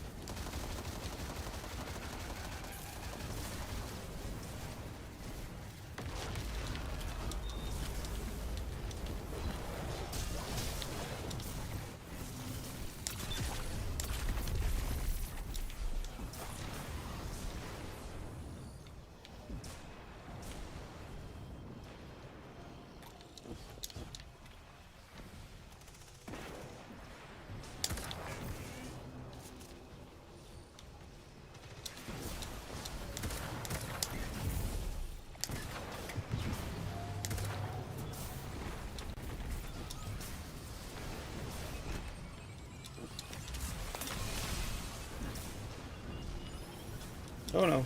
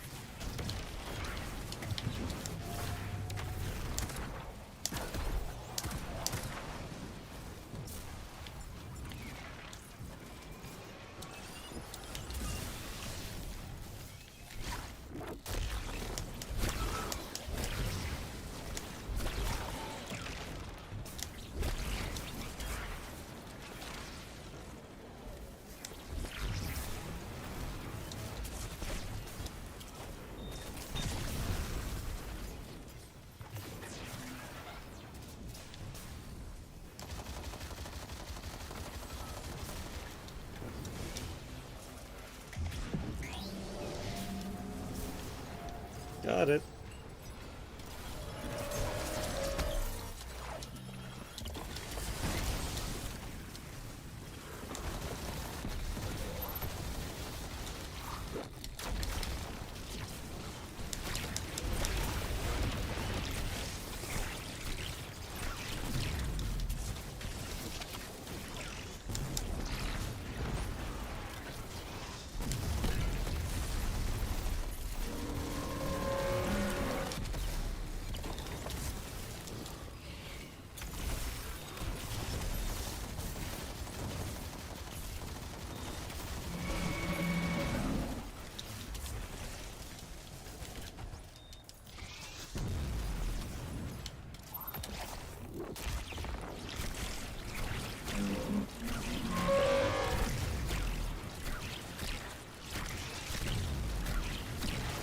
Nice. It is unusual to see so divisive Vex outside the Black Garden.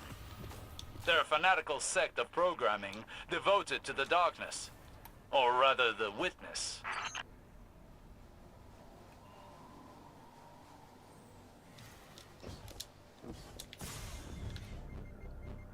The Ishtar Collective in a Seraph complex. Peculiar. They were rivals in the Golden Age. This wasn't just a pillory site, it was a joint research facility, focused on extrasolar colonization efforts. The Soul Divisive have been scouring research logs. They were looking for something more than to imprison Rasputin's subminds. Hell? Did I go the wrong way?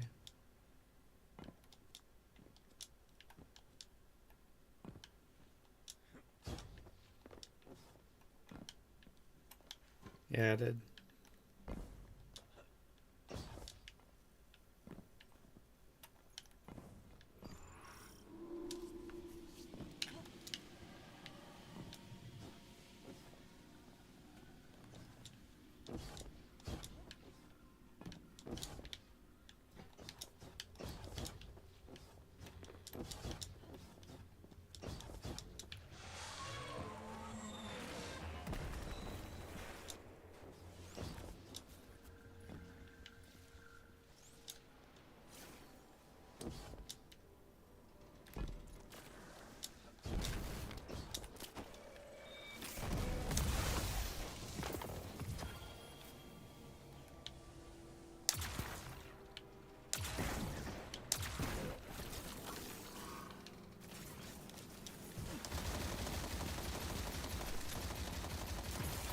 Nice.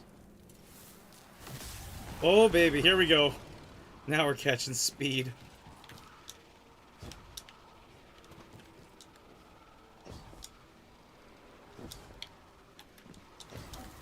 there you go. Guardian down. Oh no. Hold on.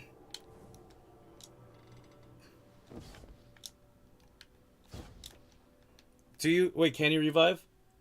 Pain when it uses double jump. Yes. Hold on a second.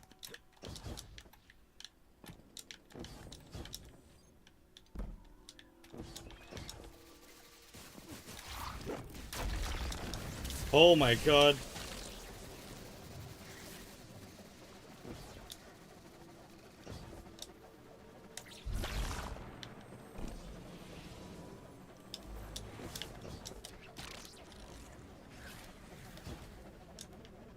Hell yeah. You gotta admit though, that was pretty sick. Can somebody clip that, please?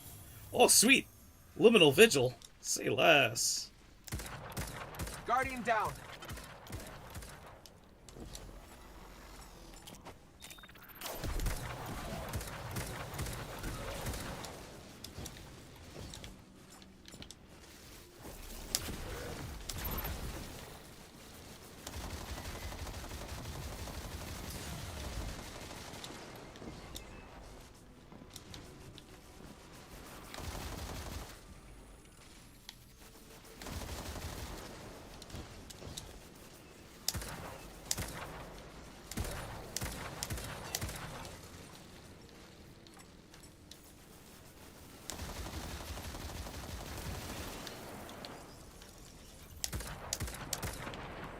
Oh no!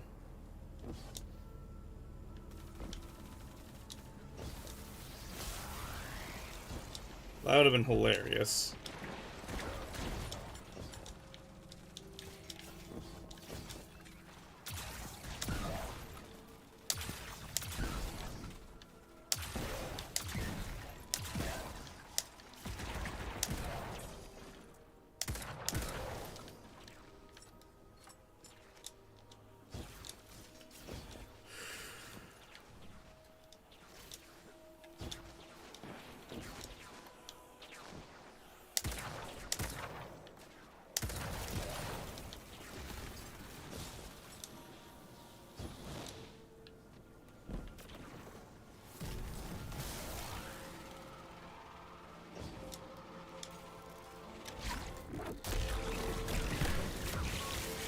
Oh my god, Silk Strike busted.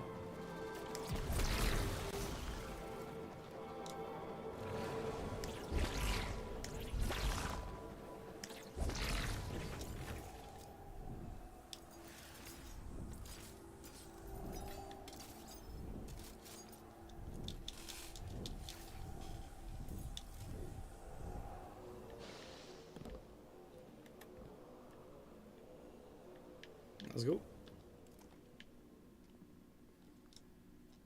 Information stored here, but could it be linked to my visions? Why else would the witness be interested in these files? Because, Osiris, there's been a second tower.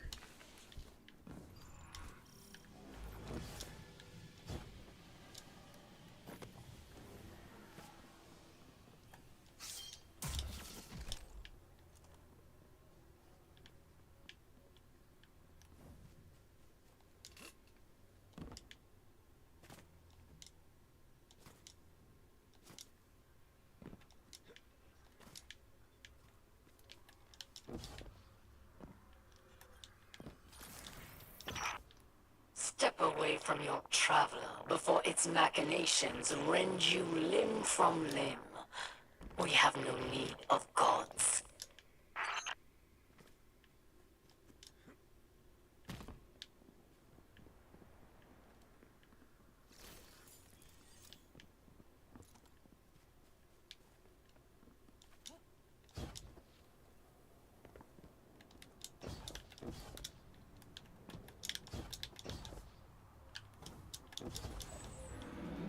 Oh no! You get those ones, I'll get this one.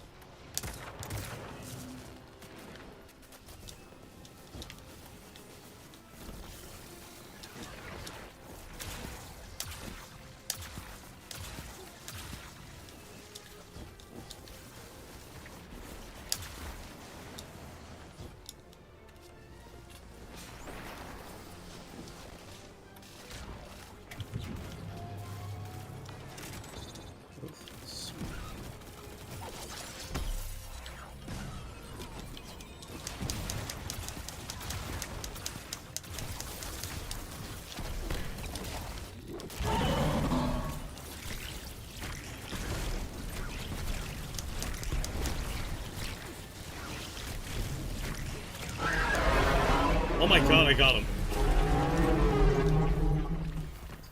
Did prismatic really help that much with it? Amazing.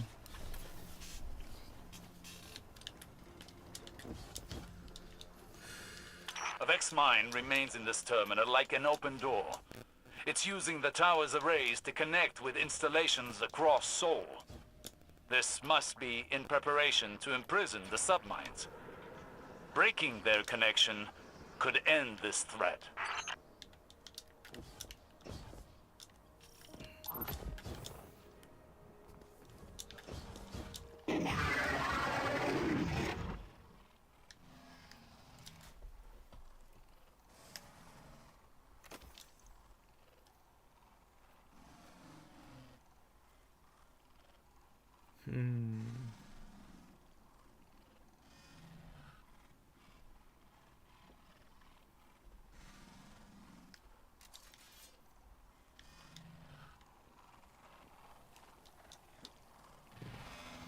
What am I doing for DPS?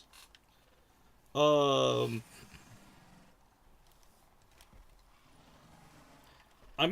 just gonna level up Delicate Tomb, honestly. So, most likely this triple tap LMG I've got going on here. I'm gonna trust triple tap Bolt Charge to do the job.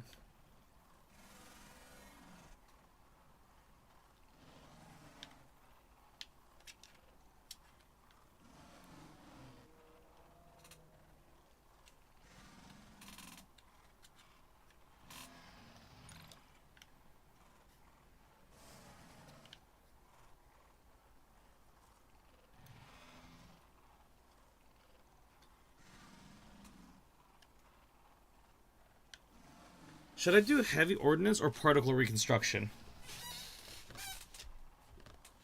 Oh, you know what? Particle reconstruction should do it better.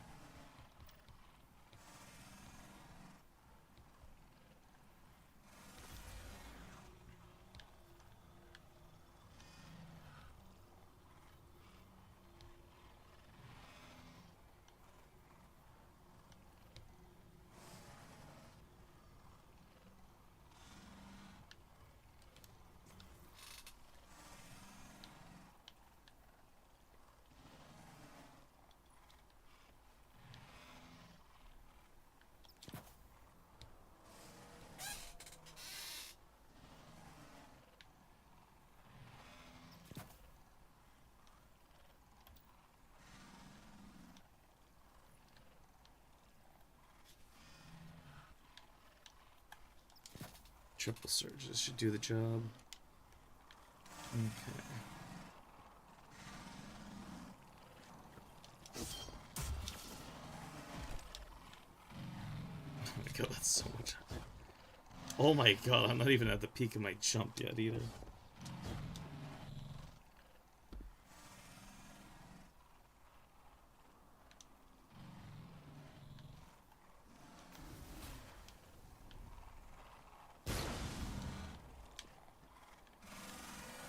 Oh, I see.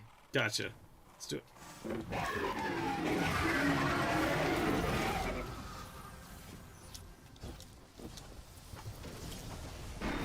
I'll follow you on damage.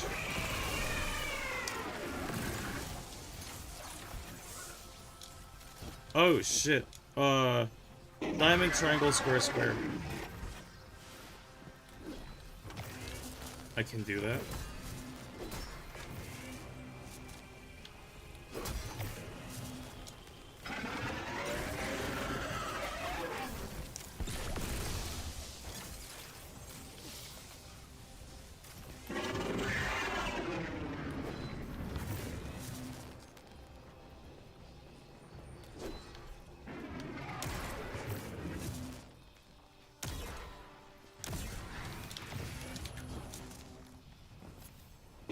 Hold on.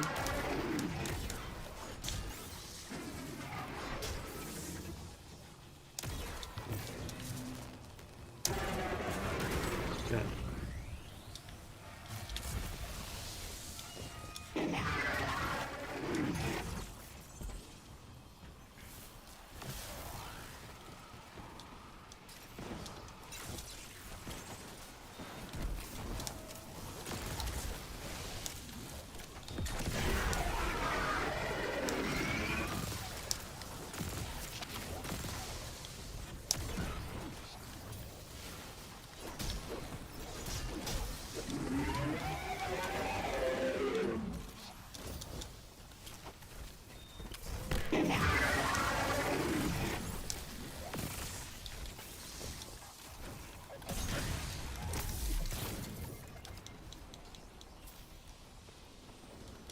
looks like we're on the last one. Damage phase.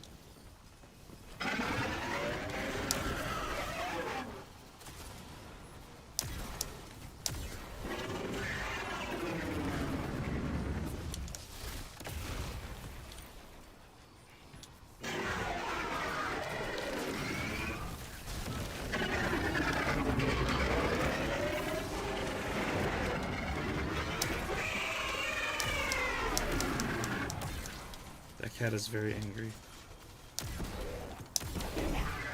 Cool, I got prismatic. I'm good to go.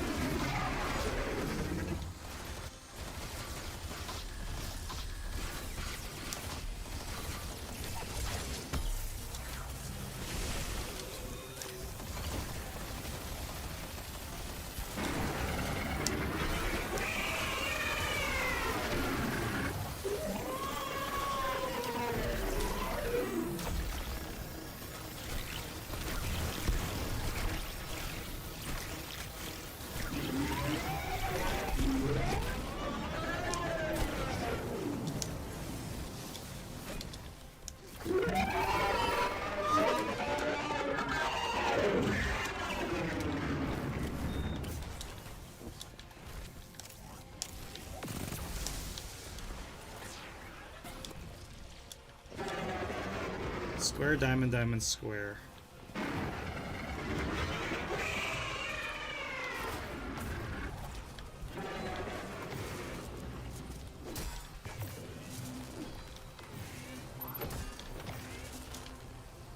Alright, all of middle is activated. I'm going for a diamond.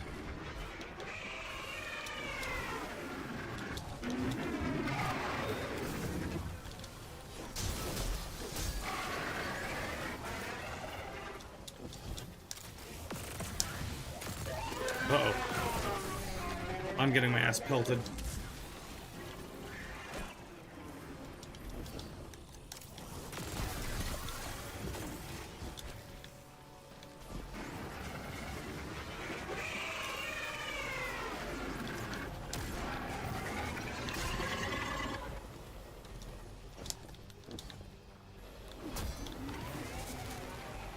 Oh no.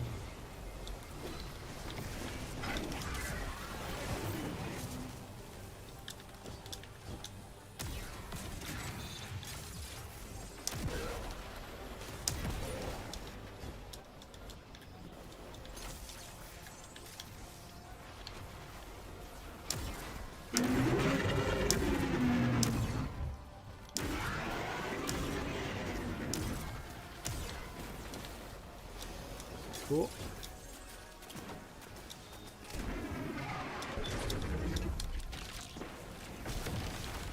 Nice.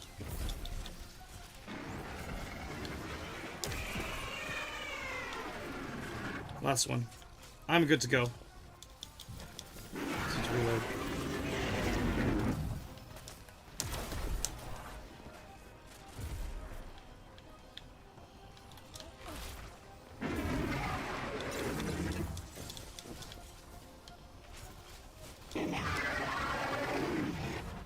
Oh.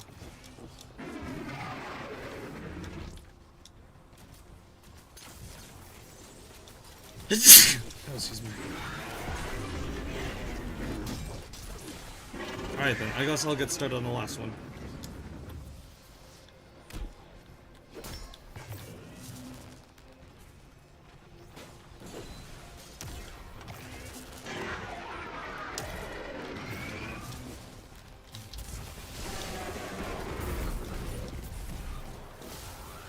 Go.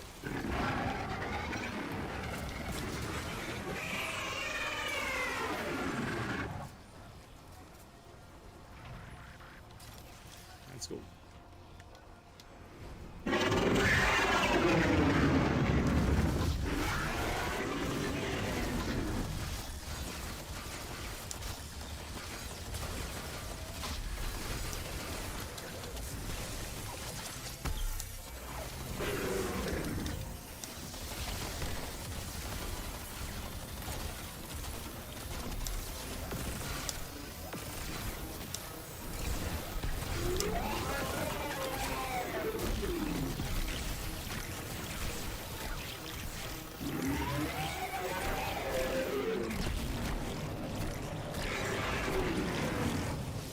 Oh my god. I hope you saw that. I was getting extra damage after it ended too. That's pretty lit.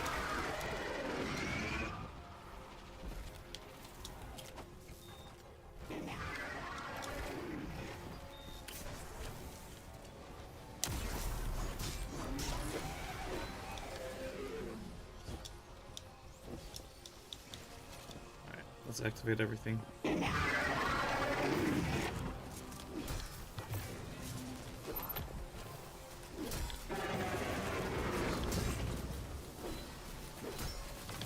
Cool, we're looking at triangle, diamond, square, square. I'll go for I go for triangle.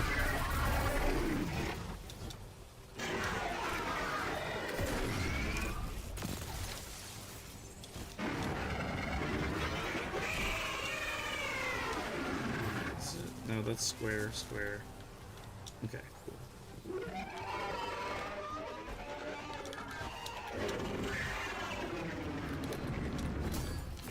It's a piñata.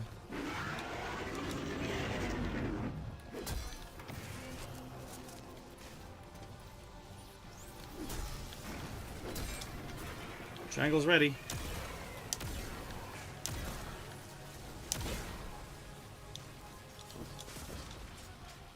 Wait. Hit triangle. What the fuck? I missed one. Hold on, I missed one. What? Ah, shit, my thing ran out.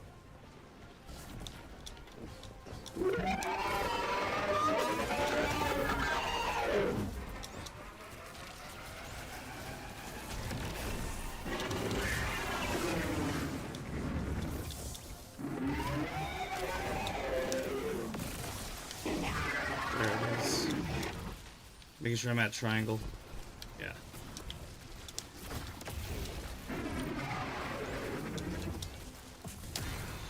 Nice.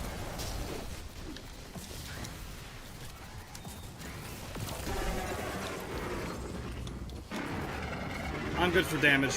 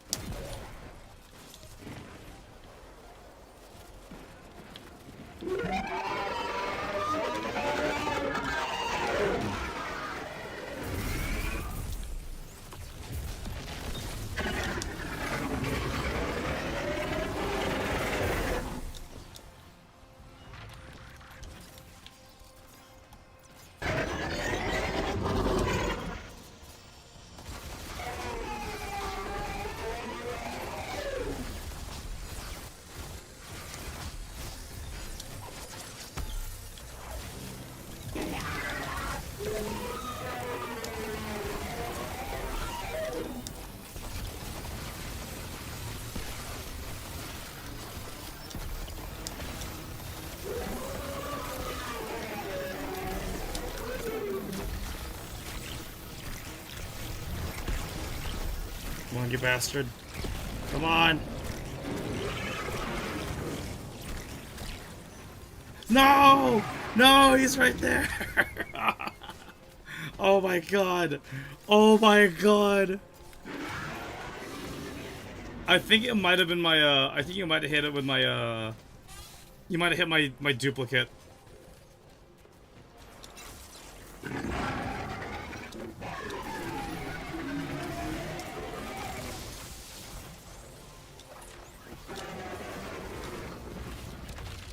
I'm just sad my thing didn't kill it. I was off by that much on it.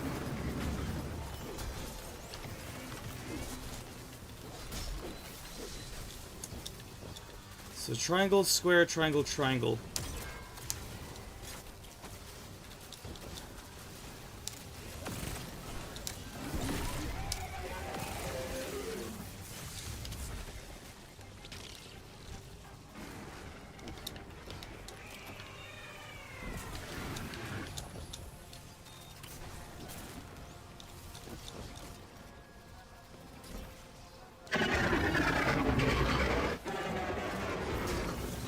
I'll let you handle it this time. I need to farm ammo.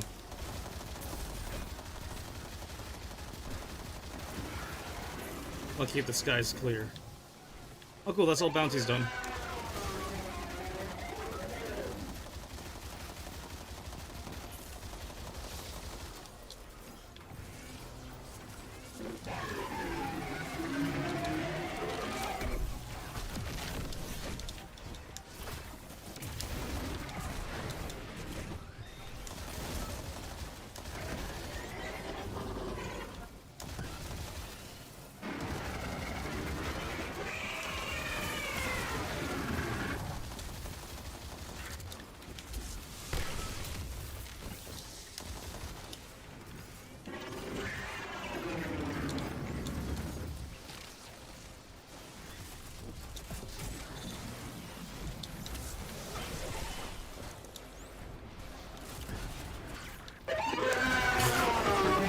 Smoke on bounce, you know.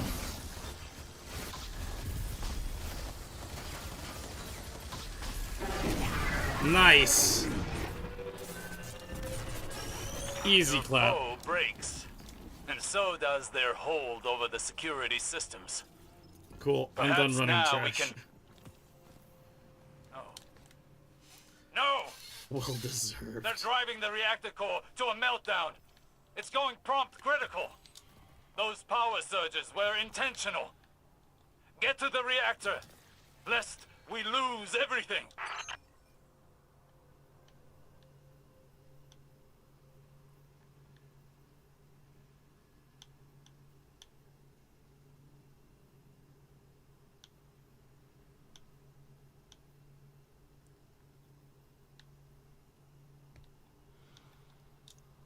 Man, I should have popped this. That's fine.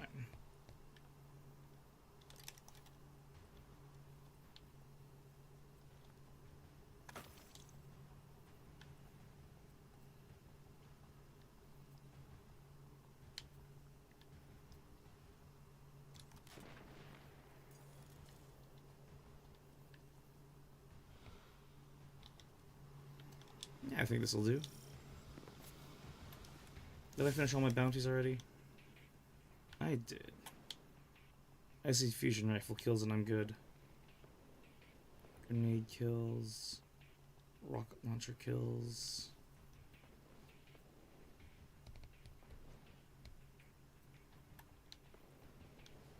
I'm not gonna be able to get rocket launcher kills, but... No!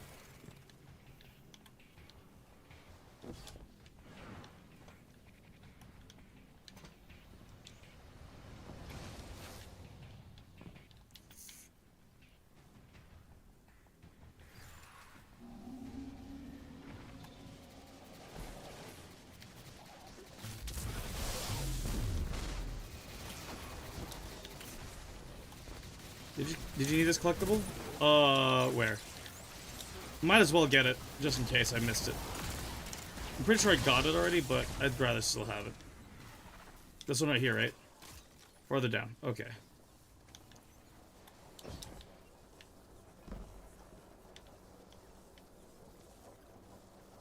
The one that's next to the secret chest, right?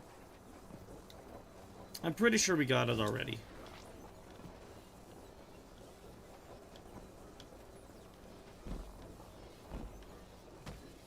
Oh. All right.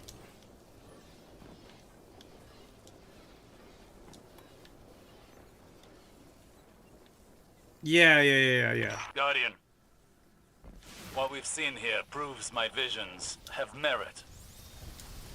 We must secure the complex to convince Ikora. Trust is a frail thing. As much as our mission, if this can restore her faith in me, I need this.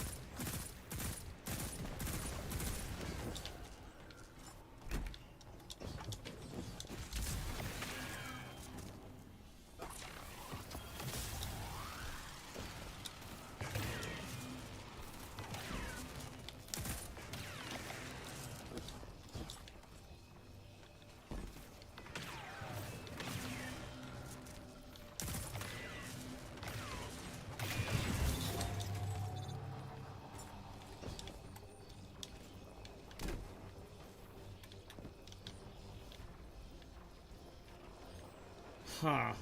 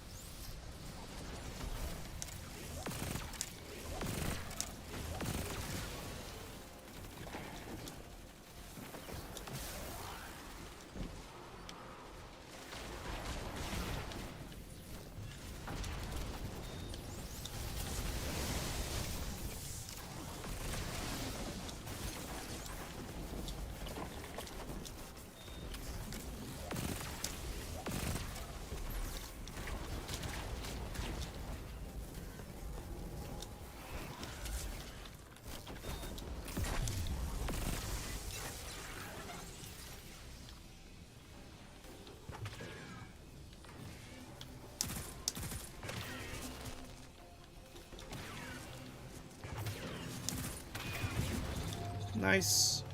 And secret chest number 2.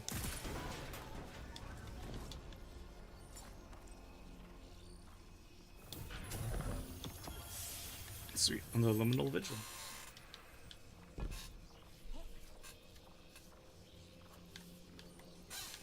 Let's go.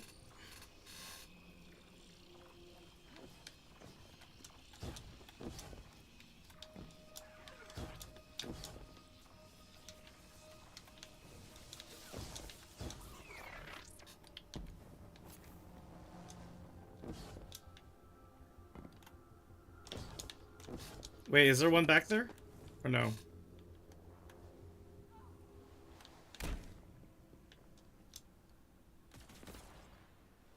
Yeah, I got this one over here. Oh, I didn't get this one, though.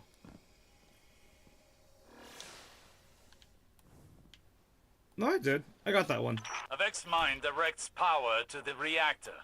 Kill it, and the complex should stabilize.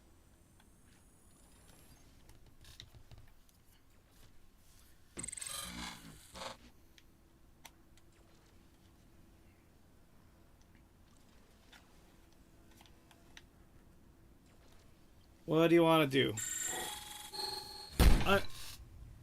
Need a new desk. I need a new desk. Hope you had a good break. Tachi 3 love. Aw, thanks, Tachi. Thank you so much for the resub. I appreciate it.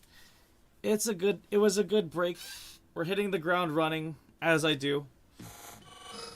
But I feel good enough to pace it out, where it's not going to be too much of a hectic problem on my end. So yes. Well, linears are rough on him, so we could do either grenade launchers or RLs. Or rocket launchers. Really?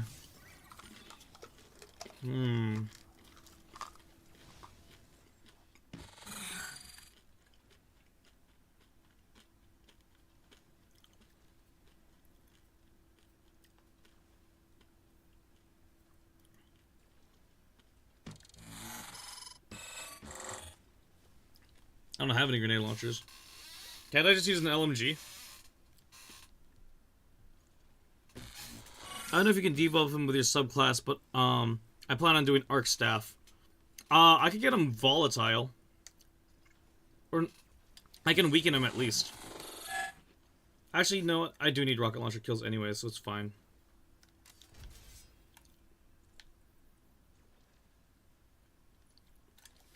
Right.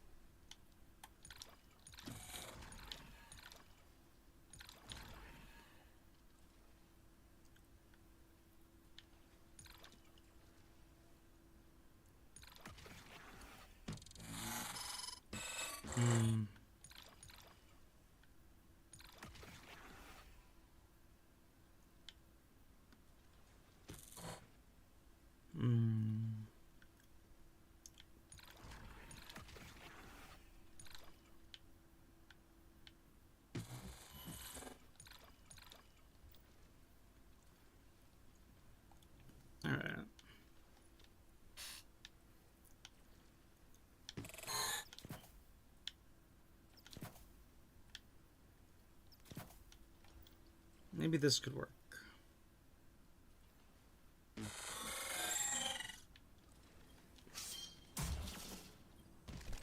Okay. Let's try that.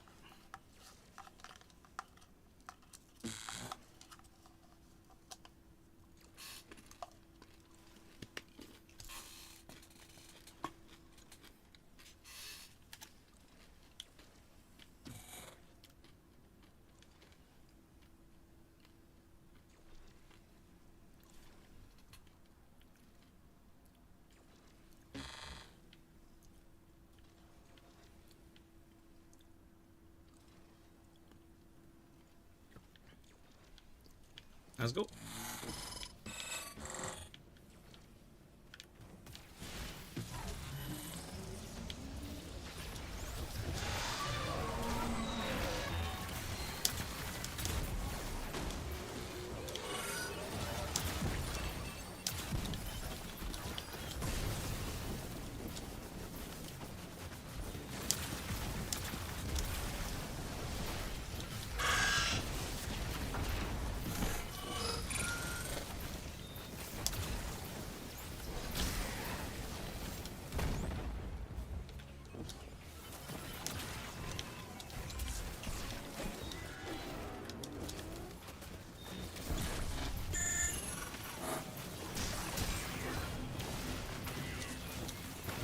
I'll keep the chicken busy, I guess.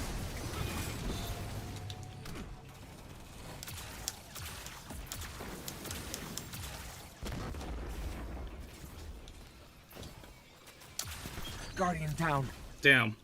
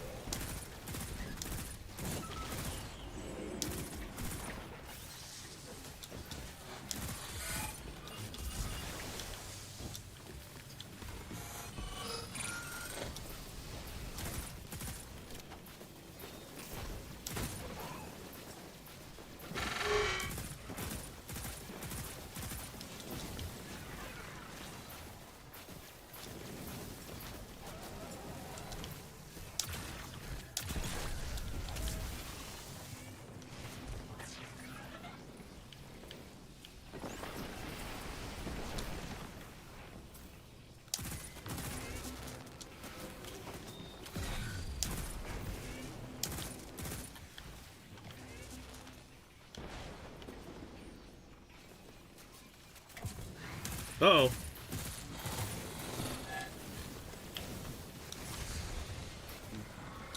Hold on. We can salvage this. We got 30 seconds. You're good, you're good.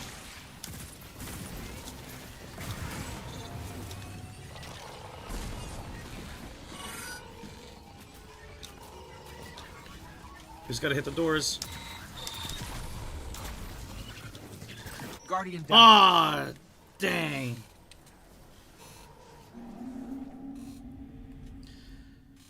Dang it, there goes Flawless. Oh, so close. You're good. Oh my god.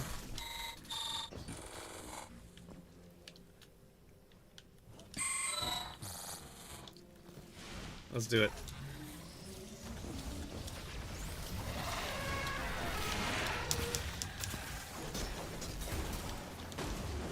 A pinata poking stick.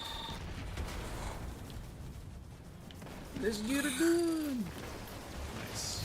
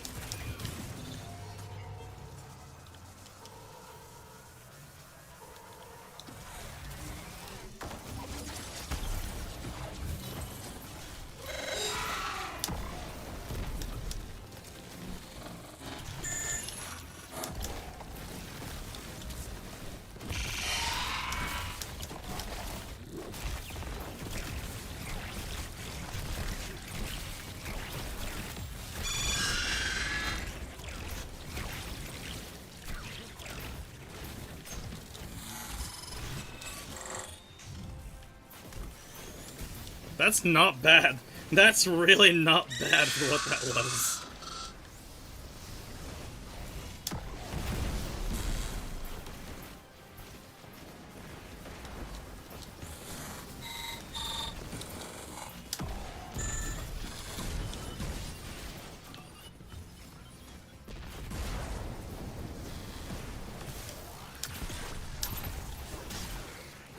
If we had someone with G-Horn, that dude would have melted.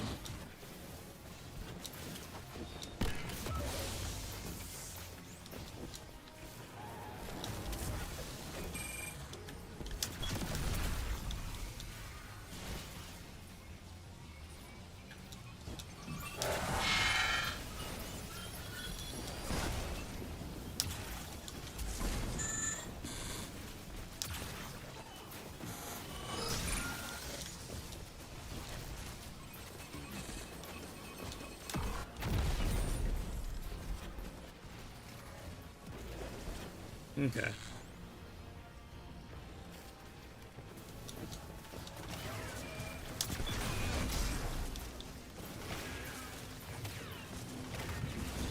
Nice. Starting with diamond.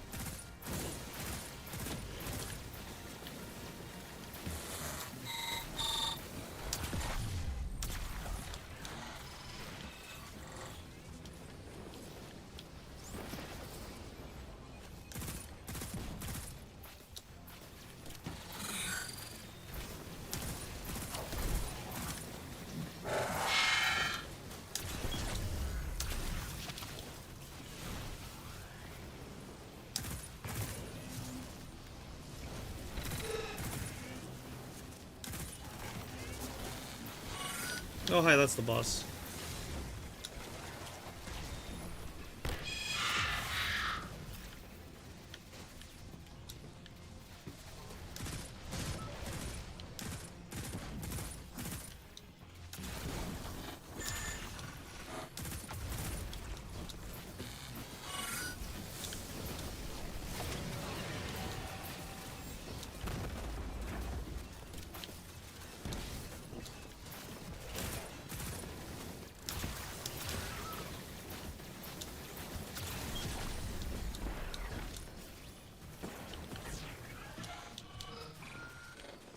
Oh shit. Oh, this side's diamond. Okay.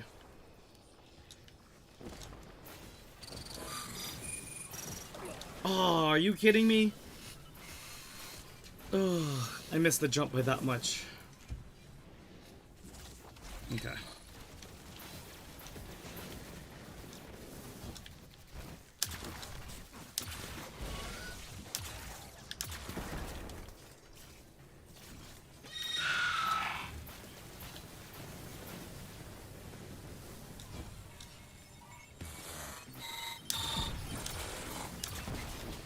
Hell yeah. Excuse me.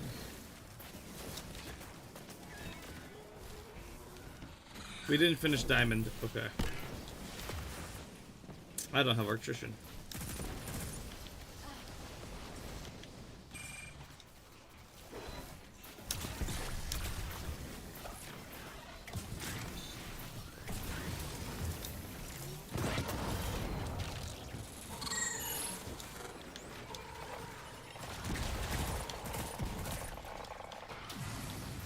Oh, damn it.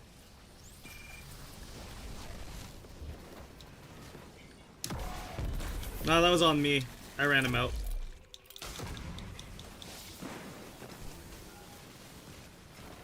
Oh, that's rough.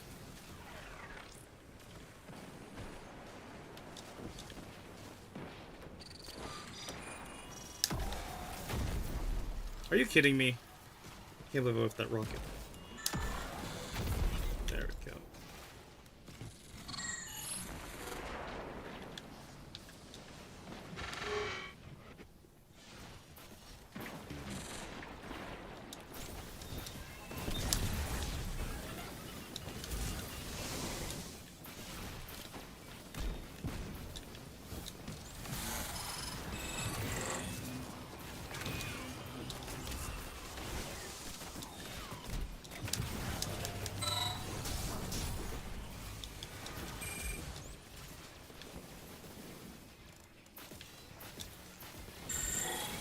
Triangle square.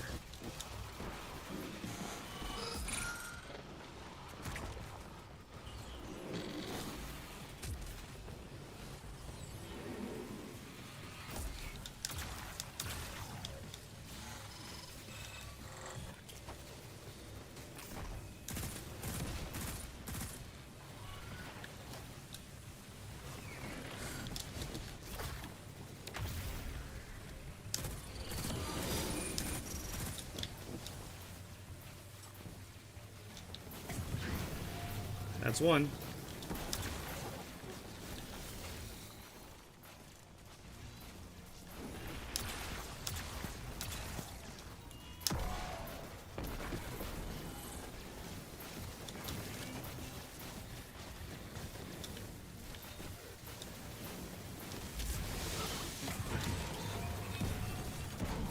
There we go. Now we can get out of here.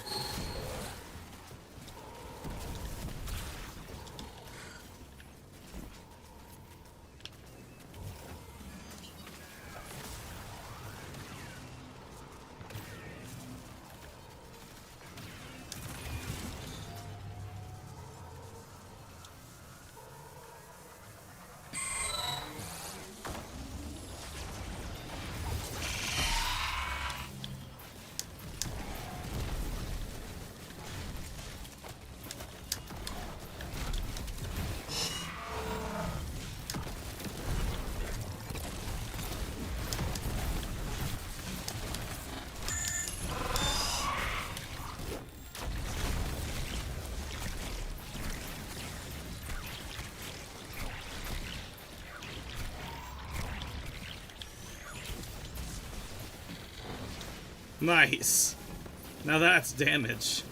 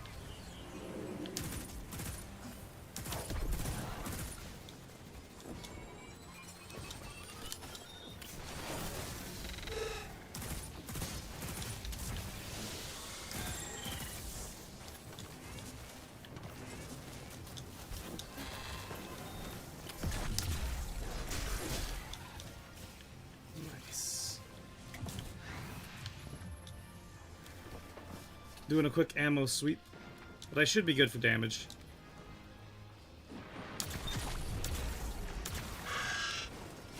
Oh yeah, my cup has runneth over.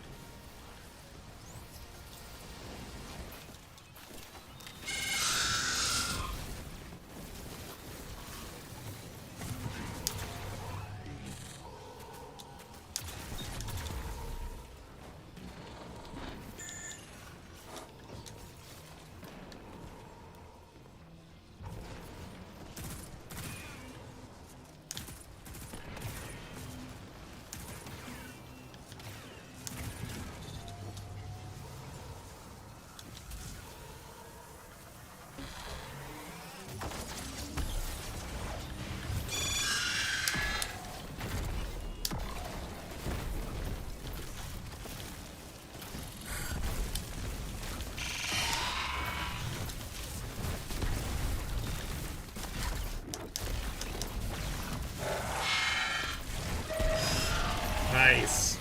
First try.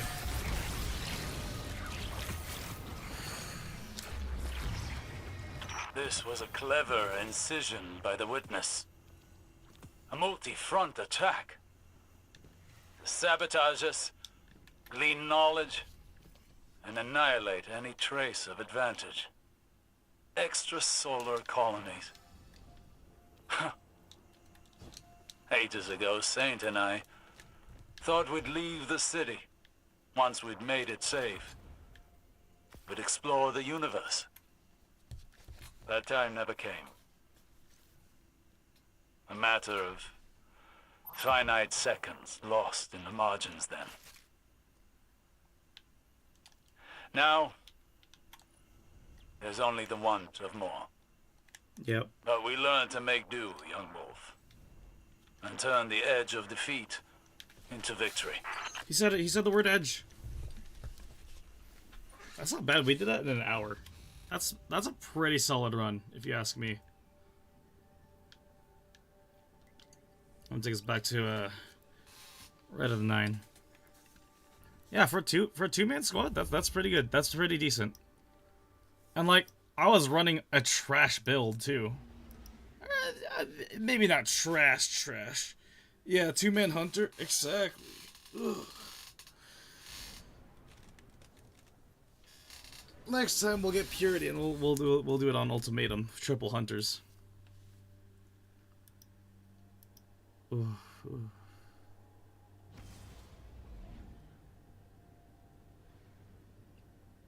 Triple hunter ultimatum. It'd be a lot of fun to do, honestly. I don't know, dude. You handled pretty well. The trick is just don't stop moving. That's it. That's all there is to it.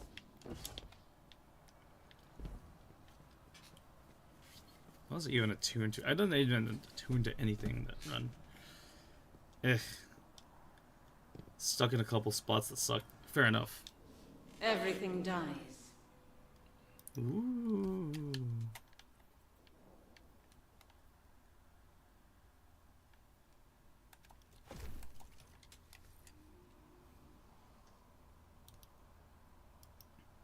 The emissary speaks to a point somewhere beyond your right shoulder.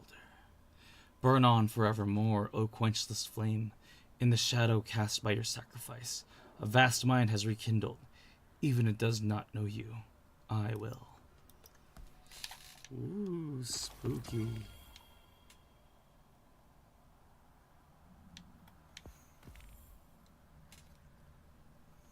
Complete all encounters and Nothing squares is of the permanent. Watcher.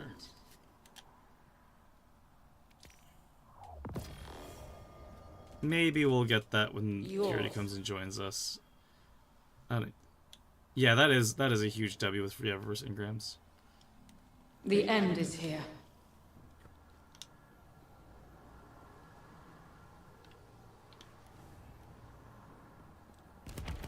Sure.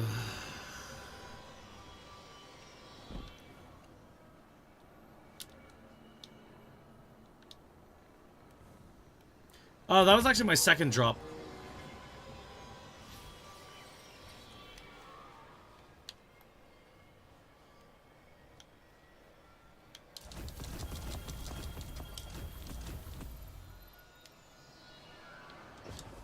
Oh shit.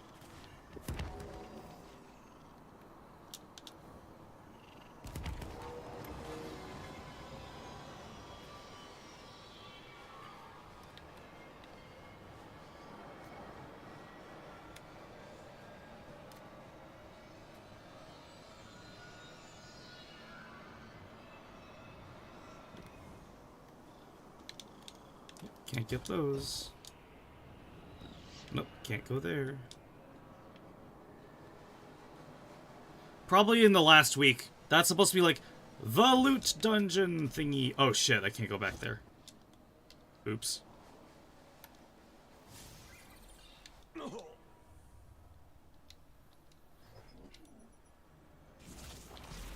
Oh no.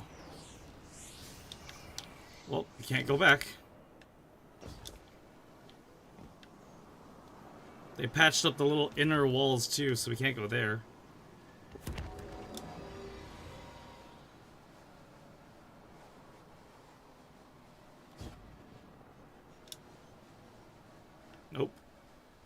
Guardian down. Well, guess we're stuck. I'm wearing Stompies right now, and it's not working.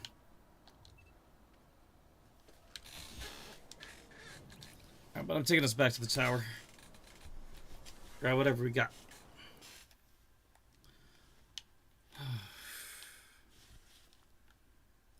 If we had a full squad, I'd run Master Grasp, honestly.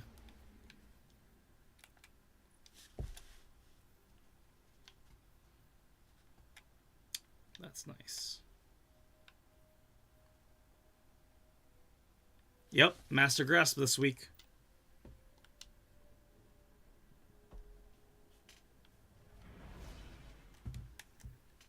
If it wasn't 4 in the morning and I just got back from a flight, I would do that, but I need to rest up right now. I just need to do Ultimatum, Ghost of the Deep, Last Secret Triumph, and all the weapon arsenals, and I got the title. I'm almost done with 2024 also. Damn. I just need to do Salvation's Edge. Hi there.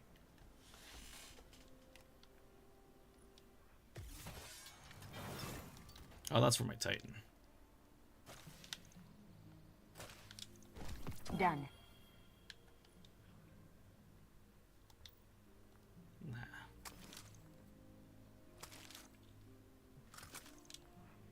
To do Gold Eternities on the other two.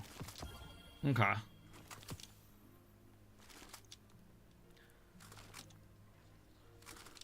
If you want, we could do it later today. Hello, 90. Hello. Welcome. All done. Okay. No one's gonna mind if I think I'm good to start wrapping up. Yeah. Let me switch to my Baron hunting gear now.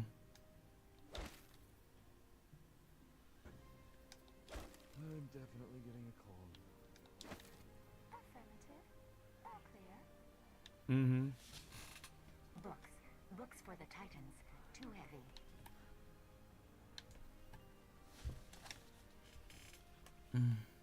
System diagnostic complete.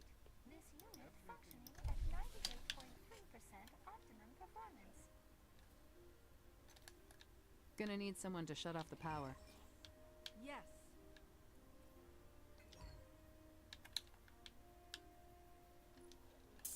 Okay. Patient 0. Alright. Odds are I'm going to do some more stuff on the offline. Just so I can catch up on everything else for my characters. But if you do want to see us do some of that, I know Giffy wants to run a Salvation's Edge. I think we have a full team coming up this weekend. Schedule for the week, I don't know. It's gonna go as it goes because like I'm still figuring it out. But most likely I'm looking at Destiny Tuesdays, Fallout Fridays, where I'm going back to Fallout 76, and single player Sundays, where I'm going to do some more Oblivion. I do want to get Oblivion done before the year ends because that's gonna be it. Like if I don't finish it now, I'm never gonna finish it, kind of thing. You know what I mean? I do want to finish a game of some kind as the year ends. But also there is a chance that again that raid is gonna happen, so I do want to do that too, and I want to stream that. Hopefully I get the green light to do it, or at least like clip some highlights here and there. But beyond that, it's no problem. But yeah. Red Jacks, this is our site 9940 of the Vanguard. Hold fast. But yeah, with that, that's gonna do it for today's stream. I'm gonna exit the game and go back to my just chatting.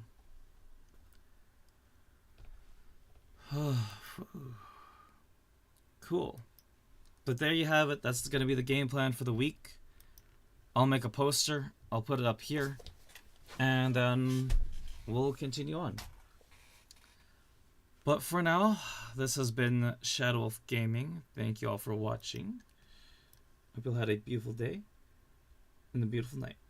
GG's on the run and good night. Thank you so much. Good night, Tachi. Thank you again for this sub. Everybody, please do make sure to follow Zombie and Tachi over on their own channels too. They are good friends. They join us for a lot of the games. Yeah. Shout out. Alright, DJ. Shout out.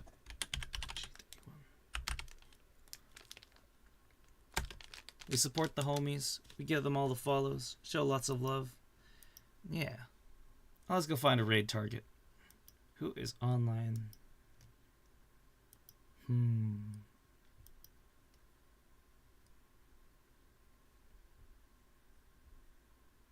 Let's see. Mako is playing some Elden Ring Night Rain. Oh. But also, Shez is on too. Oh, damn.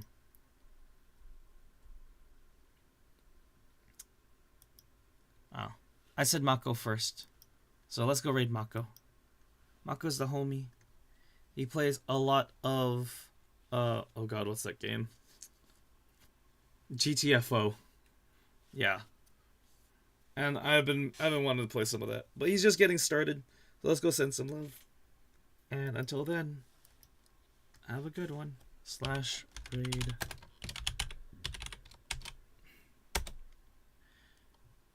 And then we'll give him a happy Tuesday.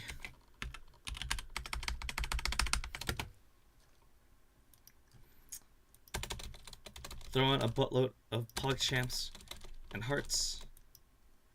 And until then, I'll be seeing ya. Where's my YouTube channel? This one, I think. Yes. There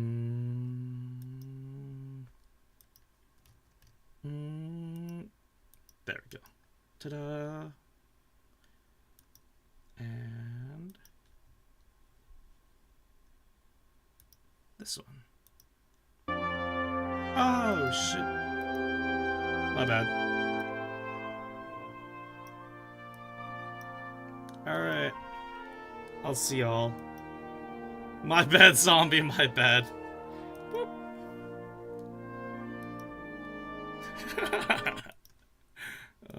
Damn.